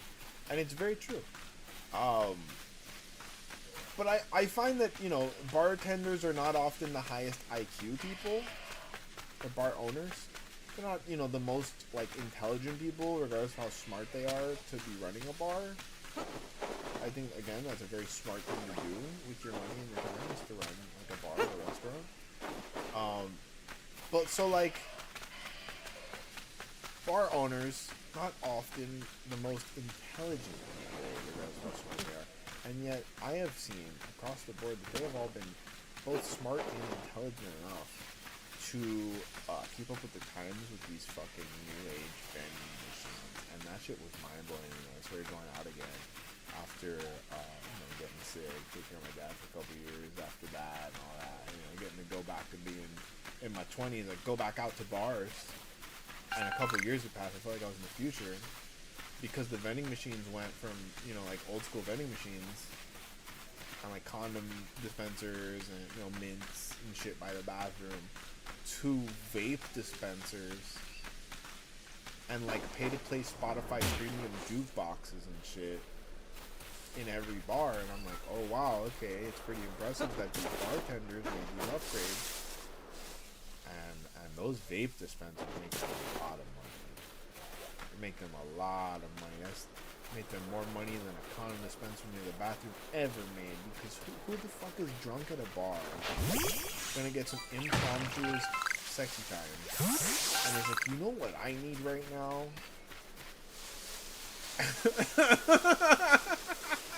Like, if you brought it, you brought it. Nobody's going to the bathroom and getting the condom out of the machine. But the vape machines, them bitches sell out. Vape people, first of all, nicotine is the second most addictive substance in the world, with sugar being the most addictive. And the vaping makes the nicotine so excessive. And it's so much more psychologically addicting than cigarettes. I was a cigarette smoker for 10 years. And finally quit. Towards the end of my father's life, I wanted him to see a version of me that quit smoking. And I did. I quit cold turkey. Threw my pack under the bed. And 9 days later, when I went to break my cold turkey and have a smoke, it made me so sick. I took one taste of it and said, I'm done smoking. I'm done smoking. I cannot take more than a drag off or I'll do something in pain. I had never thought cigarette smoke smelled bad before. I had always grown up with it in the house. Now, granted, as a kid, I always felt like I always hated how my mom smoked cigarettes all the time. And then, you know, you're in high school, and someone gets you to smoke one, you get hooked, and whatever. Don't smoke it. It's not good. It took me 10 years to finally quit. And it took me looking up at everything in my life changing for me to realize that I really wanted to quit that bad, that I wanted to change my life. But I didn't think it was gonna stick. I threw my pack as far as I could under the bed, and like I said, while my dad was starting to go, he was 95. He had been dealing with a couple of different things that were compounding for the last few months, and And so you'd imagine that trying to quit during a stressful time like that. About 9 days later, there was a big hiccup with his health. I went digging under my bed for that pack of cigarettes. I was stressed. I said, fuck quitting. I lit it up. I almost puked, dude. It was so gross. I hated that taste, dude. And I was like overwhelmed with appreciation that whether it was me or God or whatever, or biology or whatever you want to say, the universe, I had finally reached this point in my life where a cigarette tasted bad. Oh my god. And I cried and I threw that pack in the garbage. I never went back, dude. I never went back. I don't even smoke blunts no more. Like, I love me some weed. I grew up in the blunt smoking generation. I don't use any tobacco products. Period. I can't stand the flavor. I'm not even that much of a stickler, you know what I mean? Like, I feel like I don't have anything against, like, a Dutch Masters blunt wrap or something. You know, I'm an old head, dude. I kind of miss smoking it. But I've tried. And it makes me so sick to have that tobacco flavor in my mouth. Oh, I used to be. Like, when I was on a film production, I'd hit a pack a day easy. I was about a half a pack a day smoking for most of it. I used to love a good smoke. Can't stand it now. I actually have to, like, move away when people start smoking a cigarette. Like, if I'm outside of a comedy show and we're all smoking a joint, someone lights up a fucking cigarette, like, I am the guy that says, hey buddy, can you not do that around us? We're smoking reefers. I'm gonna stick in the mud, man. I wouldn't have it any other way, bro. That shit was so bad for me. Shit was so bad. I didn't realize it until I stopped smoking, but I had, like, stains on my fingers. I had stains on my body from this shit. And your teeth are fucked. And, oh my god, dude. Such a bad hobby. Or, whatever. What baffles me is that cigar smoking has gotten very popular in the past few years. Of course, those Paul brothers did it. The Manosphere boys, the fucking Andrew Tate or the Paul brothers do anything. They start doing it. And God forbid, I hope nobody ever follows me in that way, or they're trying to emulate me because, like, trust me, I've fucked my life up enough, dude. I've broken my neck, my back, my pussy, and my crack. 2 of those things are true. It's my neck and my back. You know how to pussy, and I did it.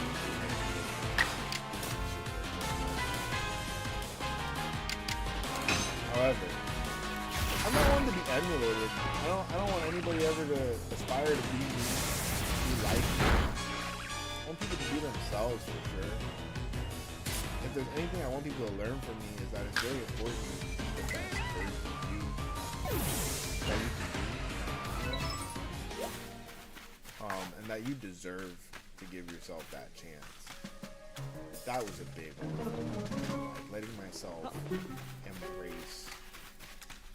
I deserve to live my life. I deserve to have a life.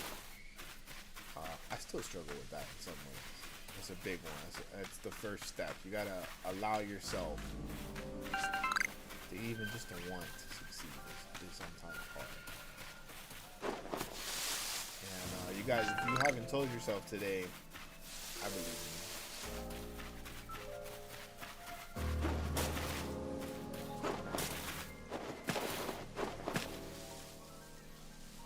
It's a big ass Pichu, dude. The Pichu's bigger than Pikachu.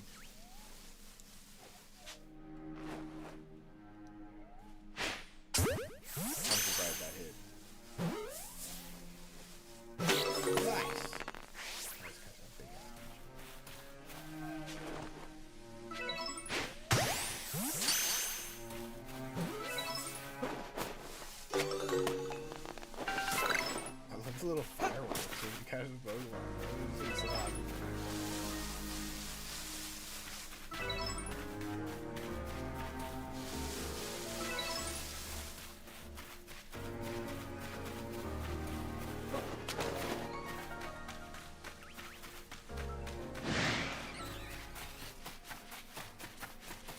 yeah, anyway, so I was saying, I get sidetracked now.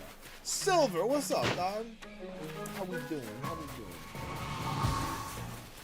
I was talking about you a few minutes ago. It's crazy to me that 20 degrees is warm for you. That's fucking absolutely impressive as hell. When you said that, bro, my mental image of you just changed to like the Giga Chad meme. He's like, 20 degrees, it's warm.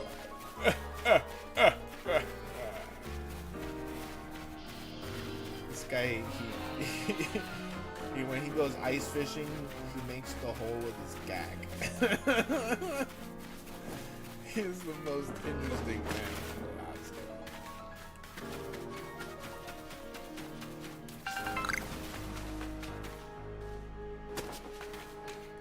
I want to go across, but I feel like area lock has to mean something. Would you believe it, Silver? We've been above 50 for most of the stream.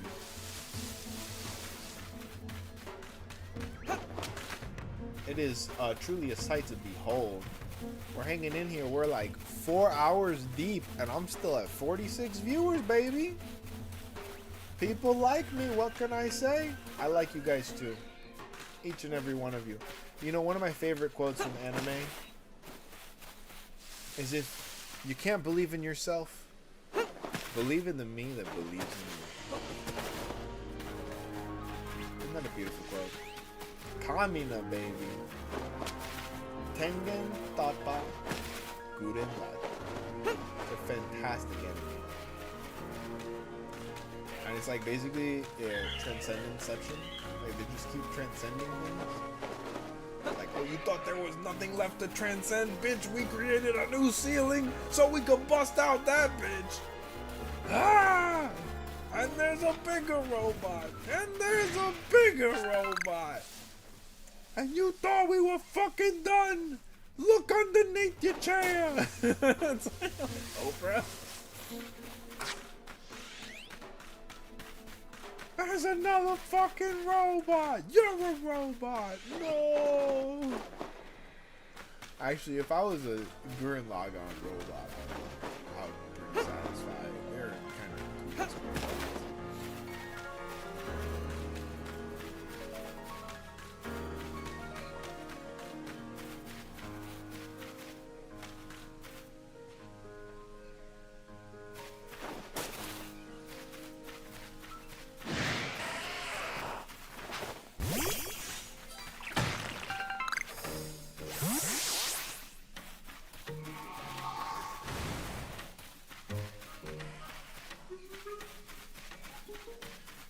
You know what's fun is I've lived my whole adult life being a fan of Tengen Toppa Gurren Lagann, and I have no idea what that means. I have no idea what that means.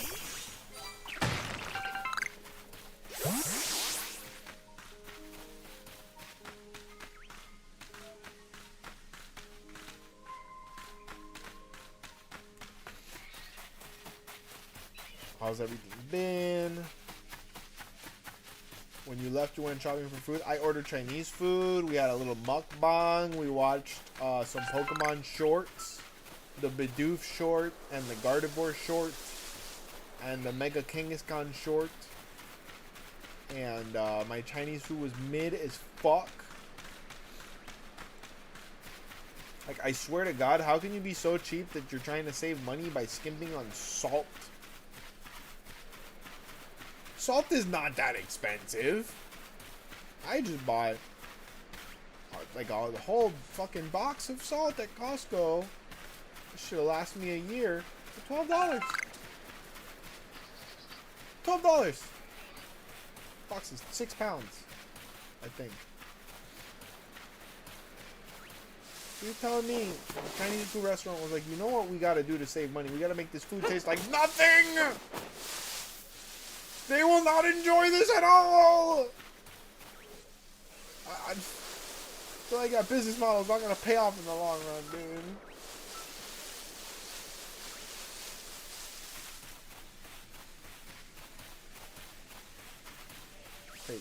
take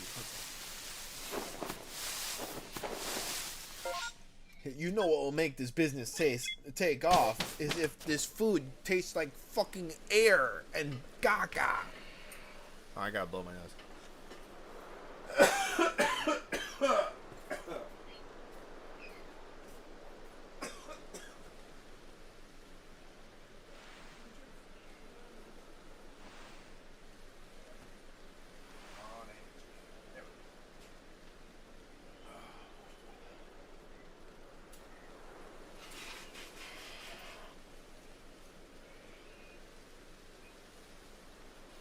Wow, dude. 200 views. 200 views. YouTube, thank you so much, YouTube. We're doing so good tonight. Last night and tonight, wow. I love the idea of 2 nights in a row being each better than last, the best nights of streaming that I've had so far. That's great. I love momentum. I love progress, dude. I love excelling. I love going plus ultra, bro. We're breaking beyond our limits. Kachidaze, bro.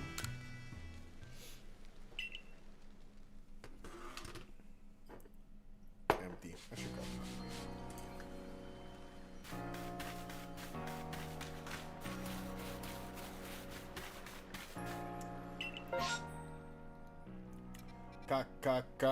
Kachidaze, gong gong gong gong gong gokuyo,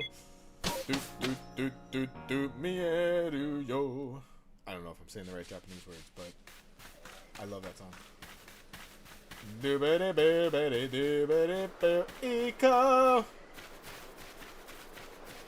I'm so happy about the Dragon Ball Super announcement. I know a lot of people are very happy about it, and that's the thing.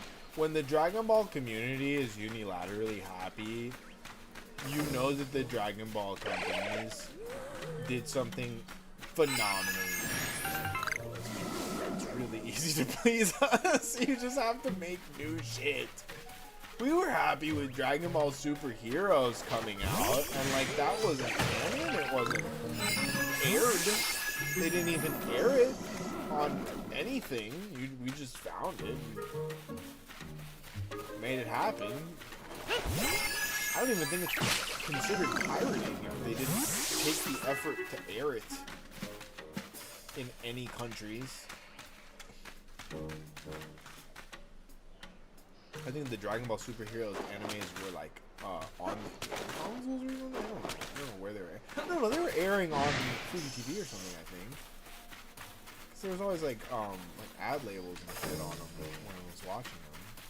I never did finish Dragon Ball. What am I talking about?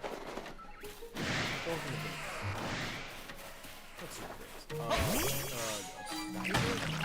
what am I talking about? What's wrong with all the fucking crossovers and cauliflower and what's the name?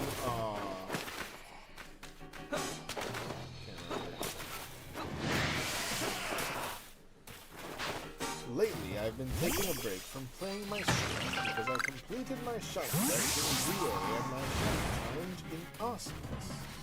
Oh, alright. So you only play Pokemon games on the Switch?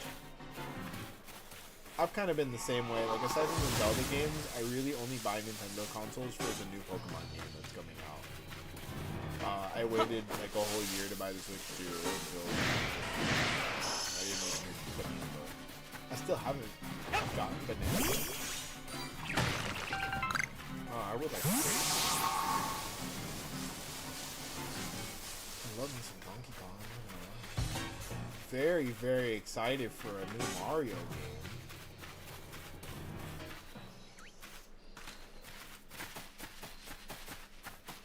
Ooh, yeah. Okay, playing through some Mario games on stream has to happen. That'll be a Twitch exclusive, you guys. I'm sorry, that's gonna be a Twitch exclusive. I'm gonna ooh wee.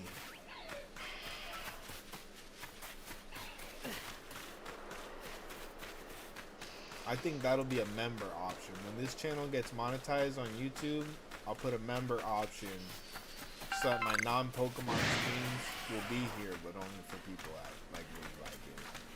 That way it won't fuck up my algorithm. That's what that's for. Is, you know, member only videos, or to not fuck up your algorithm. Someone told me that, and it finally made sense.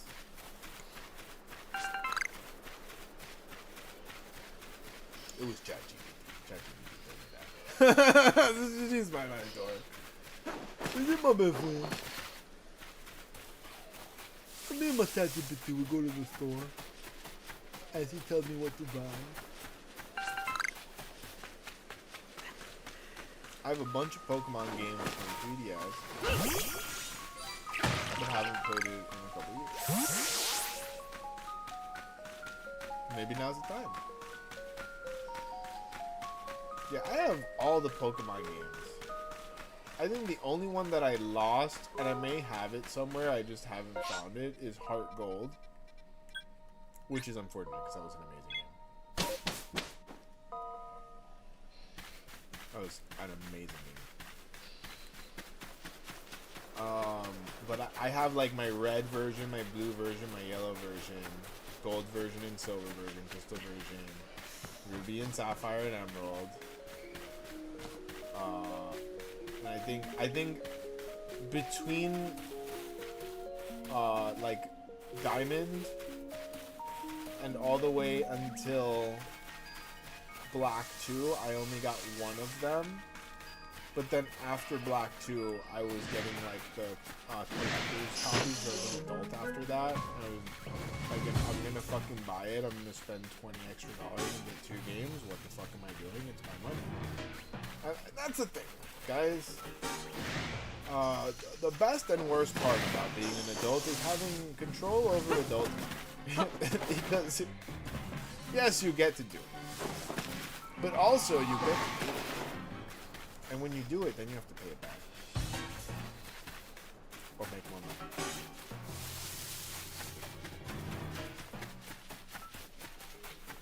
Favorite DS Pokemon game is Heart Gold. Second best is Leaf Green. Those are 2 really good choices, I think. 2 really good choices. Let's see, what would my favorite pre-Switch games be? Good question. So, I definitely... I mean, I'm old. Like, I was at the release day for Red and Blue version of a young baby boy with my mom. And back then, it was her idea, too. Like, I didn't know what Pokemon would be. I think she had heard about it. My mom used to game for the first couple years of my life. She liked doing Nintendo stuff. She was hyped for Pokemon to like play through it. She got one of the and I got one of the and then she got bored of it. But I think that's probably why we were there, because my mom was interested in Pokemon. You know, it was a new thing, and well, she was a young mom. This was before she became a hideous abuser. She was kind of chill for the first 4 years of my life. And so we were there. We got Pokemon. We got 2 versions. And then we picked up the second Game Boy that day. And we went home and we played. I think within the same day, our mom was bored of Pokemon. Within the same day, she was tired of shit. Oh, but at least she tried, bro. You know, that version of her definitely deserves some credit. And shout out all the young moms who are trying their hardest. God bless you.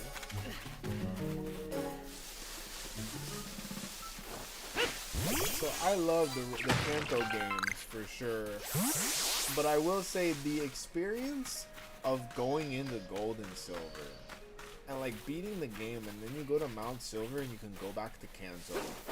I've obviously never experienced that ever until Heart Golden. You know, I think Fire Red and Leaf Green also let you go to other regions too, so those games were impeccable. Yeah, I think that group of games. So because of that ability to go to different areas, gold, silver, crystal, and then fire, red, leaf, green would have to be my favorites. However, back in the day, in my childhood, I think I had the most holistic and enjoyable experience with my playthrough of Ruby and Sapphire. My brother introduced me to Pokemon when I was 3, and it was Yellow. The second Pokemon game I played was Ruby. Oh, awesome, dude. So you were 3 when Yellow came out. I think Yellow came out in 2000 or 1999, like 2000, I think.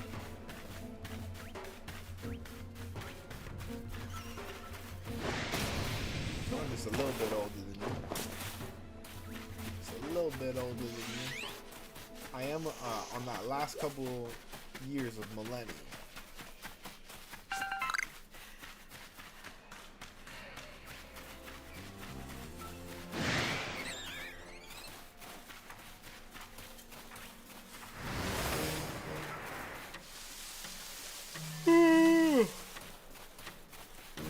I guess nothing was gonna shine tonight, huh?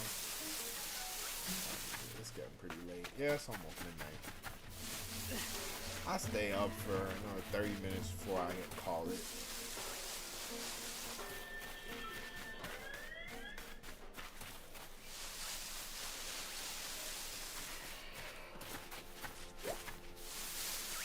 Kind of crazy to go 5 hours without seeing a shiny though. You know, then again, we did have some dry streaks in ZA though. And that game was shiny something.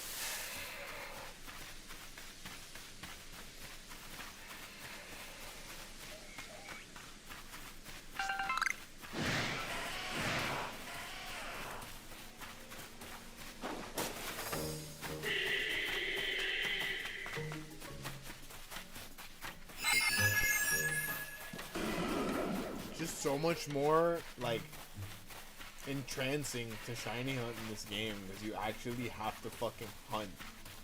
Like I'm out here prowling, dude.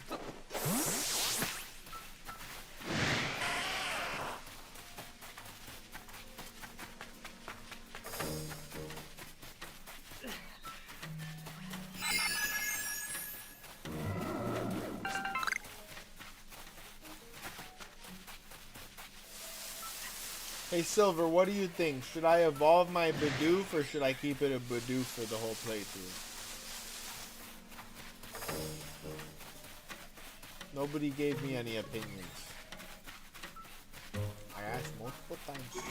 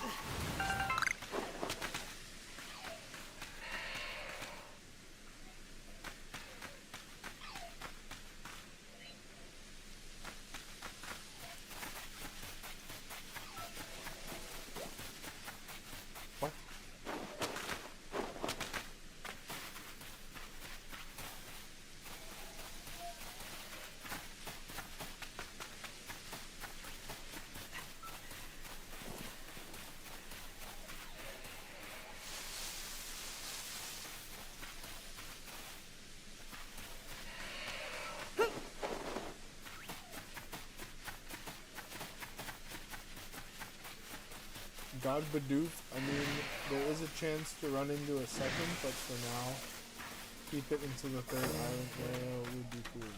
Yeah, exactly. That's kind of my shiny hunting rule, is like don't evolve an unevolved shiny until second. God forbid my second, like, Bidoof family member is a big barrel. Not that I'm going for a shiny Dex yet, but like if I wanted to. And in this game, that really does seem to be significant.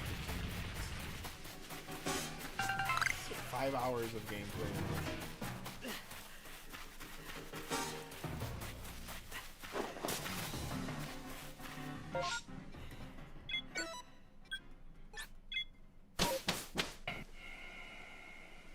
I'm gonna reset.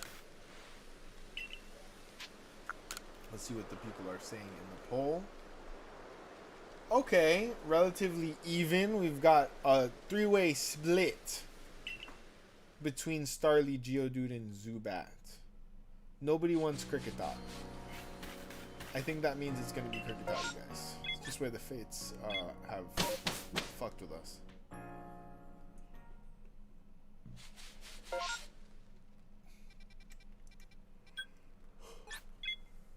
Ay.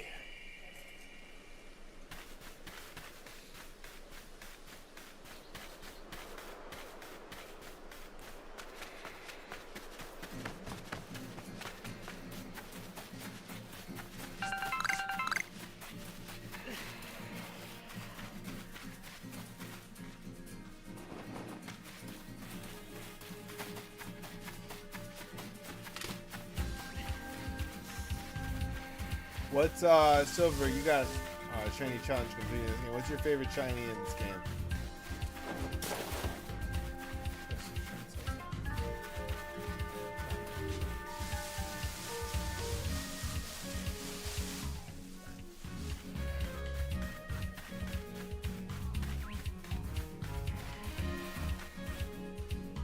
I think a lot of people say shiny Hisui and Zoroa. That's the only one that I have. Braviary? Oh, that is a good Arceus shiny. Interesting.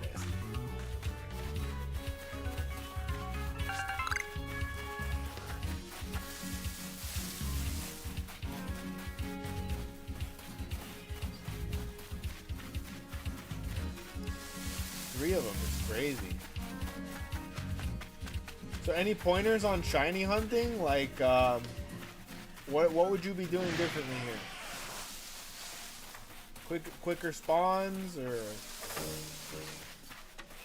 are there any secrets I'm not keyed into? If you have 3 of the same shiny, you obviously got to be doing something better.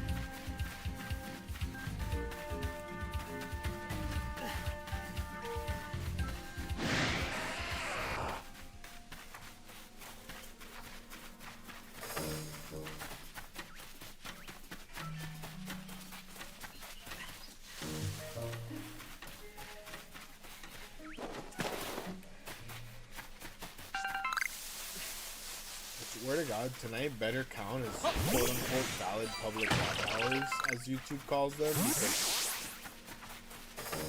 50 plus people for over 4 hours of stream, that's like at least 200 watch hours. I'm only about 1,000 away from monetized. Like, fuck, that's some really good numbers. Watch YouTube deny me 90% of the time. Like, oh yeah, it's not valid if it's not public, and it's not watch hours if it's not, it's watch minutes. It's not watch hours, it's actually a bunch of watch minutes together.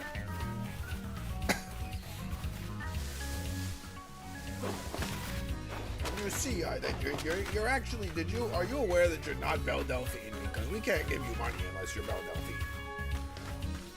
Fuck, you got me there. Got me dead to rights.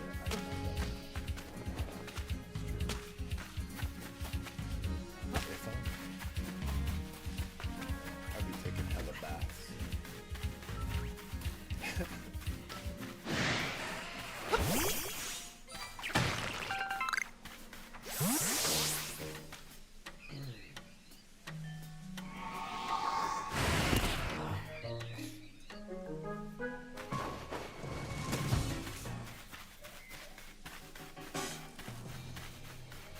God, I hope I'm not getting this kind of sick now. I got every kind of sick last week.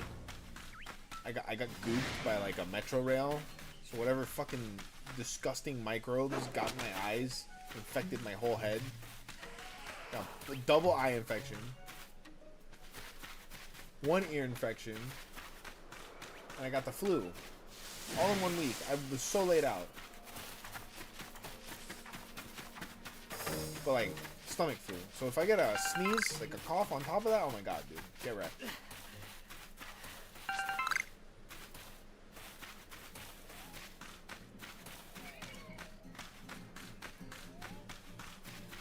Just my luck. It was already a rainy day at work, and I'm sitting there, I'm like fucking doing deliveries for like, not minimum wage, but like, it's probably the lowest amount of money I'm capable of making in an hour of work. About $21 an hour. Literally, no matter what I do, that's about the lowest I can make. And, so I'm scraping the bottom of my personal barrel. Out in the rain, it's cold. And of course, I had to walk right into the very particular point in space-time where there was goop falling off of the fucking metro rail. It landed in my fucking eyes, dude. Like, oh, it's just my worst fear came true. Of course, it was infected. An infected goop. I'm so sick. Might as well just go around licking doorknobs at that rate. Take a nice bite out of the urinal cake. All the times I wash my hands in a day, nah, it doesn't matter. You're gonna get gooped. Or what was that? You're a germaphobe? Here comes some goop. Thanks to the universe. So they got me. Today's the best my eyes have felt all week. I'm always really worried about my eyes. So obviously I work in the visual arts. Like losing my vision is one of my biggest fears. For real.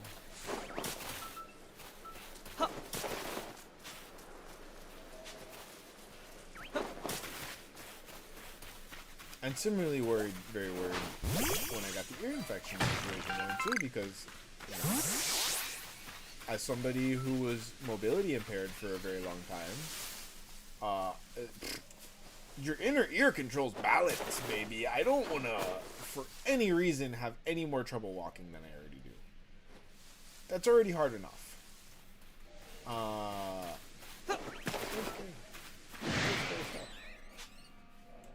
And yet, you know, I went to the doctor this week. Unfortunately, we live in a dystopian future that was to give the doctor $100 to continue proving that I smoke weed legally. And he said that if I wanted to tell him about how sick I was, I needed to make a separate appointment, even though I was right there. Beautiful.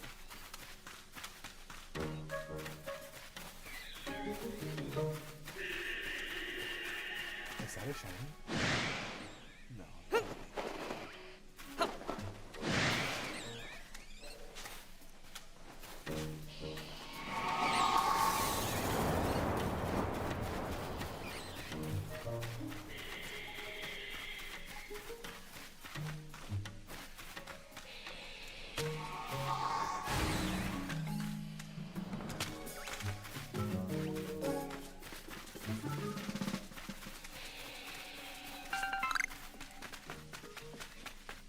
I definitely think it goes to show what a bad doctor and my doctor's office is.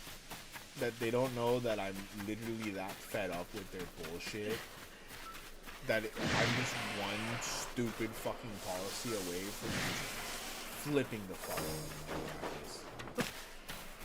out. Honestly, last year I went and I screamed at the top of my lungs and fucked up my weed card 3 times in a row. And they triple charged me for it. They didn't even want to refund me my money, $100 every time. $100 every time. Like they need my money. $1 million doctor. Like, we're not gonna give you back your money. I'm like, well, I could take my pants off right here and take a big fat steamer on your desk. Would you like that? Would you like that, doctor? Because I could do that real quick.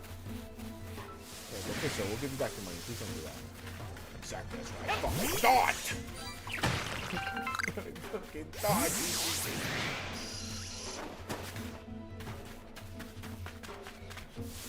I will take no more shit from doctors for the rest of my life. They told me nothing was wrong with me for 2 years while I died. Like, straight up, slowly died. Doctors can lick my ass, bro. Like, do a good job or you aren't worth shit to me. I don't care how much fucking medical school you went to. In Miami, we have a running joke. A lot of people will do a bad job at something. And when you call out, like, hey buddy, are you fucking stupid? You're fucking up the easiest job possible. I'll say an example. We had a nurse. My dad was old, he lived with me. We had home nurses because I was a good caregiver. And I knew that disabled or not, elderly care is one of the hardest things that you can do in life. So I spent all the money that was available for nursing on nursing, and I didn't put it in my pocket like a lot of these other caregivers. No, I hired the nurses because I needed help. And yet, not every nurse, get this, was good at being a nurse. Some of them were very bad at it. So this one guy, we're gonna call him Daniel. I don't know. I hope he's not trying to call him out, like individual. That's like conceptual. But let's say his name was Dan. And he's a Cuban guy. Spoke no English, so I'm pretty sure his name wasn't Dan. And if his name was Dan, I'm sorry, Dan. You are in that shit. Dan was a sub, I guess. Like, our normal nurse had COVID. We were going crazy to send a nurse in that would come to an untested old man's house where the nurse probably gave him COVID and blah, blah, blah. And it ended up he did have the COVID. He beat that shit, too. Took it like a champ. But yeah, his nurse, I got COVID, and they were sending in the bottom of the barrel nurse that week. And we got Dan. And Dan's only fucking job that day was to be present while the physical therapist was there. That's right, I had 2 medical professionals in the house. And why wasn't I there that one day? Because I was there with my dad every single fucking day for 2 years. Besides this one day, it was the first day that I decided I was going to go and take care of my doctor's appointments in 6 months. And I'm a disabled person, I need to see my doctors. I had been putting that shit off because I didn't trust the fucking nurses. And this one day, I had scheduled months in advance to have all my doctor's appointments on one day. Of course, I couldn't have planned that our nurse was going to get COVID and, the good nurse wasn't going to be available. In fact, we never did see that nurse again. I hope she didn't pass away from COVID. So, of course, Murphy's Law, the one day that I'm not going to be present to help care for my dad is the first day that we're having this particular substitute nurse. And Dan doesn't seem very intelligent. I tell Dan, don't worry, Dan, it's going to be okay. You seem stressed. Don't worry, Dan. The most important thing that you can do is pay attention. I'm going to teach you how to work the TV remote. And I just need you when the physical therapist comes, I need you to turn the TV off. And when he leaves, you just turn it back on for Dad. Take his lunchbox, I made him lunch, You don't need to cook it. You might need to warm it up a little bit if you ask. Okay? Here's the power button. Here's the volume button. It's a normal Comcast remote. It's not like it's rocket science. But Dan didn't speak any English, so I was being very I didn't know if he was and apparently, I was rightfully assuming so, because Dan calls me like 4 or 5 times during the first doctor's appointment, which luckily was like 5 minutes away from the apartment. We can't figure out how to work the remote. I'm like, Dan, I just spent 30 minutes trying to show you how to work this remote. I wrote down all the channels. I made a fucking bento box for your ass, so you don't have to cook food. And you're getting paid. I think they're getting paid like $22 an hour. And he was too dumb to use the remote, so I actually fully drove home after my appointment, before the second appointment, and showed him again how to use the remote. Now, a very important part of this story is that I had my computer on, rendering a project. It was like the first work I had taken since my disability. It was a very important project to me, not because it was paying a lot of money, but because it was my first job back in the game. And the client, I didn't serve the client. It was such a good client, and I wanted to do good, and I was done rendering. That means I'm done. I did all the work already. Okay. But the rendering process, if you, let's say you unplug the computer in the rendering process, you can corrupt the save file and do everything. And of course, I had it backed up, so when the guy did very much that and corrupted my save file, he actually crashed my CPU. And I had to replace my operating system. It's fine, I was fully backed up. Fully backed up. But that's what he did. What he did was, he couldn't figure out how to work the remote a third time, and he unplugged every single device on the wall. Not even in the same outlet. Like, he went to every outlet, and he just unplugged every single device, because he couldn't figure out which one was the TV. So he unplugged the computer, the Wi-Fi, the printer, the Xbox, the Nintendo, all of the cameras, everything, and then according to him, then he got to the TV. First of all, they were all on power strips, so you could just unplug the power. But no, you just wanted to do.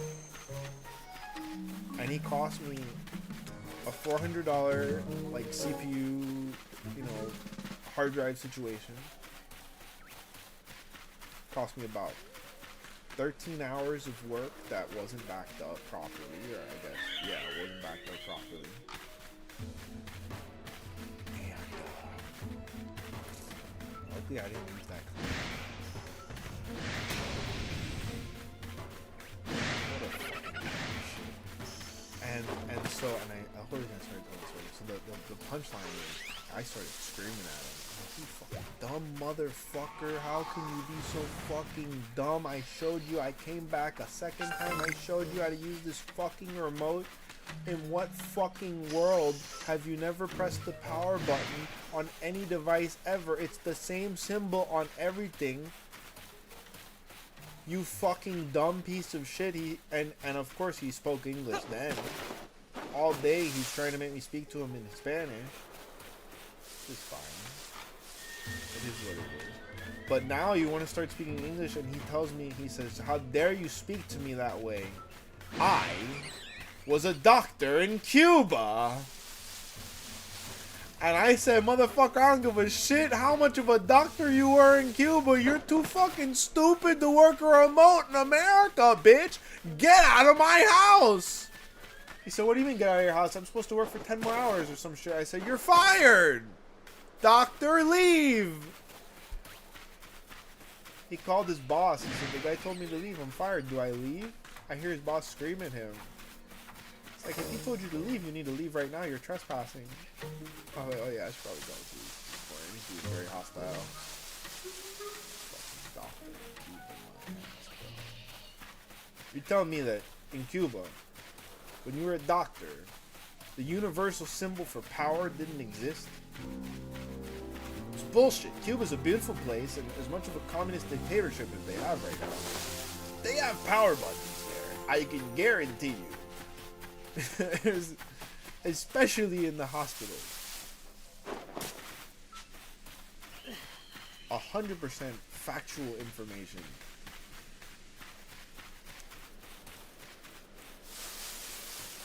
I think in Russia the power button is the same. In fucking Korea the power button is the same. Honestly, at the time I was pretty convinced that that was how it works. I'm gonna be real. Nobody's that stupid. But then again, people are actually that stupid. So I am false about that. People are genuinely stupid. But, you know, to clarify the story, that guy seemed like he was on something. He was either drunk or something. He seemed like he was drunk. He was just that fucking dumb. I mean, you gotta imagine that if you're really that dumb to not be able to figure out how to turn a TV off, that there might be symptoms akin to exhibited. You know what I mean? Like, you might just seem like you're drunk all the time because you're just really stupid. And furthermore, even if he was a doctor in Cuba, like, why would you tell me that? You're just giving doctors in Cuba don't give me doctors in Cuba that they're I'm like, bro, fuck that guy. Would you believe he was not the worst nurse we had for Dad? The other nurse lasted even less time. So there's a preface to this story, so it's a much shorter story. But my dad came to live with me. It was because my mom was losing her mind even more than it already was lost. And she couldn't caregive for him. She was abusing him like she used to abuse me. He told me he came to live with me. One of the crazy things that was happening is that she had been accusing all of the nurses, every single nurse that she got, of crazy shit. So even if any of it was true, you know what I mean? If you're just going crazy on every single fucking nurse, maybe one of them did something real, that guy's gonna get away with it. Because you caused a scene for a bunch of people who didn't do anything. One of the stories, the crazy story she was trying to sell to me in the nursing company when he came to live with me, is that this particular nurse had shown up in a trench coat and like kitten heels and nothing else on underneath. But she didn't realize it. For how she would tell the story, and this is exactly how it happened when that same nurse showed up at my house a couple months later, and lo and behold, that story was real. I had to admit, you didn't lie about this one. This bitch shows up in a trench coat and kitten heels to take care of an elderly man in his 90s. And she shows up for the night shift. So I was tired when she showed up. I wasn't thinking about it. I wasn't thinking about the crazy story my mom had told me 6 months earlier. Why would I be? It was a crazy story.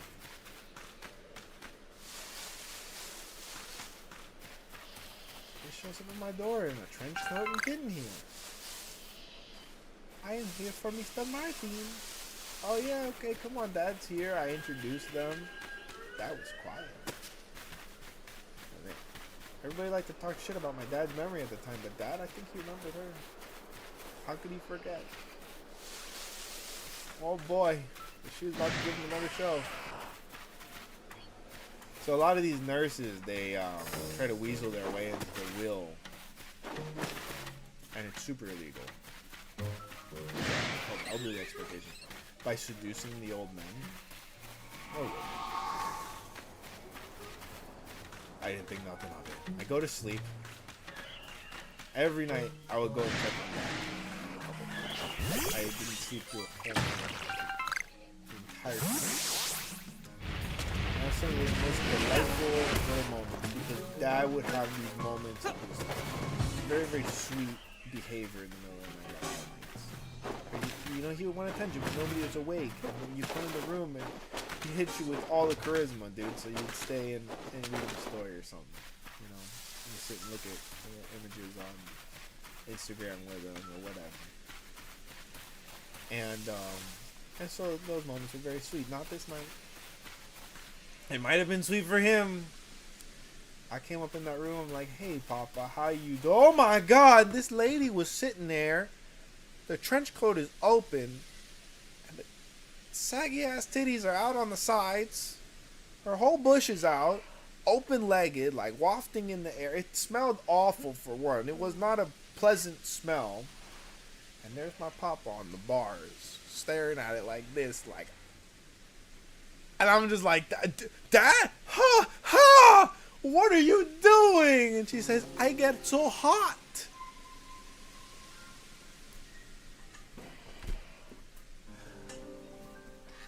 Are you what now? So, fully air conditioned. I like to sleep with it on 73 degrees. It's a pretty cold temperature. Fucking A, dude. I think she was probably top 3 worst nurses we had. The first guy doesn't even make it to the top 3. The other 2 aren't fun stories. They're not fun stories to tell. Suffice to say, I as excited as Dad was for this square community, I had to kick her out of the house. She's a dangerous person. Like, for being capable of that, exposing herself to a vulnerable old man like that, and then also kind of deranged for trying to justify it. Like, I think, like, if you get caught doing that, like, don't even try to explain yourself. Just be like, I'm sorry, I'm out, I shouldn't have done this. Because there's no explanation for that. You were here to wipe this dude's butt and keep him safe. And you gave him a poontang show, dude. That's fucking weird. Gross.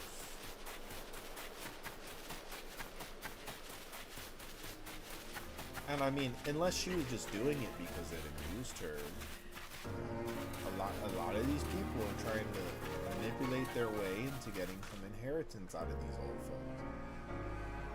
And that's what that looks like. That's what it looks like. Fuck that was fucking crazy. And it wasn't the first time. That was the same lady. And I was like, you know what, Mom told me this story about her. Yeah, can you look up if she ever been on the case before? And sure enough, that lady had been on the case before. One night, Mom tried.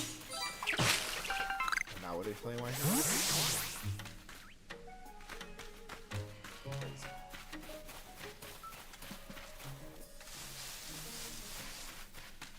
That's enough about that. I could go on for hours. We had so many bad experiences with marriage. And despite all this story that it's all about, if you come on preparing for marriage with family, make sure that you have the humility to hire yourself. Your loved one deserves professional assistance there, and you as the caregiver deserve assistance there. There's a lot of something called long-term care insurance that you can start paying for when your parents are in their middle age, or they can start paying for. And by the time that they're old, they're going to have a huge coverage to have nursing care available to help them. I couldn't have done it. I know I'm disabled, so it might not be the same for any able-bodied person, but I sure as shit, regardless of my disability, I sure as shit couldn't have done it without the nurse. When we ended up with 3 good nurses. That was our routine cycle. We didn't need no more nurses unless they were sick. And that last year with them, that was stability like I've never known in my life. Hardships and all. God bless them. I really gotta go out and check. I haven't talked to a couple of nurses that I would like to stay in touch with in a while.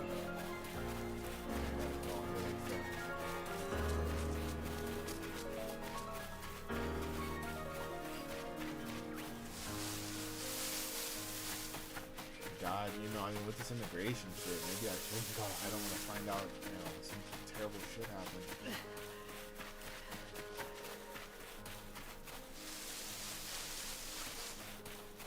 It's a damn shame what's going on with this immigration shit. I'll tell you that much.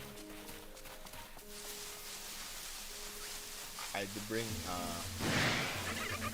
a friend to self-deport a couple months ago into the right before this thing with Maduro happens. And what's crazy, I feel like if they would have stayed like another month, they would have been self-deport.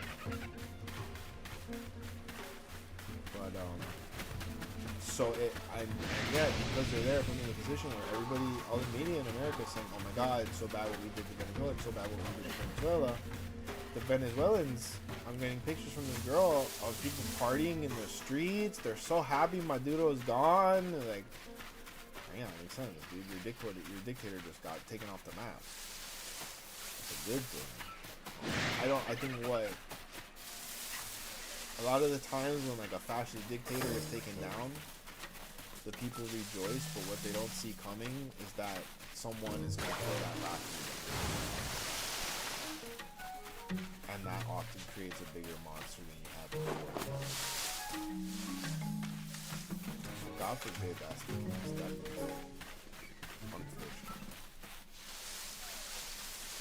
Especially granted that a lot of the people that are powerful in society down there are powerful because of the drug stuff. You know, Trump supposedly wants to fight and stop. I don't know about that, bro. I don't think you get that rich and that orange without loving a little bit of Bolivian booger sugar. Just gonna be frank here. Pretty sure that guy likes to ski on the snowy slopes a lot. Have you heard those sniffles? I don't think he's fighting the same war on drugs that the rest of the people are fighting. He's fighting the war on drug prices, maybe. The war on his old drug dealer that he's mad at. That's fucking... Fuck you, Pedro. If you won't sell it to me, I'm gonna take over Venezuela. The whole country. You'll see. I don't have a problem. You're gonna have a problem. Like, well, dude, yeah, that sounds like exactly. Kind of a lit timeline, objectively. Like, definitely not a great timeline, but it's kind of based.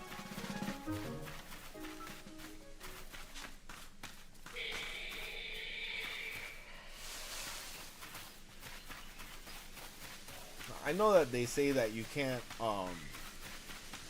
like, physics of it, time travel should only work forwards, but do you think that if someone came back in time from 1,000 years to right now, that any of this would make sense to them?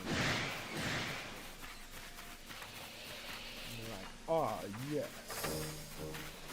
And the people put more faith in YouTube influencers than the politicians leading society? It's kind of crazy, isn't it?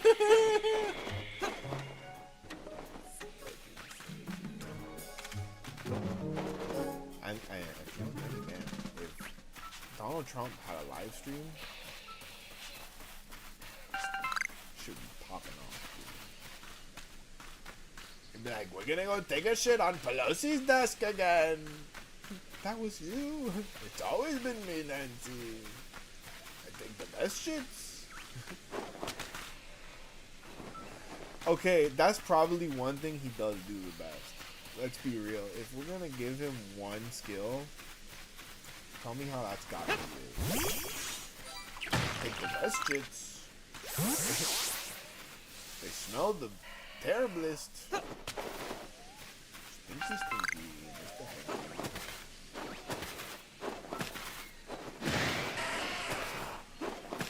They did such a good job with the new season of South Park.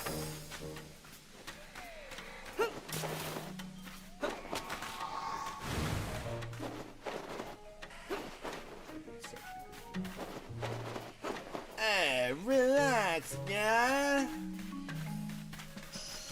I kept saying, while that was airing, that, like, quote myself, my ex is so lucky that we broke up before that season existed, because I would have just been, like, pissing her off just to get the chance to be like, relax, guy! It's so funny, dude.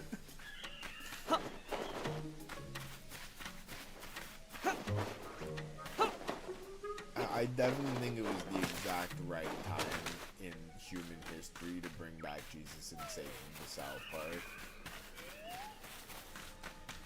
And as always, Satan was the voice of reason. Isn't that fucking, like, absolutely nuts? That's like peak writing. Satan is the voice of reason in South Park, time and time again. I would talk about Jesus' arc in the season, but it's very spoiler heavy. Just watch it. Very good character arc for Jesus. Very unexpected character arc for Jesus. Also, true fiction. And emphasis on fiction, you guys. It's not the real Jesus, just so you know. It's a cartoon. Just in case you were worried.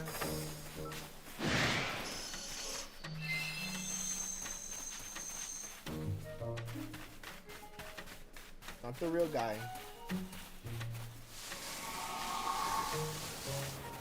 The real guy can still be as perfect or imperfect as you are. It's up to you. You can be white, you can be black, you can have blonde hair and blue eyes, whatever you want, dude. There's a lot of Jesuses. There's sexy Jesus. There's skinny Jesus. Okay? There's a lot of Jesuses. Fat Jesus, royal Jesus. Maybe that joke wasn't bad. Taste.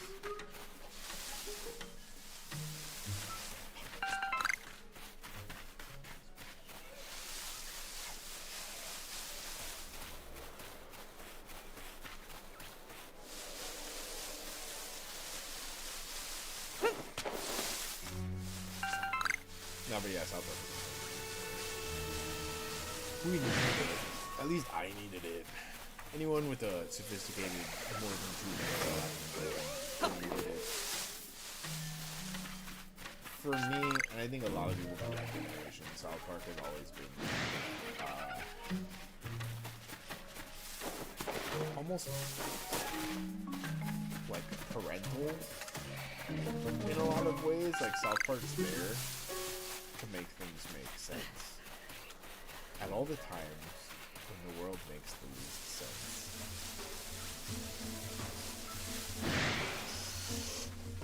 And boy, did they do a good job of that this year.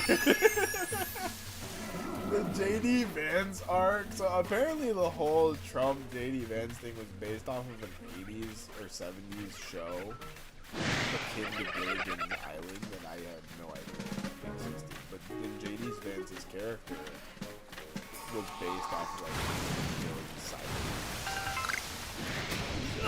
In my D&D playthrough. And when he showed us the clip, like the guy talks just like that. This is, oh my god, bro! So they did a good job of homaging this show that nobody remembers. I think super old. And by super old, mid-40s. But I'm gonna regret saying that thing. I'm really. It's such a blessing to live. But JD Vance is very good in the season. It's so funny. I don't know. What? Peter Thiel? Peter Thiel. He knows about the Antica.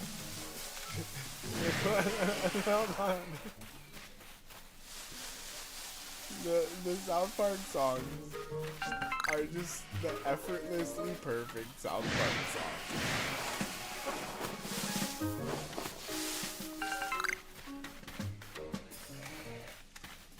Yeah, yeah, yeah. I am Lord.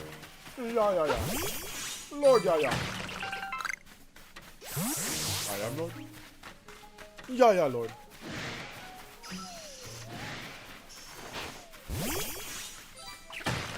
saw a clip of him, but like he was feeling the costume just a little too much, and like good for him, more power to him or her, whatever he identified it as at the moment. But it seemed like it was awakening something in him, is all I'm saying, and it was very funny. He started off just doing like Ya Ya Lord, and by the end of it, he was like really feeling the movements and shit. I'm like, damn, bro, get it, girl. Sometimes all it takes is a dress and a wig, boys.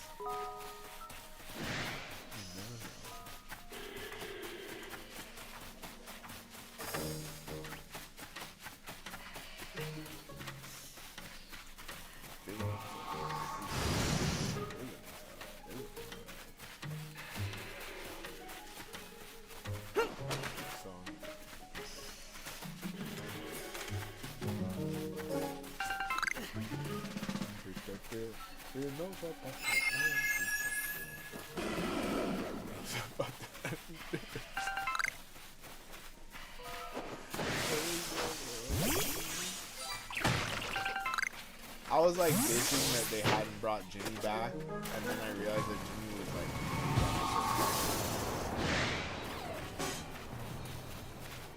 They need to. I need an episode with Jimmy trying to get like on disability or something. Like, really, you know, we need a disability rights episode with Jimmy that's for like current issues. Okay, it's been 5 years since I pulled myself out of the wheelchair with a fucking Amazon treadmill. I still haven't gotten my disability payments. I have reapplied and gotten rejected for, quote, not being disabled every fucking year, dude. Twice a year, even. The government's just like, yeah, can you break it again? Can you break it a little more for us? Can you throw it back, flip it, and reverse it, though? By it, I mean my back. And yes, Uncle Sam, I can put it down for the reverse it. Whatever you need, Dad.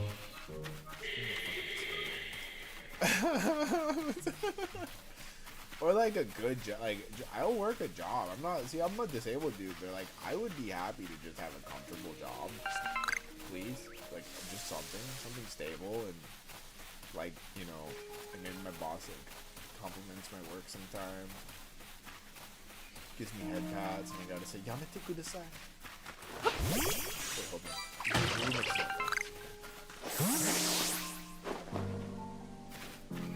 Oh, I didn't see that last one. Run through the Pokemon you want to go back to town. Oh, I guess that's the problem, because I'm not hunting anything specific at all. I'm just like trying to see where it comes up.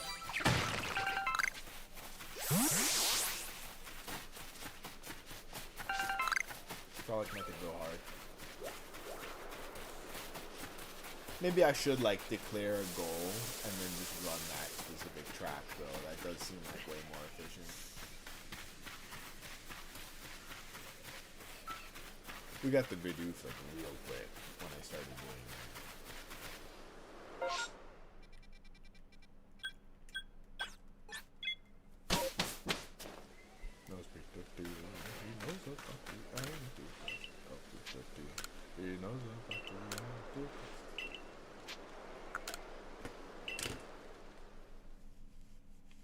I don't know much about Peter Thiel in real life, though. Does he actually know about the universe? And if so, what does he know? I'm gonna take a quick 1 minute little dabberoonie break. Wow, you guys. Thank you so much for making this my best stream ever. On YouTube. On Twitch. It's alright. It's okay on Twitch. It's not doing great. How we doing on Twitch? Is anybody here present? Let me know.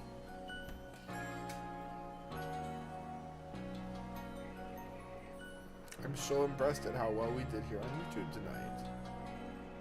Over 200 views. We had peak 81 concurrent.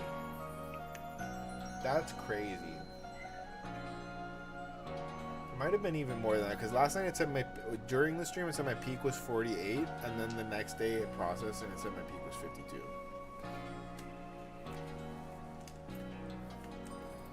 If we keep growing at that rate, exponential growth, you guys, that's what we're looking at, okay? And then what we're gonna do is we're gonna take all of the profits, and what I'm gonna do is I'm gonna end world hunger, you guys. If I get any amount of rich, I'm gonna feed people. I'm gonna feed people, I promise you. And it's gonna be so easy. I have a plan that would end world hunger. And I'll tell you exactly how we're gonna do it. Okay, you know all these corner store, these shopping centers that they build, where there's a Walgreens in each one of them, and then across the street they got a CVS. 1 out of every 10 of them bitches gets turned into a 3-story building. And in that building, you robotize a hydroponic grow lab for vegetables. And you make the whole building as a vending machine for vegetables. Think about it. The first floor is a refrigerated vending machine. And then the top 2 floors are growing hydroponic vegetables. And the robot arms put the food in the refrigerator. And people walk up and they say, I want a tomato. And the thing goes, beep, boop, boop. Here's your tomato. Have a great day. I love you. That's the future we should be living in. Tell me I'm wrong. Tell me I'm wrong. Okay, and so how can you support this future? Keep showing up to my streams. Press the like button. Okay, tell your friends, I'm watching this crazy cool dude on YouTube playing Pokemon, and if we support him enough, he's going to end world hunger. Among other, I have other plans. It's not the only plan I have.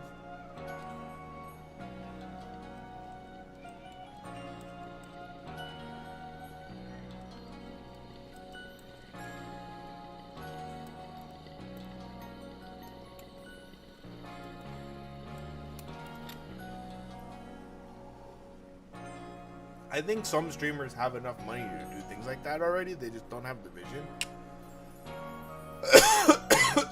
Like, fucking Mr. Beast is giving out like $100 million like every day.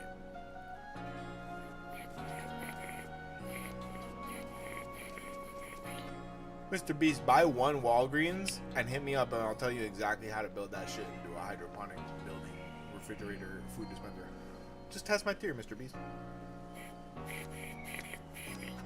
Also, if you could help me clear my measly $22,000 of debt. It's really hard on this end to do that. Thanks, Mr. Beast.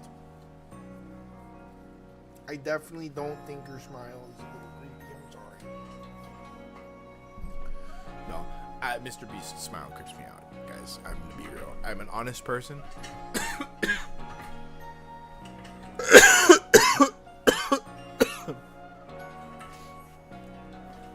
You know how in Jaws, the guy's speech is like, it's got dead eyes like doll's eyes. That's how I feel about Mr. Beast's smile. The dead smile.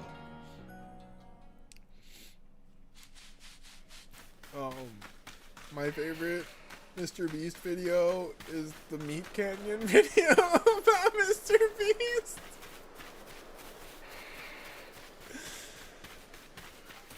Sponsor me, Mr. Beast.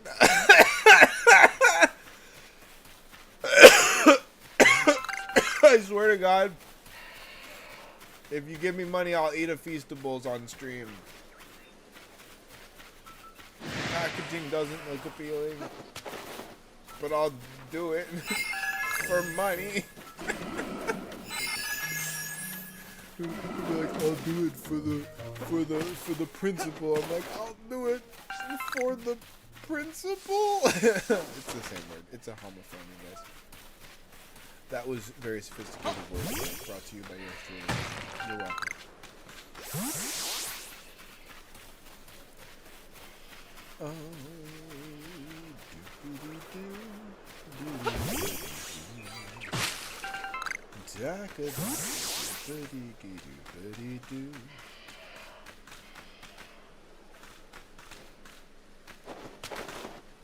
Wow.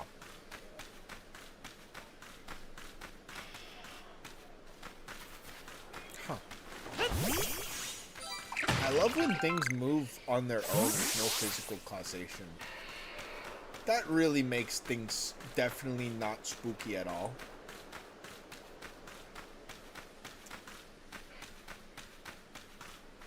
Everything is fine. Everything is okay. Ghost star.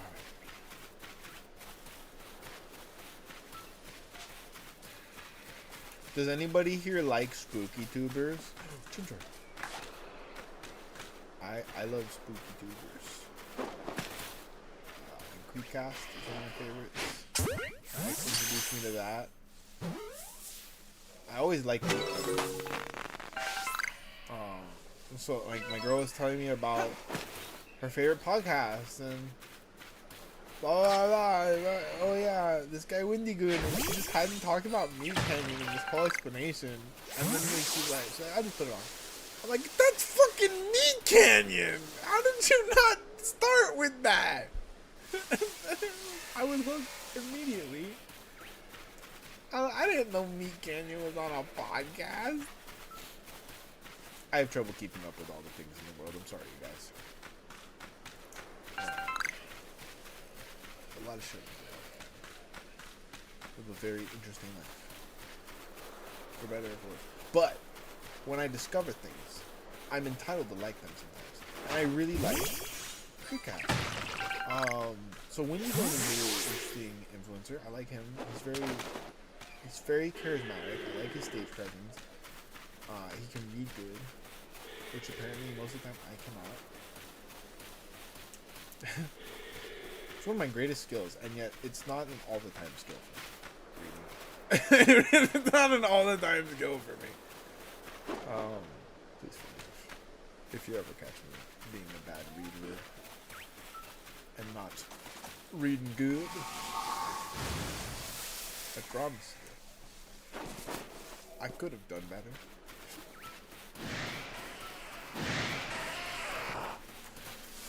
Okay.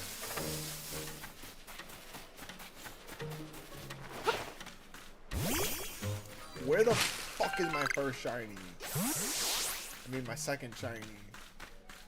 I love you so much! Wait. Who did that? No! No!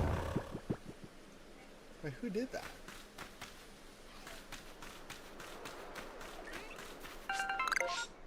That was weird.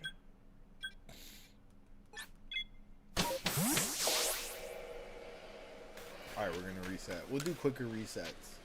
I'm sure we'll get a shiny real quick.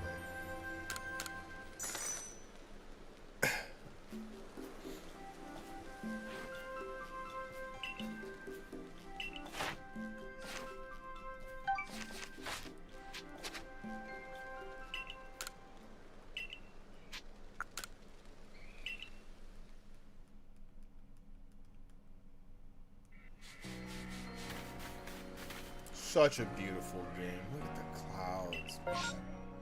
First of all, that's how every sunset looks in Miami.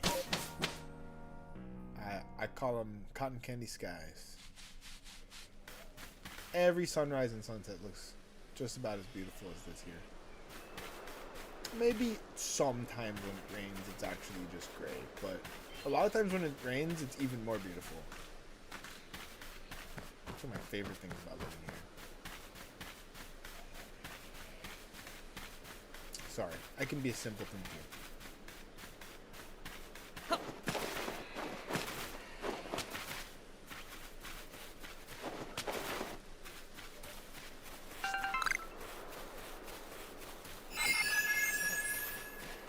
Oh, okay, I thought it was it's a plant. It's just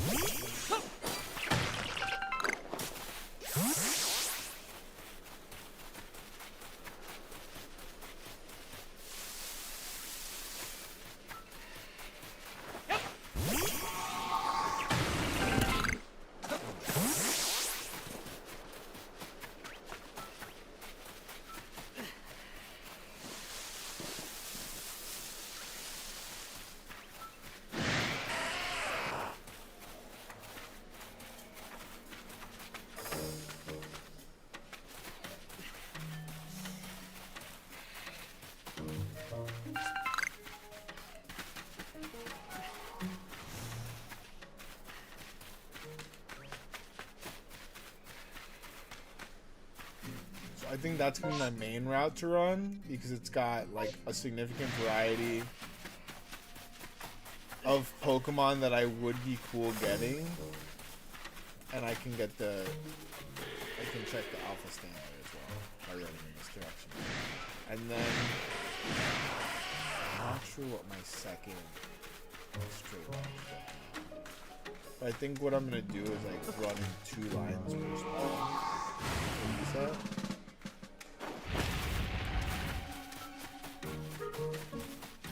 This will be one. I guess it's a little bit more than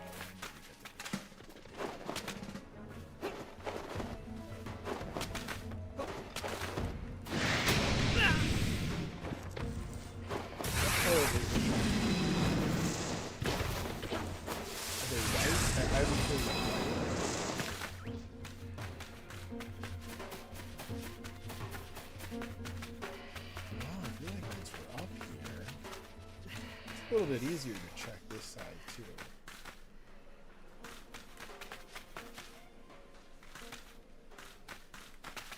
Getting the ride Pokemon will make this a lot easier. That's for sure.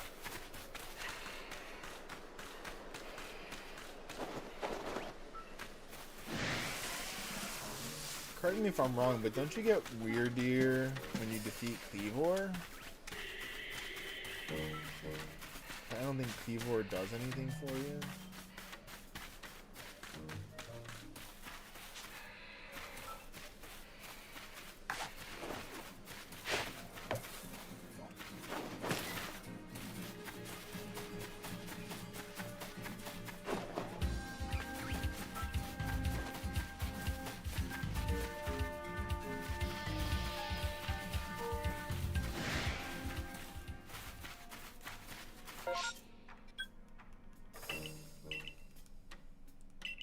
Oh.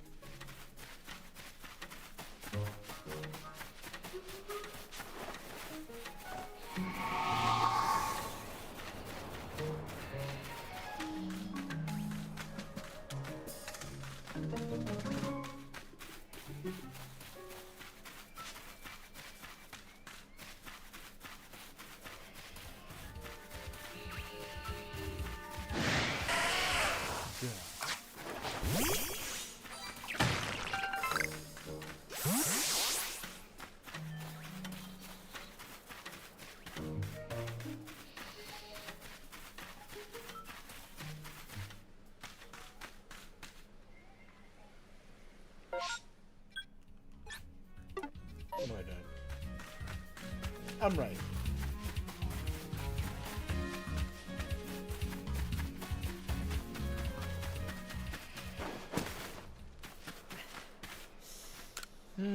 Maybe going up that back way and then spinning around would also be a good way to go. I'm sure there are like commonly known routes online. Like as soon as I Google it tomorrow, I'll be like, yeah, this is where to run if you want the quickest shiny Pokemon. I love those videos. I wish I had the desire to make more snappy videos like that. I'm sure that's what I need to do to succeed better, quicker, I guess. I don't think that's the kind of content creator I want to be. This is how to shiny hunt. You can go to Pokemon Legends EA and catch every shiny Pokemon decided in. Like, I don't want to rot your brains. Is that a shiny Munchlax? No. Wait, it is a Munchlax.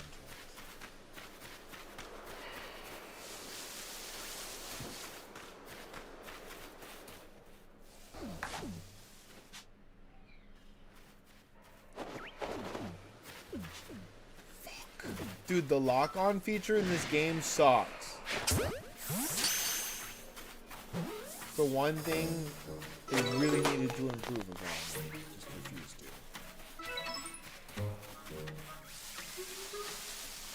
No, if we don't leave room for improvement on some things, then the next game won't be such a cop-out. You know, it was all part of the plan.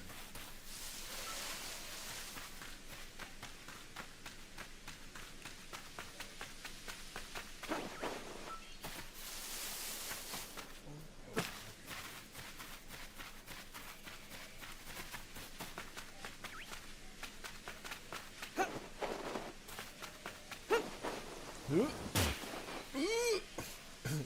okay. I'm okay.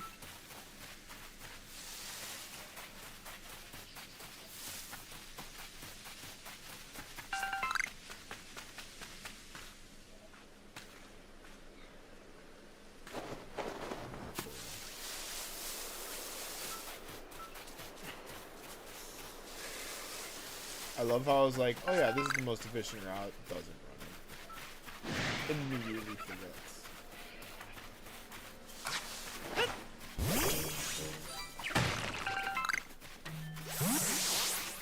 That's why I can confidently be like, oh, my favorite streamer, Sauce McGavin, he's the best shiny hunter. Because I'm not trying to be the best, dude. I'm just trying to have fun.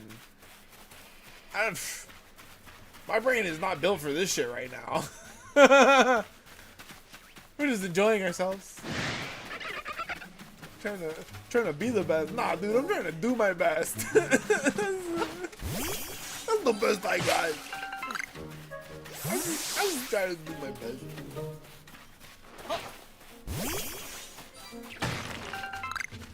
I thought that this plant was just Oshawott.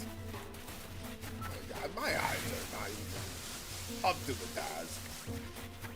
Let alone my brain. Not buen.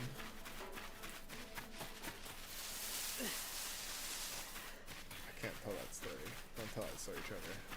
That's an inside joke that I have to make with myself. Nobody else will ever get it. Suffice to say, when you edit videos of people, you have very fun private moments with them that they'll never know you had. And if I've ever edited your videos, now you get to think about that forever. I laughed at something you did. I'm never gonna tell.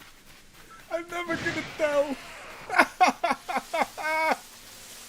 Ah, fucking evil, dude. Nah, it's actually a really sweet, silly moment, but I just don't embarrass someone.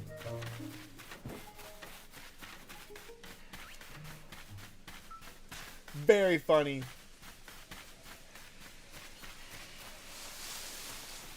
I have almost exclusively edited for quote-unquote funny people. Professional funny people. So most of the stories I would have to tell like that are just silly funny people. Or when you find a moment where you can like go back and forth the frame and make them do a dance. You're like a little god. With all the power. That's actually why most people get into editing, is just to make you dance. It's the best feeling ever. Try it. If you're an editor and you haven't discovered that superpower, you're welcome. Make them dance. Make them dance.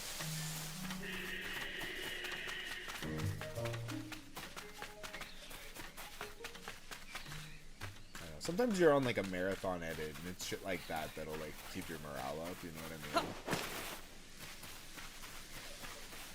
It's like a nice little funny moment to really keep you going in the editing room. God forbid having to have been an editor before the age of digital editing.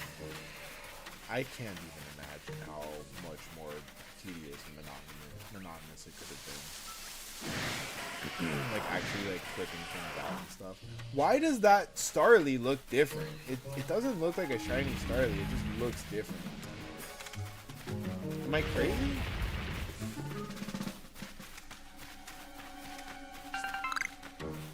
I'm crazy. Probably flew away anyways. Oh, okay, hi guys! Welcome to the party.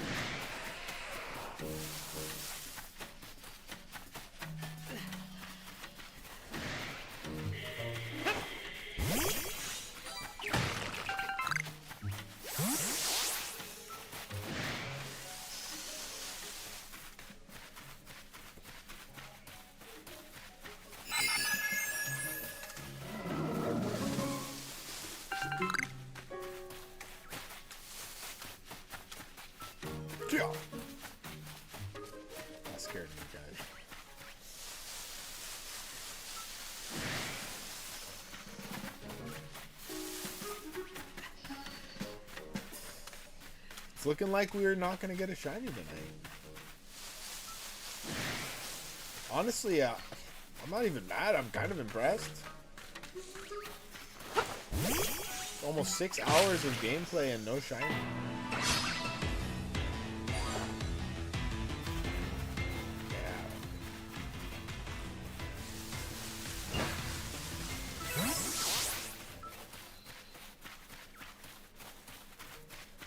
Now this is a respectable Pokemon.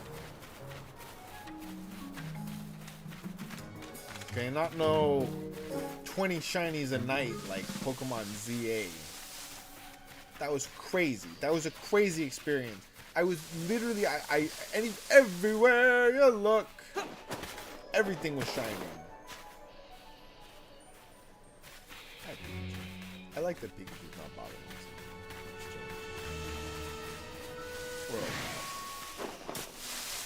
Pikachu, I grew up with Pikachu. Everything Pikachu this, Pikachu that. Did you know in one timeline Pikachu had a different color tail? True facts. Dog, the Mandela effect needs to stop. Okay? They're gonna Havana syndrome the fuck out of me for saying that. Well, there go the fillings. There go the fillings, you guys. Sweet, sweet radiation thing. Yo, we live in a lit timeline. I'm not gonna lie, it's pretty sick. It's like Ender's Game is fucking this bitch. It's like Ender's Game and Dune met and they fought and they had kids, and then meanwhile the Sandlot and it met and they fucked, and then they had kids. I'm just talking about classic 80s, 90s young lit. Those were good ass books, man. You know what I never got into as a kid because I was too into anime was the Aragon series, or Aragorn, the dragon ones. A lot of kids fucking love those. They look pretty lit, man. I'd always see them on the shelves with those dragons looking with their soulful, heavily fuckable eyes. I'm just kidding. No, but seriously, those covers were lit. Like, they looked really interesting. I never had the chance, the time to pick it up and read it. So I always read a lot. Read a lot. I haven't read a lot this year in particular. I'm on the brain rot. I think everybody's on the brain rot. We're all just trying to rot our brains so we don't have to feel all these emotions all the time.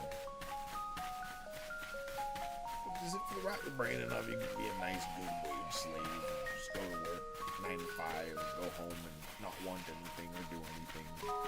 Eat your slop and go to bed. Everything be okay, right, guys?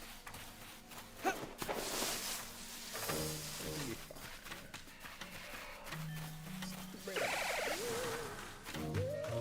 Skibbity toilet. I'm gonna get 1 million views just for saying that. Just for saying the skibbity word.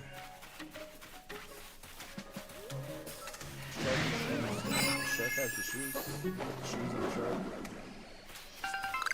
In fact, maybe that's why I'm getting more views, because I said skibbity toilet a couple days ago.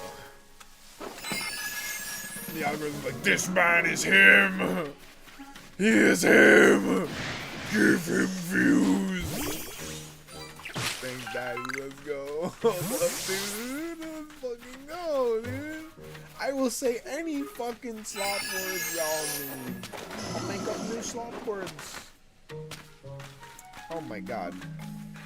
Wuhanyets was me and my dad's slop word. It means nothing. We used to make it all the time. And we would do so just specifically to fuck with the nurses. Now granted, like I previously said in this episode, we loved the nurses that we were with. We loved them. They were part of the family. So we were fucking with them very lovingly. And then the ones that we didn't like, we didn't mess with them. We just fired them. serious business. We don't have good people in the house. But like once we had good people in the house, you know, you had to treat them like family. Be a little silly with them sometimes. Oh, they're so sweet. Stay away. And what I loved is like when the nurses that clique showed up, be like, you don't have to do pretty much anything. I just need you to be ready to do it. And they'd be like, what? And I'd be like, I cook, I clean. Dad won't let you shower him until he knows you. Like, he's not gonna let you cut his nails until he knows you. He's not gonna let you give him haircuts ever. Like, I'm gonna have to do that. So what do? You do the shit that I'm not doing. I'm like, I got you. And I'm like, that's the one we're keeping. So like, if I'm cooking, you're sleeping. You're sitting next to him holding him. You know what I mean? Type shit. It's a symbiosis. Until the point where maybe he tries one of your dishes and he likes your cooking. I can sit with him. But no, that's one thing in my house. I love cooking. It's really hard to make me not cook. Really hard to be living with me and cook something that's better than something I cook too. Because I'm a fantastic cook. At least when I'm cooking for other people. Or when I'm papered up and cooking for myself. If I'm cooking for myself and I'm not papered up, like it's gonna taste good. It's gonna taste good. It's probably gonna be chicken breast and rice. Some ground beef and vegetables. I don't need to do it big for me. Unless I can afford to do it big for me, and I'm gonna do it big for me, baby. I love you.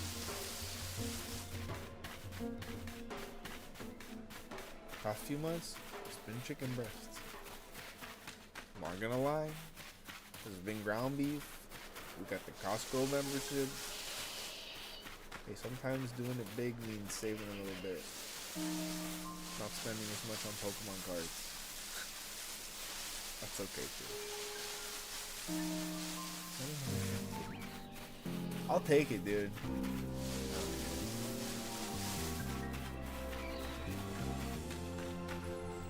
I've been saying if I end up with a whole team of shiny Bidoofs, I would not at all be upset. I probably also wouldn't evolve any of them.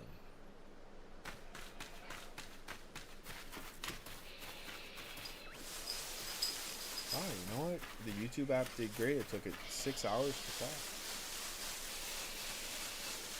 Great job. Did you just hear a shiny crack?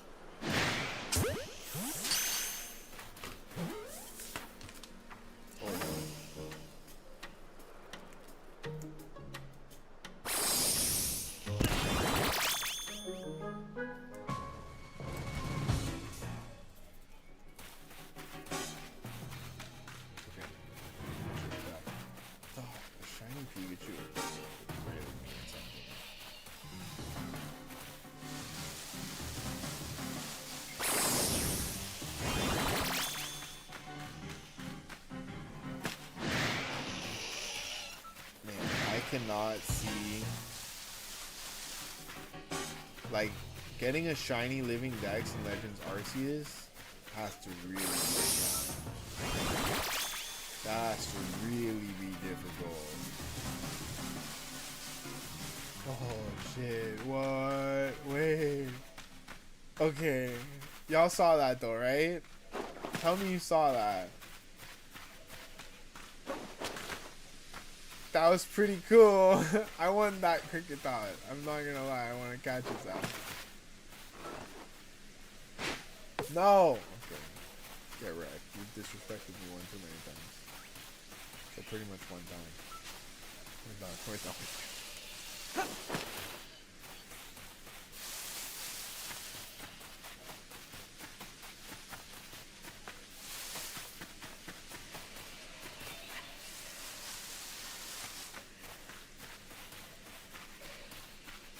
One shiny. That's all I'm saying. One shiny.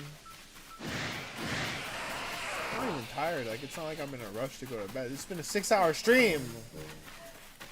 Dude, I could watch an episode of an anime before bed. I could go for a walk. If we deserve this shiny, you guys, I'm not gonna let go that easily. If I still have energy in the tank, I'm not gonna let go of potential shiny that is hanging and dangling its nuts over our faces. It's not cute.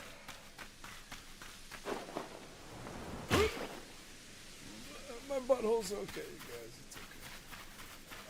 We're okay. Oh, you know what would be cool? I've never even done this one single time. It's like to look at like the demographics of my streams that have done well and see all the cool places that people are watching from. Oh my god, dude. People are watching from outside of America and you guys are watching from cool places. Thank you so much just for bringing my energy out to your awesome cool places. Maybe that will help eventually one day bring my body out to your awesome places and I can travel, because I would love to travel. I want to go visit every cool country and even some of the not cool countries. I'm looking at you, Uzbekistan. No, I'm just kidding. Well, I'm just actually Borat in the Trevor costume. I'm sorry, man. Why didn't he like Uzbekistan? Is it actually a beach? Or did he just pick a country? I've always wondered that. It kind of seemed like he just picked a country.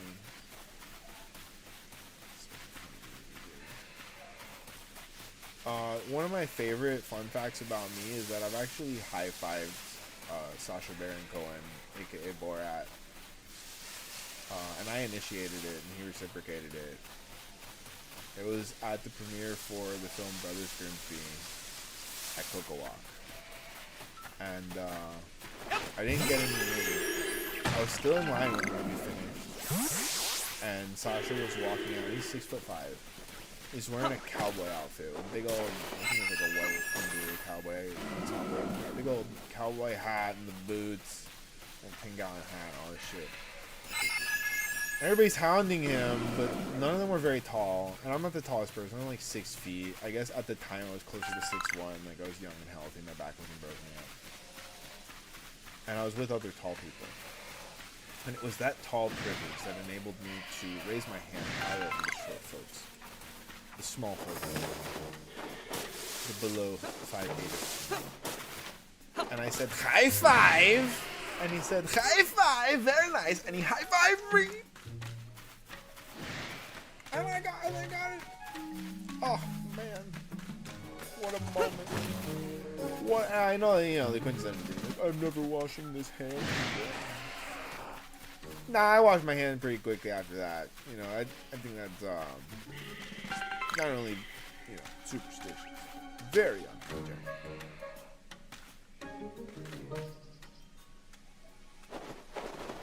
Counterintuitive. Like, oh, I just touched another human being I've never met before. That is a good reason to never wash my hand again. Make it make sense.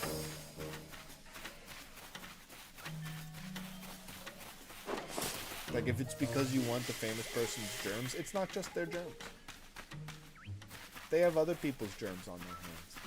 Not even people germs. Oh my god, is it a shiny? I swear. Fucking fly through the roof. Huh! Levels of wishful thinking that have never before been known by man.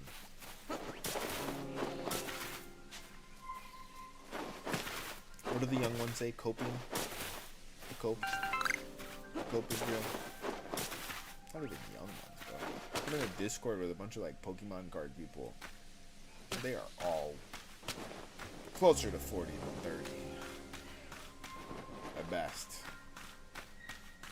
Copium is very commonly used word in the server, guys. We use... We're all trying to cope with the Charizard. Or we work 9 to 5 and we spend all our money on cardboard and it's not the cardboard we want. I could just go buy the card. But we like the packs. We like them. We like them so much. It's definitely not a gambling addiction. I put it. Because if I had a gambling addiction, why wouldn't I be at the casino? It's because that's scary. It's scary. You have to go and you go at those lights and people are smoking cigarettes. Can I take your order? Order for what? The casino. We have lobster. You have lobsters? Where do you even keep the lobsters? You don't want to know. No, I don't think I want to know. That's what I said. I know. Real conversation. I will say, if you go to a casino on your birthday with your ID, well, a lot of times they give you free gambling points, and Mikasuki they give you a free surf and turf deal. They give you a free surf and turf meal and $150 free play. And it's like a hot hitter ticket. You'll win. You'll come up for a bit, and if you cash out, you can cash out and keep the money. But if you keep gambling, it's gonna. But like, it's definitely a rigged ticket. I've never in my life won as much as I do. It's definitely rigged. As it should be, you know. You gotta let the birthday boy have like 10 minutes of fun before you fuck him out of thousands of dollars. It's just basic human decency, right?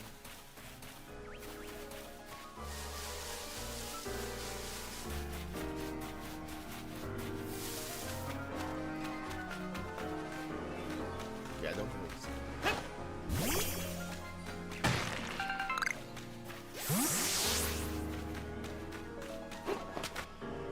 my 21st birthday was a great casino trip. We got a party bus. We got a party bus, and we got all the homies, a bunch of liquor. And you know the party bus, so nobody was drinking and driving, obviously. And we went to the casino, and that was the whole party. You know? We're all grown up, and you know, we're gonna cut cake or nothing. No, we're gonna get drunk and go gamble. No. Another guy won money. Actually, another guy had a good run. I think he came up like $100 or $200, which is about how much that I came up off.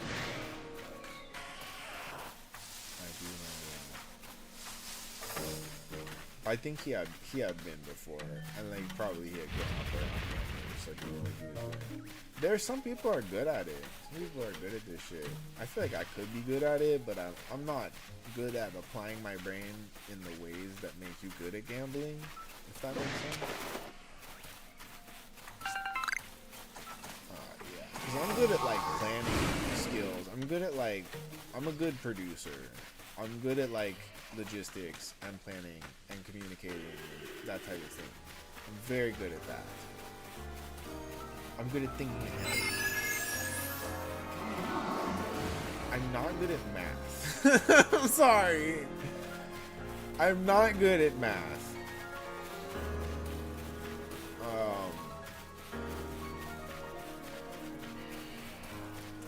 I never realized I wasn't good at math until pre-calc.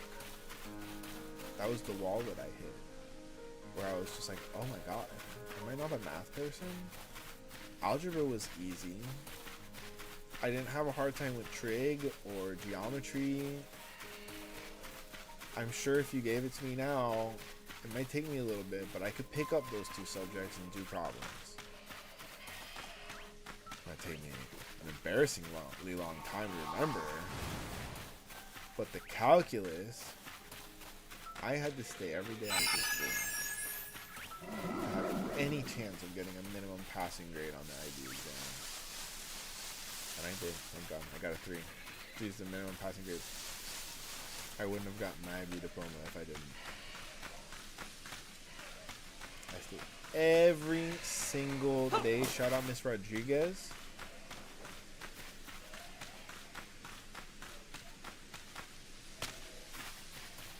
Shoot. Was it also Mr. Wait, was it Mr. Rodriguez? What was the dude's name? I remember his face so vividly. Hernandez. It's so hard because all of my teachers in high school were like Hispanic last names. Lopez, Hernandez, Rodriguez.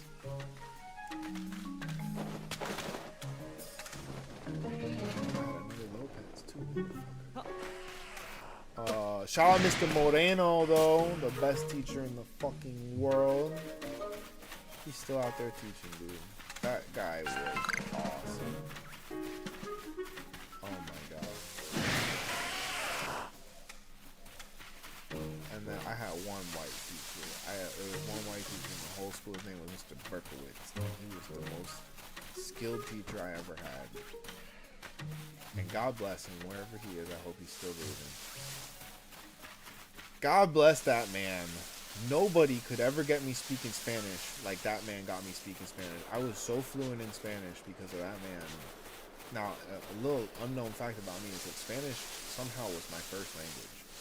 As a baby, my mom left me with a lady named Tata Toras. And enough said, I spoke almost exclusively Spanish as a baby. My dad was so pissed. He came back from a trip and his baby was speaking Spanish. And he couldn't do nothing about it. He spoke Spanish too. My dad traveled all over South America. But he didn't expect, it was unexpected. I wasn't supposed to be with this lady for, you know, however many months. It must have taken a couple months if the baby was speaking Spanish. I must have been at that lady's house for a couple months. God knows what my mom was doing. Never asked that part of the story. But Spanish was apparently my first language. And then I went to preschool at the JCC. If you don't know what that means, it's Google. And they don't speak no Spanish there. All English, dude. I came out from 2 to 3. I went from speaking nothing but Spanish to speaking zero Spanish. I had to relearn Spanish 3 times. Elementary school, didn't stay. High school, it stuck for a good bit. And like whatever practical Spanish I still retained, stuck since then. But then when Dad was here and the nurses spoke Spanish 24/7, that is the most fluent I've ever been in Spanish, I think, besides being a baby. Because it was just more practical to speak in Spanish. And it was comfortable. Like I said, it was like family with them, so it was the most immersed I've been in the Spanish language. And I lived in Miami, like, yeah, you could go out and speak Spanish all day. And at the time I would, dude. I'd go to stores, I'd speak Spanish, and everything's Spanish. So it was full immersion. And when you have it in the home, you know what I mean? That's the real line. You can't help but pick up a little. Well, God knows, it's been 3 years since then. In March, 3 years. And, well, I ain't speaking to much of anyone besides myself in the home anymore. So, you know what? The Spanish has faded. And I'm really good at Spanish when I get heated in Spanish still. If I get heated, it just starts coming out. I'm just speaking fluent Spanish. I'm not even thinking about it. Because it's in your brain, you know what I mean? It's like in there. I think the problem is that the more or less that you use it, the more or less accessible it gets.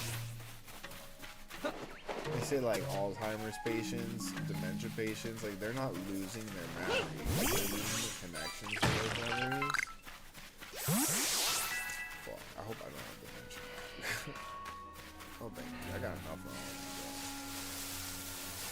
maybe it's just like a larger process than medicine wants to look at. Like maybe we're all just going through some element of that at every point. Maybe it gets worse or better depending on certain factors like diet and exercise. I mean, modern medicine has only been this way for a couple hundred years, it's still shit. An entire paradigm could be turned on their head for the next 100 years. We don't know. But like, they're saying that, like, they're taking huge leaps and bounds on Alzheimer's research, for example. And God bless. You know, that is the hardest things.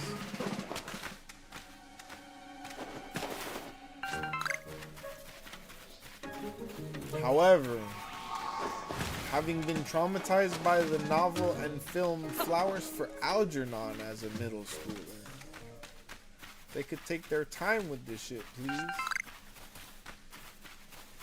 We don't need to see that shit come to fruition, man. So like, I'm on a miracle drug. I take Humira. That's what got me out of the wheelchair. That's how I walk. I think about Flowers for Algernon all the fucking time, dude. What if it all goes away? What if this shit made me better and then makes me worse? You know, it's scary, dude. That's a scary ass sci-fi book. Hopefully that's all it is. Hopefully that's all it is, but it's scary as fuck. If you don't know what Flowers for Algernon is, basically a mentally challenged dude gets offered a drug that made a mouse hyper intelligent, and he becomes a genius. And he betrays all of his friends from the special needs school, and he becomes rich and famous and fucks bitches and gets money.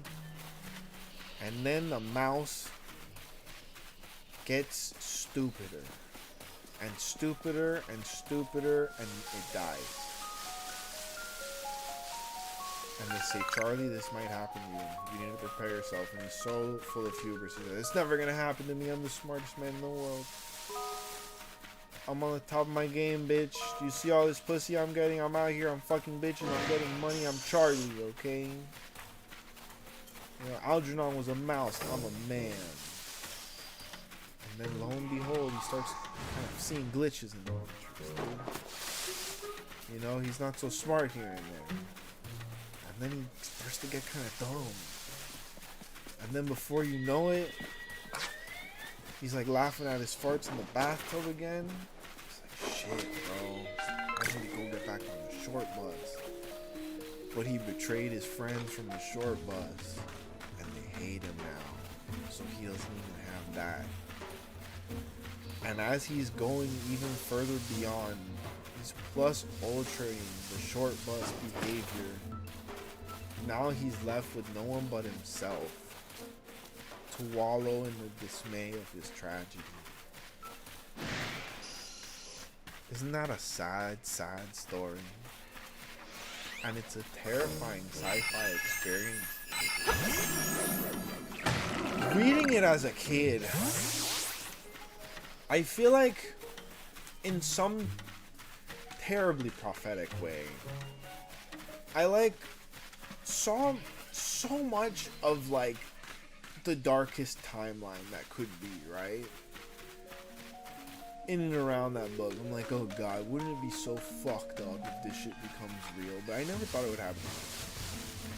And when I was sick, you know, I thought about it. I'm like, oh god, if there was a miracle cure that would make me worse, would I take it?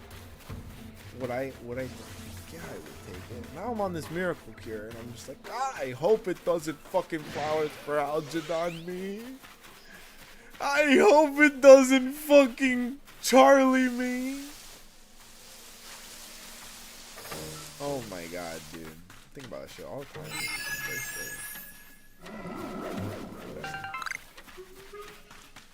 One thing that changes when you have a near-death experience and you come back from it is that, and they can never take this away from you. And it's like one of the best traits. It's like you can't help but appreciate like the moment. it is so fucking powerfully empowering to just be able to, like, no matter how frustrating something is, just take a deep breath and look around and just be like, holy fuck. But you know what though? Like, I do get to be here right now. And isn't that beautiful? Oh my god, so many people try to take away your shine like that. They can't take that one away. I don't care how hard you fucking try, bro. It is a blessing and a privilege to be here right now. And every moment that I get, and that you get, and that we all get, it's just a matter of perspective, guys. You can know what it's worth, or you cannot. And even if you don't, it's still gonna be worth just how much. Maybe even more. Isn't that funky?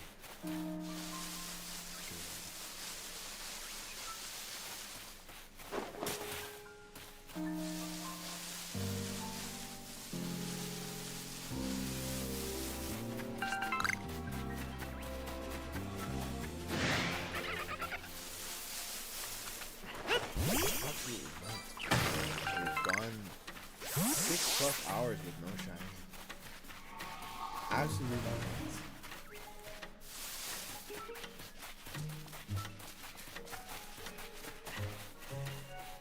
And yet I can't help but fight the sneeze. At just when hope seems at its lowest, some might just shine. What the flippity floppity floop is up, Ryan M4804? What's going on? It's after midnight on the stream. We're getting wishy-washy with it. Do you prefer wishy or washy? Or washy-wishy? Who's the Pokemon? Oh, I can't do that.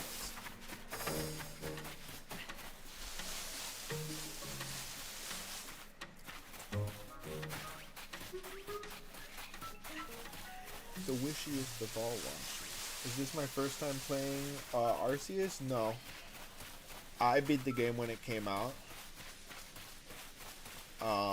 We just finished a Mega Dimension Pokemon ZA Living Shiny Dex. Took us nearly 3 months.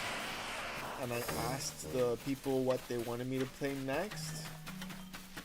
And we decided upon Legends Arceus, which, to be frank, is my favorite modern Pokemon game. So I was like, fuck yes. We're starting over. And here we are. So what I'm doing is I'm doing a shiny, I guess, campsite locked playthrough. Our first shiny was Bidoof to get us this nice second campsite. Can you show yourself? Oh. I love you so much. This is Buddy the Bidoof, and she's my best friend. And we're hunting our second shiny. We've been playing for about 6 hours tonight. We haven't seen a shiny. Maybe I haven't been hunting in the most serious of ways. But that is a lot of playtime without seeing a shiny, like haphazardly. So I'm kind of impressed. But yeah, that's where we're at. How are you doing? Good to meet you. Well, I'm not sure if you've been here before. If you have, welcome back. And thanks for typing in chat, for one. Let me just thank you for that. Truly, from the bottom of my head. And the heart of my bottom. Thank you very much. What up, fucker? Dang! I only got like 2 shinies in my entire playthrough. And I only used one for a bit. I also only got 1 shiny in my entire playthrough. And it was the best shiny. It was shiny Hisui and evolved. And then of course the Ponyta everyone got for free. Were the only shinies. Of course I transferred them to Pokemon Home, so we still got them. But But yeah, I only got one shiny in my whole playthrough, and then last night we started this game, and I actually got the Bidoof on my first night. So that was pretty cool. I came into our second night like, this is gonna be a breeze. It's a much bigger area. We'll definitely get a shiny quickly. And here I am, like almost 7 hours later. Just talking my ass off, and no shiny. We're still locked in. So I guess we will be back multiple times this week. I like to stream as many days as I can. I may not be streaming tomorrow night, but I may be. It just depends on how work goes during the day.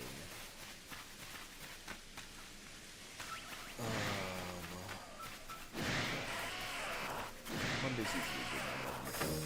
Still trying to figure out how Twitch is going. Oh, no way! People showed up in Twitch! I'd given up on Twitch people. Here I come. Here I come, Twitch people.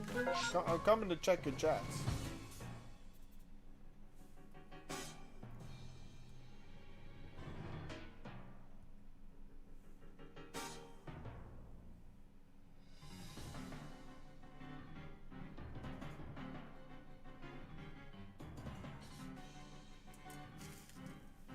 Stream manager.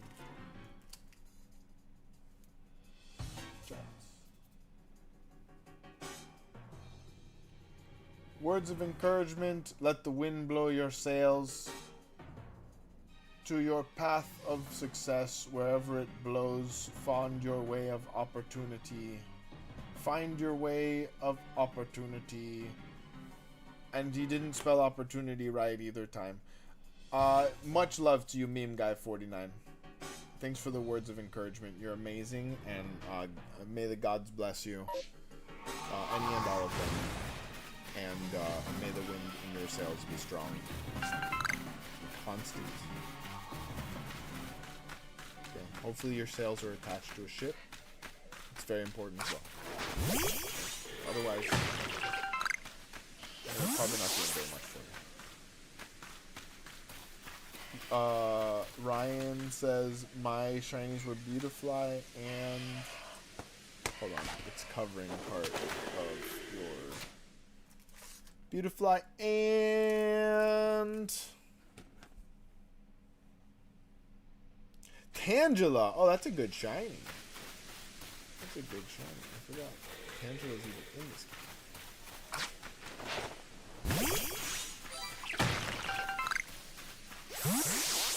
Beautifly is also a very good shiny. Flying Bug. I mean, I know there's a good couple of Flying Bugs. It's like it's the rarest typing.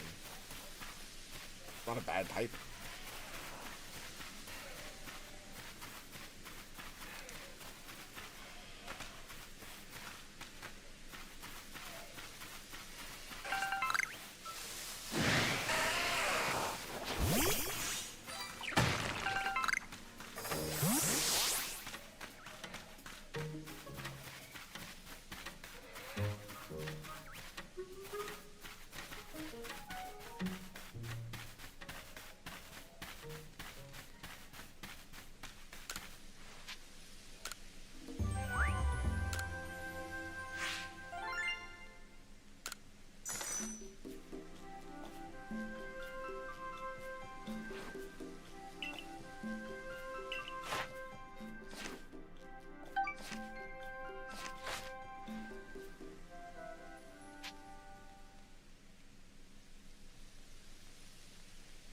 Oh, nah, getting a shiny in the first area isn't that crazy, though. Sorry, I didn't read the second part. Because of the way that shiny hunting works in this game, getting it in the first area was really easy. And it was the first Pokemon, too. Because, like, basically, I'll show you exactly how I did it. Oh, it's a Zubat? Yeah, we'll definitely go for that. You reset the area one time when you spawn. And then what I was doing was I was spawning, I was just walking in a straight line down this path. And that Bidoof was shiny. Like on the 5th time. Because it's the quickest way to reset. Because no matter how many times you move around the area in this game, it's not resetting spawns. They're always, the first time that you see them, that's gonna be the same Pokemon the whole time. Aw, fuck. So, by calibrating my brain to those circumstances, I said, okay, the quickest way that I could spawn a shiny in this game, having been immensely spoiled by ZA and all the reset methods, is to walk in a straight line, you know, directly from the reset spot and reset. That's what I did. I did it 4 times. Yeah, I did a lot of other bullshit before that, but once I locked in and I started doing it in a simple way, boom, no problem. I think the problem I've been having with the or the heights camp, whatever they call it, is that there's no like convenient straight line to walk in, and it's completely discombobulated my plan. There's just so many directions to go.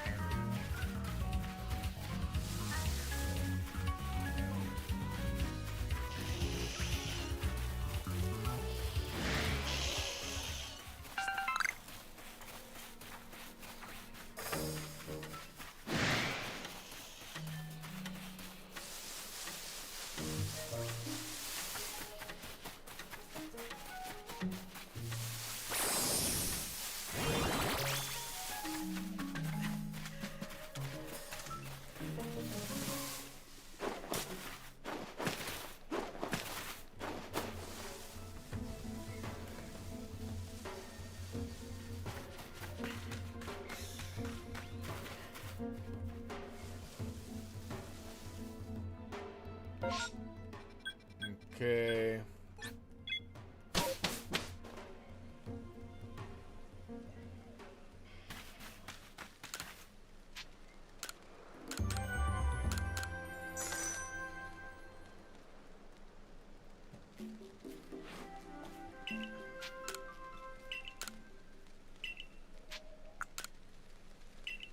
And then we'll reset and I'll just fucking run a straight line. I'll run a straight line. I think this time I'm gonna check the ponytails. This is probably gonna be my last run of the night. It's almost 2. I gotta work tomorrow.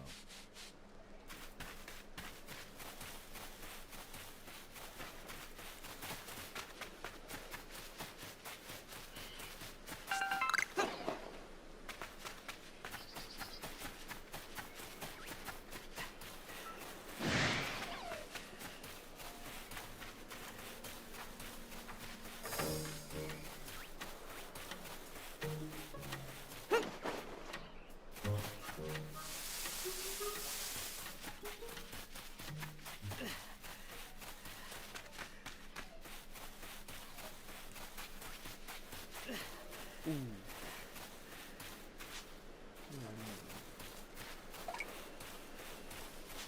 Why?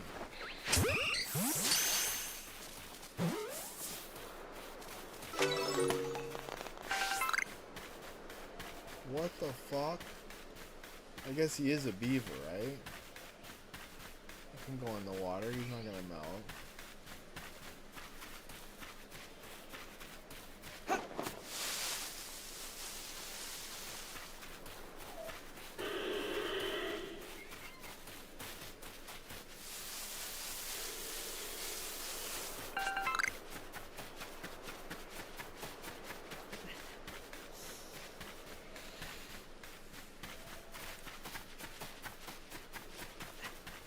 No ponytails.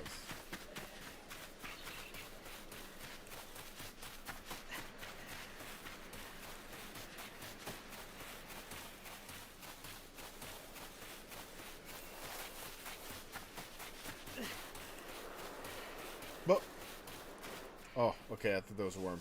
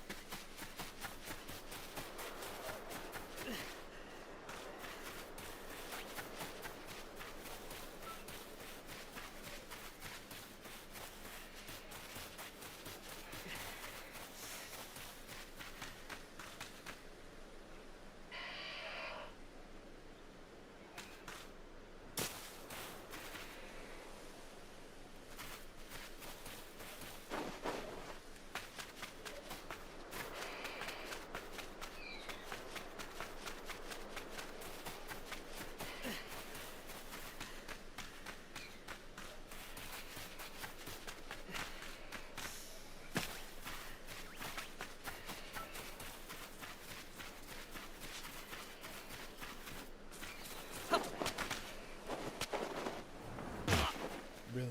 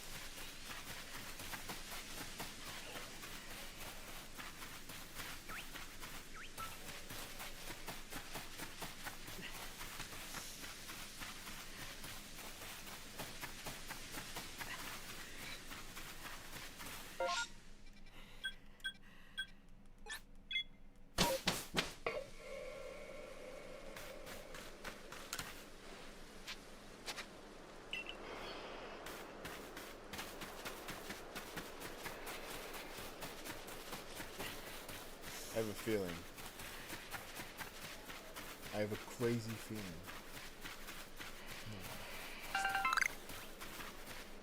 If it was that one, I would cry.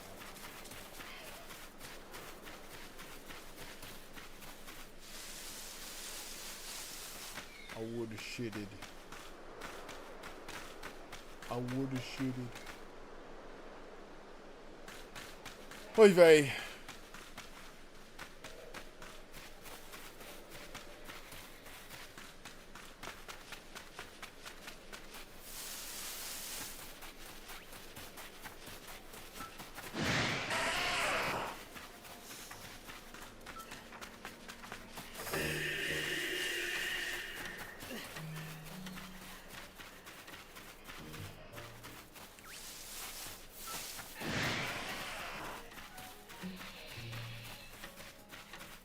I would not mind a pair. Like, I'm not gonna lie. Bug poison, not the worst to have on the team.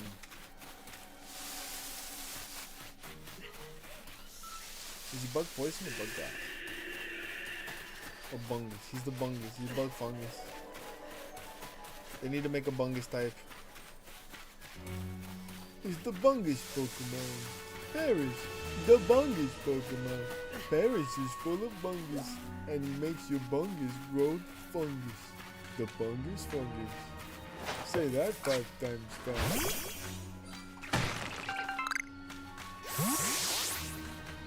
I want to be the next Pokedex voice actor. Guys, everyone email the Pokemon company and tell them to cast me as the next anything. I'll do whatever. Just hit me up. I'll be super passionate about whatever you want. I will do the best job possible, and we can talk about more jobs. I want to be. Oh my god, I could be so many Pokemon. I could do so many Pokemon voices, bro. Coffee! It's my favorite Pokemon. Or like, Weezing! Or just any of the deeper voice Pokemon. I got you. Geodude. Dude. Geodude. I could do like, Magikarp. Magikarp. Magikarp speaks to me on a spiritual level. Magikarp. Or like any of the Pokemons where it's just like a scream, like a inexplicable like I'm about it, bro. Articuno, I can't do Articuno's voice. Articuno is like literally hideous screeching. Like, or Zapdos, remember in the Pokemon the movie 2000 and they bro gets done making the hardest speech of like literally never. Like that speech was both hard and yet like why? Like, I'm a collector. My collection started with a Pokemon card, which I know that you didn't know that these existed. It's because they don't in this universe, but with the people watching, they all just got one, and in 30 years, it's gonna be worth $15,000.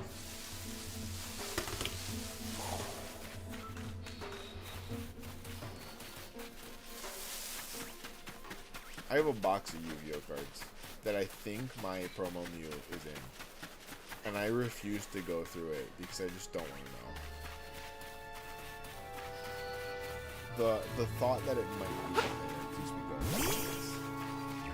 going. My whole first edition collection supposedly disappeared in a hurricane that never happened. Okay, like straight up, like my mom made up a hurricane. She pawned my Pokemon cards. It's real here. I had 3 first edition, mint condition holo Charizards, bro. I was like the biggest fucking nerd as a kid. And I was like, these things are gonna be worth money someday. I'm gonna put them in a hard sleeve. No, those are for baseball cards, kid. No, but the Pokemon cards are gonna be worth money one day. I'm 5 years old, I know what I'm talking about. Everybody called me crazy. Everybody called me crazy. 5 and 10 years later, my mom sold them shits for a couple $1,000 like it was a big deal. What would they be worth today? Oh, I would have sold them probably like 5 years ago, for real. I would have sold them way before this new bubble. But like, oh my god, dude. You know what I mean? Like 3 mint condition holo foil Charizards that have been out of circulation, right? Those things, they were in a drawer. That's how I do. I put it in a drawer. I just leave it there. I don't think about it. I don't think about it. If that's how I ever save any money, I'll make an account. I'll put all my money in that account. I will brainwash myself into forgetting that account exists. Just completely forget that it exists. And then a year later, I'm in a pinch. I'm going through my shit. I'll find, like, wait a second, I do have this account.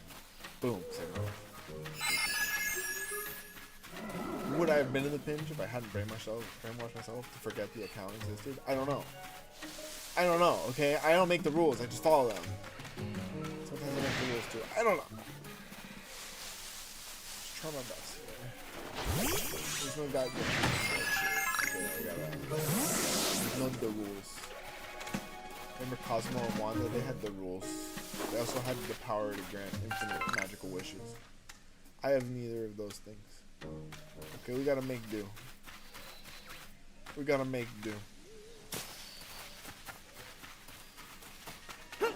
I hope Cosmo and Wanda are doing well. I haven't checked in with them in a while. I heard they had a kid. They still make that channel.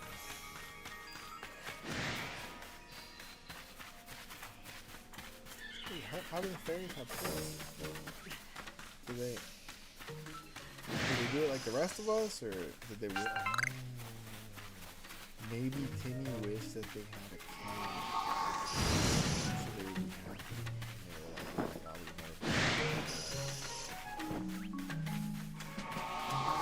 I bet you about that. Like they would yeah, there's a lot of stuff. It's probably what the show needed. Damn, dude, I gotta go hit up some odd parents, bro. Now I'm thinking about it, dude. You know, that show would hit the spot. These days, in these trying times, who better to turn to than Cosmo and Wanda, okay? Or the dad? Oh, he saw it all coming, bro. He literally, he was telling us for years.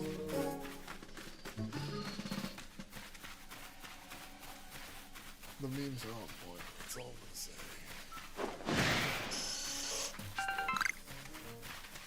Crazy, dude. The Crimson Chin. Come on, you guys. Mr. Crocker. Maybe Mr. Crocker wasn't so crazy after all. The fairies were real. They were real. You know, he wasn't crazy. He was actually just traumatized, which is, you know, objectively a form of crazy. But I don't know if you guys remember the episode where they revealed that Mr. Crocker was actually traumatized by Cosmo.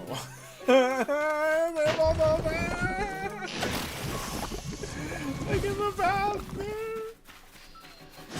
Yeah, that show was peak, dude. Oh fuck, I can't remember the creator of that show's name off the top of my head. He's a great guy though.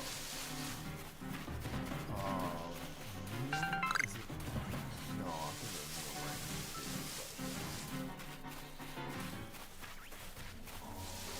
What's that guy? He made Danny Phantom. Such a talent.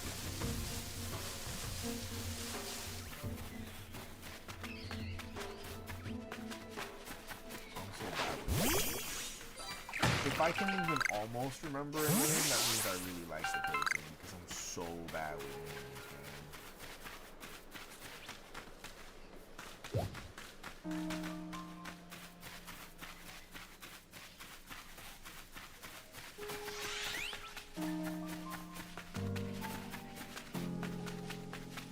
I think the day-night cycle of this brain, of this game, has broken the day-night cycle of my brain. I feel like I'm never gonna need to sleep again.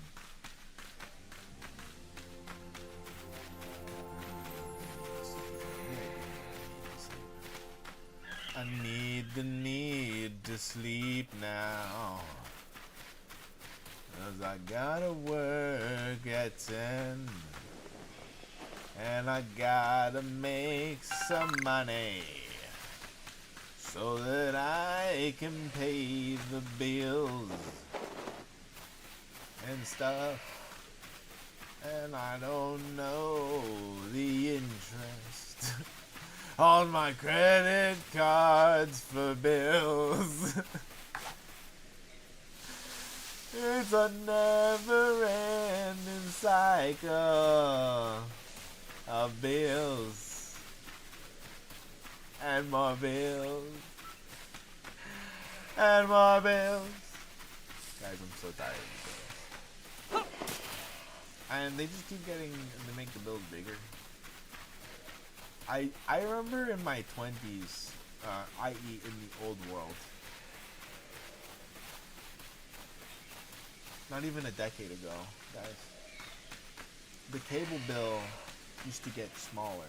Like, they used to give you a deal every year that would make you get better internet for less money. Up until I was like 26. And then they're like, you know what we could do is we could give them worse internet for more money.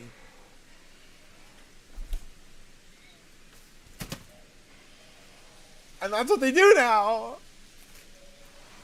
It's crazy. Same thing with healthcare.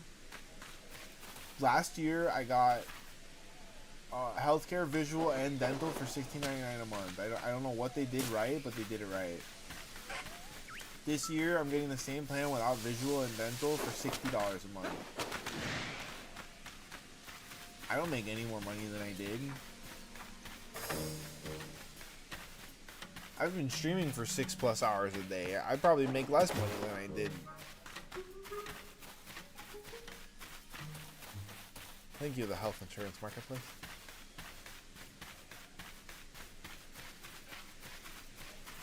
It's beautiful.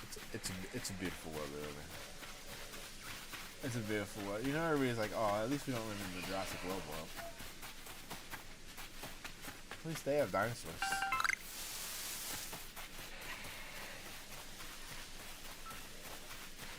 At least they have dinosaurs. At least that one guy is dead from the first movie. He died.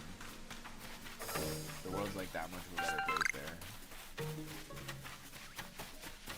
The bad guy died. So, oh my god, can you imagine if the bad guys died in this world? How many people would die? How many empty positions would exist in government? In today's news, all the bad guys dropped dead. There's no guys left. There's 4 people left on the planet.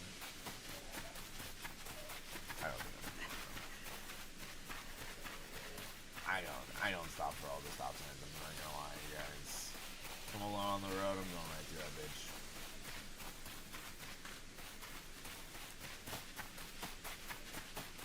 I'm a sinner.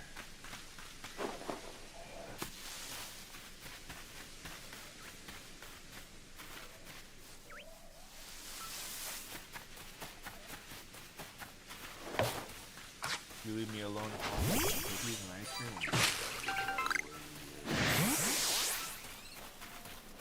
Ooh, I have my demons.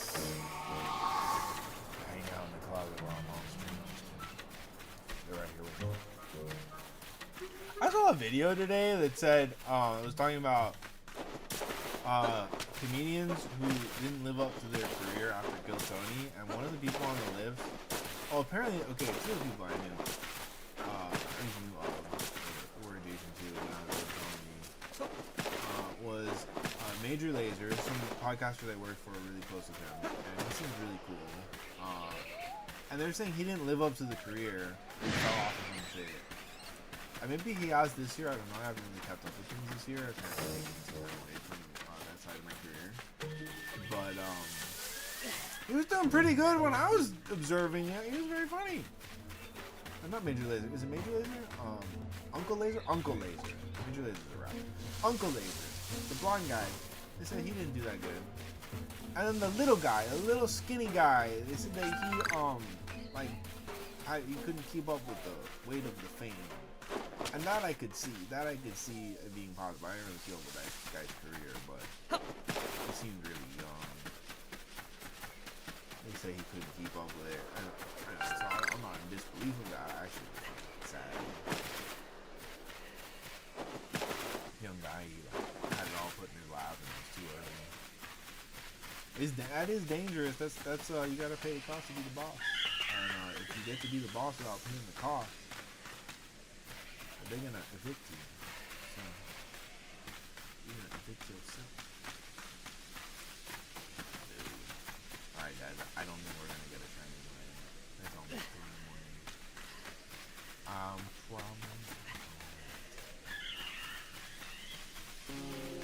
about this?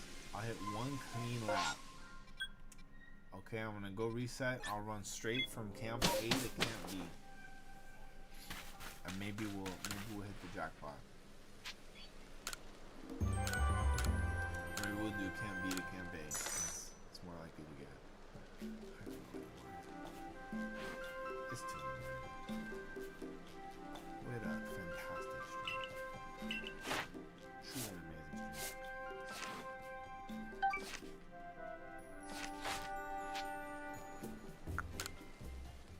Let's do a victory lap. Let's do a fucking victory lap.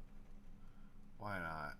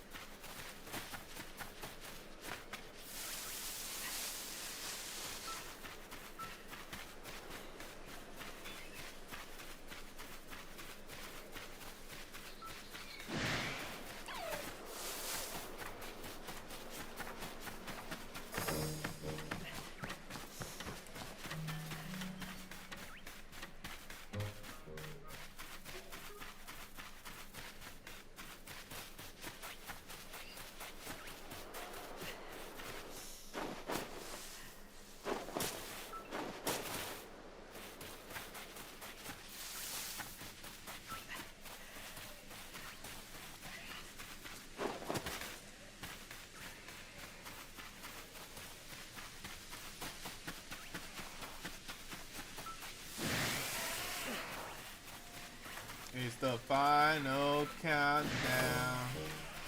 Beliteo. Beliteo. Can we get a shiny Pokemon in the final seconds of stream, you guys? A true buzzer beater. Ooh.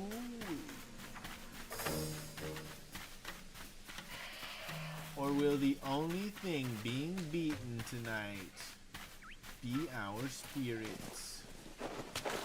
Nah, nobody beat those. We're indomitable and such. Bro!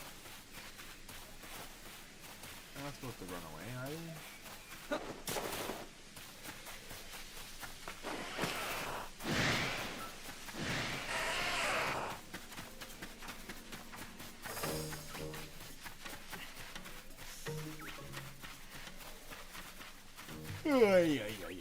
Alright, you guys. Wow. It has been an immaculate, amazing, perfect stream. Shiny or no shiny. We had a lot of fun. We told a lot of stories. We got to meet a lot of new people. Oh my god. Most importantly, I'm so appreciative that each and every one of you showed up tonight and came out. I hope you all enjoyed yourselves and had a productive night on your end. And I hope you guys take care of yourselves until next we meet again. But for now, gotta say, it's been great. But tcgpackrats out. Peace out, party people. My mouse is over there. Goodbye.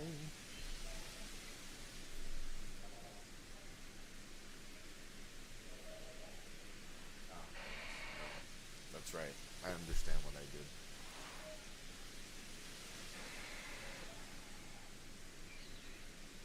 Oh, this is awkward.